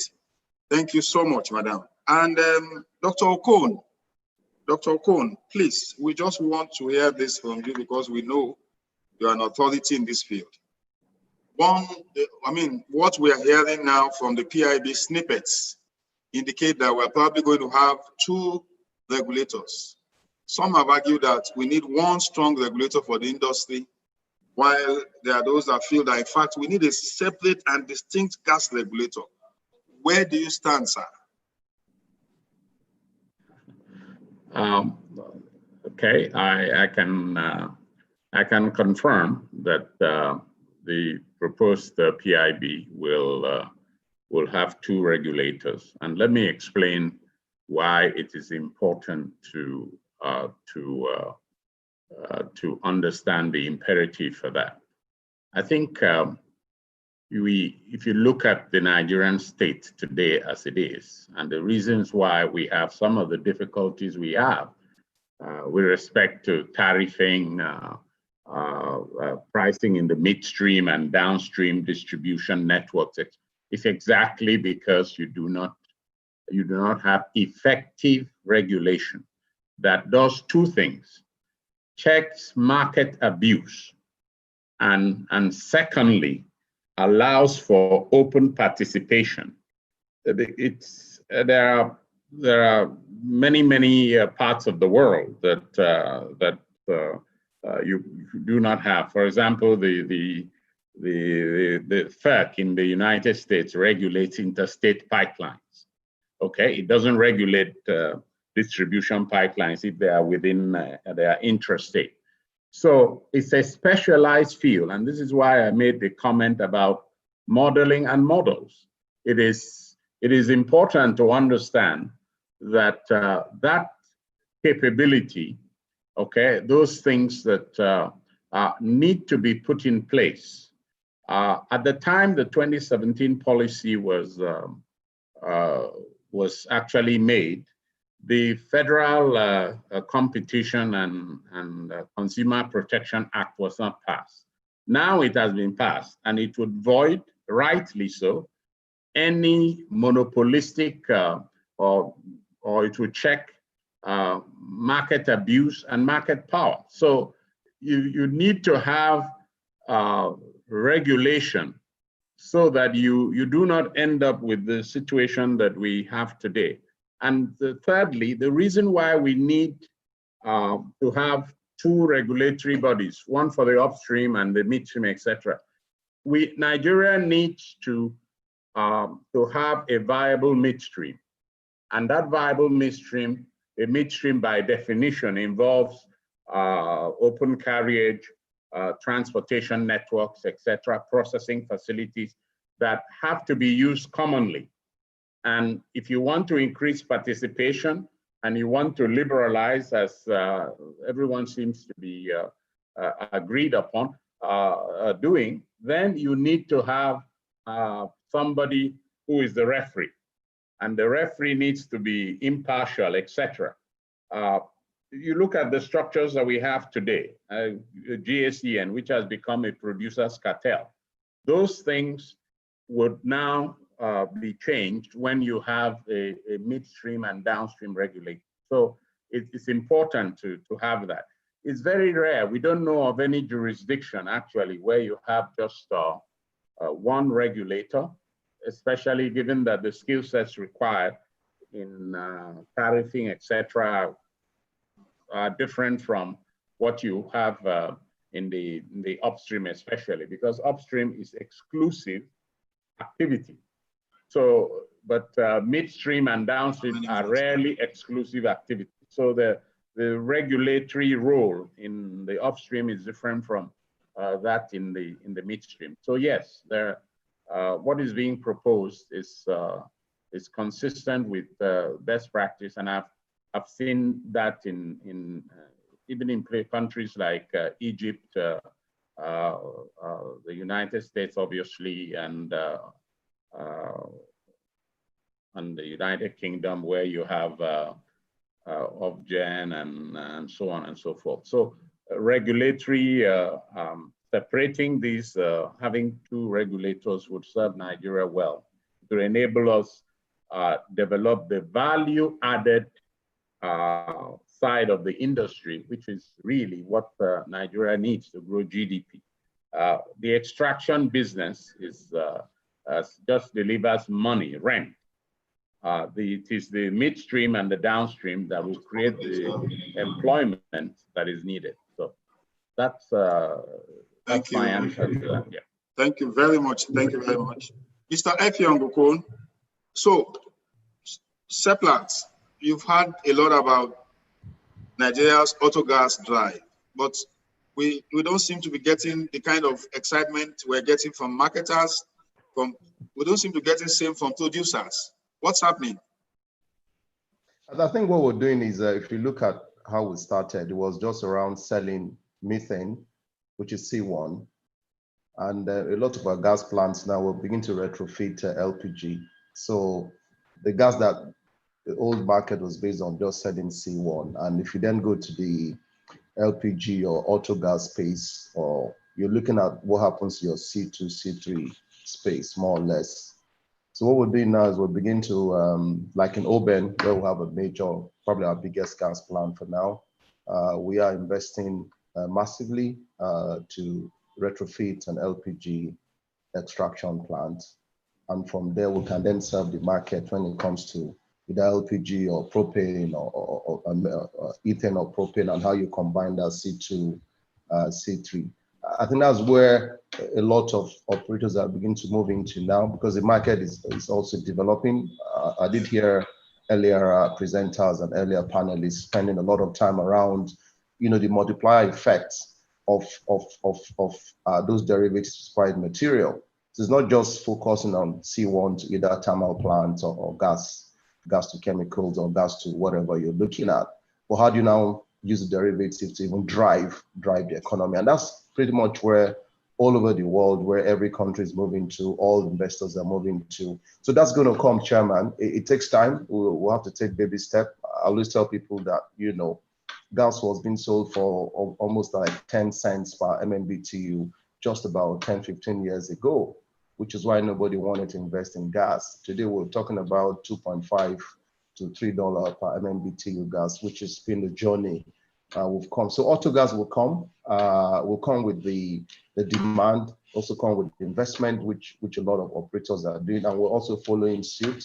In Ano, for example, the new gas plant we're building in Owerri, which will deliver 300 million scoop of gas. There's also the C2, C3 module, deethanizer, depurponizer, and then which will build into that module that will then deliver the C2, C3 component that will then drive the auto gas, which you're referring to, Mr. Chairman.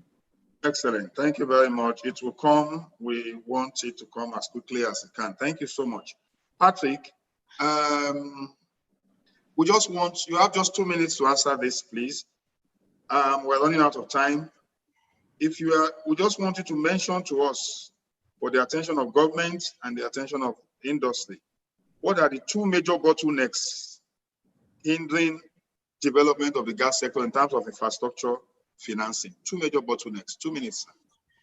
Okay, it's a long topic. I'll try and do it in 2 minutes. I think first of all, the government needs to understand that investors don't look at gas projects in isolation. They look at the entire value chain. So I give you an example. You know, there's a gas pipeline project that needs to be funded, and the investors out there going looking for liquidity. And who is the off-taker? The off-taker would be one of the power companies. Now, we all know that, you know, I think in excess of 60% of gas consumption domestically is by the power generating companies. And one of the things that the investors tends to get concerned about is usually things that are beyond their control. So you have the power sector companies who has a liquidity challenge. So the lenders then say, right, our liquidity issue is then questionable. Then you have another situation where, you know, for example, without trying to mention any names, where you have an entity that perhaps has some form of government ownership. And this has happened on some projects in the country. Yemisi made reference to price reopeners, where there's been an agreement that payment will be made within 30 to 45 days. And the basis of payment at that point in time was in US dollars. But because this entity is actually partly owned by the government, those sort of agreements are not adhered to. So the two biggest things which tends to scare investors away, the first thing is the uncertainty regarding the sanctity of the contracts that actually underpins the financing, especially when you have a government entity indirectly involved, or where the project has to hang its hat on the whims and decisions made by FGN. The other point, quickly, just to touch on, whilst it's a soft issue, but it's something which a lot of the bankers and investors I speak to talk about. With all due respect, there are certain parts of the country where if you mention you're doing a gas project, investors wouldn't touch. And the main reason for that is to do with security. It's a soft issue, but it's an issue which remains at the forefront of investors when they're being told to put down $50, $100 million towards a gas pipeline financing. So I think those two key takeaways, there are a list of others, but those are two things which I think, you know, the government should actually put on their thinking caps in trying to attract investment. Thank you. Thank you very much. And Yemisi, in just a minute, you've had it. Are we ready for willing buyer, willing seller in Nigeria? Do you agree with those comments? So I wouldn't answer this question without acknowledging what Dr. Mokona said about the quantities that can be delivered at a certain price. Okay, so let's assume that that is real. Okay, then it means that the rest of the resource and the reserve can be exploited on a willing seller, willing buyer basis, and that's the only time when you can actually see this market actually become competitive and a fully matured market. But it's going to be a transition to the extent that we still have to reserve some quantities for, you know, strategic sectors within the bounds of reason. Okay, thank you very much. And the final question goes to Mavis. So, and it's a question a lot of Nigerians are interested in. What on earth is going to stop Nigeria from attaining 5 million metric tons LPG consumption by December 2022? Nothing should stop us really, given what we have and the fact that we have NLNG, isn't it?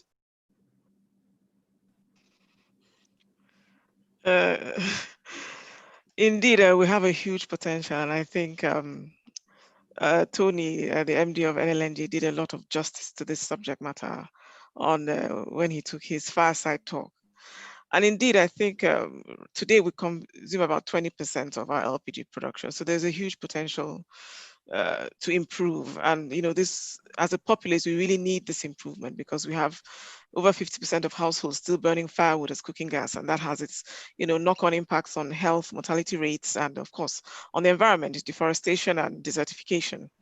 So yes, there are still challenges and there are still bottlenecks across the chain, ranging from the availability of the coastal terminals to, you know, availability or, you know, sufficiency of inland storage and filling plants, to transportation and distribution bottlenecks. And but we're seeing a lot of improvement, and you will agree with me that over the last 13 years, especially since NLNG intervened in the scheme, we've seen a huge growth in the sector. We've seen the annual domestic consumption rise. And what I'll really say is that I think it has really supported the creation of a sustainable ecosystem. And I think that ecosystem is what we're focused on, boosting productivity, creating jobs, positively impacting the GDP. So, that enabling environment, in fact, something we do need is a variety of suppliers and not just NLNG. But NLNG is positioning itself to be a partner to government and stakeholders to really ground the development of the market with that kind of security of supply that is required to, enable both small and big players to participate in the various sectors.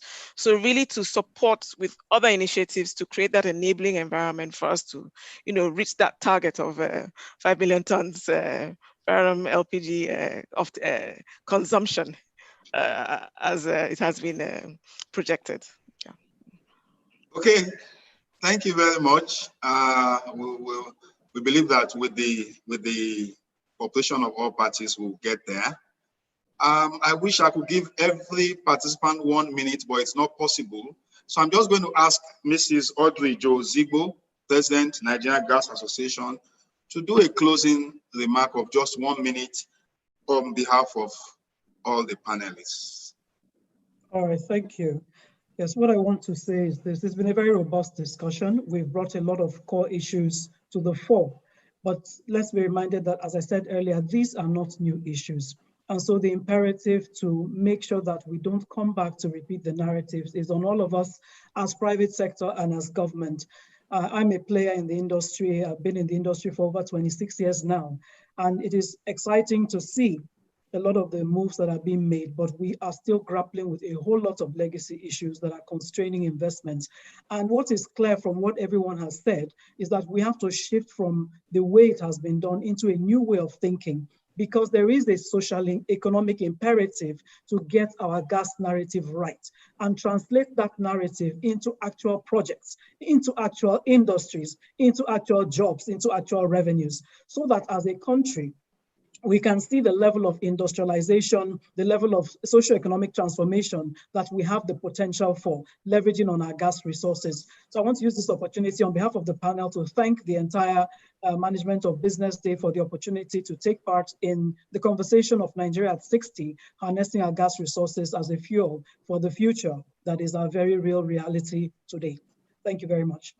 Thank you very much. And on behalf of this panel, Dr. Tim Okon, Energy Consultant, Audrey Jo Ezigbo, President, Nigeria Gas Association, Effiong Okon, Executive Director, Operations, Seplat, Mavis Animashaun, Manager, Commercial Contracts, NLNG, Patrick Ngbewelu, Head Investment Banking, First Bank, and Yemisi Awonuga, Partner, Templars. I want to say thank you very much and welcome to the decade of gas. At this point, we come to the end of this program. Thank you. Thank you. Thank you very much. Mr. Agbaje. Thank you. Thank you very much. Thank you. Bye, everyone. Bye. Bye-bye. Thank you so very much. Just before we go, would like everyone to have their cameras on so that we can take a quick photo. And then I would do a summary and pass the mic on to the MD. So it's been a really insightful conversation. It's been successful as well. And I appreciate all the speakers and panelists for the insights, as well as our audience for their valuable contributions, like Godwin Okodua's comment on incentives for autogas and LPG on YouTube. From all that's been said, we clearly understand that Nigeria is blessed with enormous gas resources, whilst there are challenges plaguing the Nigerian gas sector, ranging from inconsistent legal frameworks, weak policies or pricing reforms, funding and infrastructure deficit. We know that there are a lot more opportunities for harnessing its potential to effectively deliver a resilient domestic gas market, sustainable industrialization, quality energy access, and socioeconomic development for the benefit of all. It's also very refreshing to know that there are strategic actions being taken to enable Nigeria's transition to an oil and gas-based industrial economy. However, we hope that the stakeholders get more aggressive in their approaches so that Nigeria truly flies on the wings of gas, as Tony Atta has advised. And I couldn't agree more with Betty, who go now on YouTube. The time for change we crave is now. Thank you so very much for all the insights that you've shared today. And thank you so much to the audience for joining us today. I will now pass the mic to the Managing Director of Business Day, Dr. Owo Okiti, for the closing remarks and vote of thanks. Yes, Mervyn, thank you so very much for the work that you have done this morning and this afternoon. And before I give my vote of thanks, I would just like us to reflect, I would like to reflect on two things that I believe has happened here today that has been extensively discussed and reiterated by virtually all the speakers. I think the first thing is that to say that this has been the most insightful that I have been in detailing all that we need to do to galvanize investment and commercial sources in the gas, both from the perspective of being a platform for the diversification of the Nigerian economy, but also as a concrete pathway to expanding Nigerian export revenue and opportunities. This has been very, very insightful in detailing that. The second point I think that is also worth reiterating is that there is a huge window for gas development in Nigeria today, for gas investment in Nigeria today. However, that window is starting to close as long as we delay the regulatory and the governance reforms that need to be in place. So the longer we delay these reforms, and the windows will start to close. That also is something that I have heard repeatedly in so many words here today. So I want to thank all the speakers that have provided a great deal of understanding of the issues and have enriched our conversation since we started the summit this morning. First, let me thank the Honorable Minister of State for Petroleum Resources, His Excellency Dr. Tempriye Siva, the Group Managing Director of the Nigerian National Petroleum Company, Malam Mele Kari, and of course, the Managing Director of Nigeria LNG, Mr. Tony Atta. I mean, the three of them combined set the tone of what we have now experienced in the last, the conversation we have had in the last 4 hours. So insightful, so enriched by those conversations. Thank all the speakers and the panelists for their time, their insights, which they have provided very, very generously in this, this morning and this afternoon. We thank you all so very much. Let me also thank our sponsors. We had Nigerian LNG as our anchor sponsor. Thank you so very much. And the other sponsors, Azura Power, Alon, Alex, and Templars. We thank you all for your contributions towards making this first day, and of course, tomorrow that is coming, a success. Of course, we have 3 partners. We have Nigerian Gas Association, we have the advisory legal consultants, and we have detailed solicitors. They have also helped to enrich the conversation and the discussion we had today. Finally, let me thank our guests, wherever you have joined us from, because one of the benefits of having a virtual meeting these days is you can just join the meeting from wherever. So we know that there are people joining from all over the world. So we thank you, wherever time it is over there. We greet you and thank you for the time that you have spent with us here today. And of course, the discussion continues tomorrow by 10 o'clock West African Nigerian time. 10 a.m. we are back here tomorrow. And what are we doing tomorrow? We are focusing on the future from the perspective of the lessons of the past. So taking into consideration the lessons we've had in the past, what can we do in the future? So I look forward to seeing you all tomorrow morning, having you here. Let's gather here again and discuss what we need to do. And I believe that all those involved are taking notes and they are prepared to make changes. As the publisher said during his welcome remarks, a lot of changes are already happening in the industry.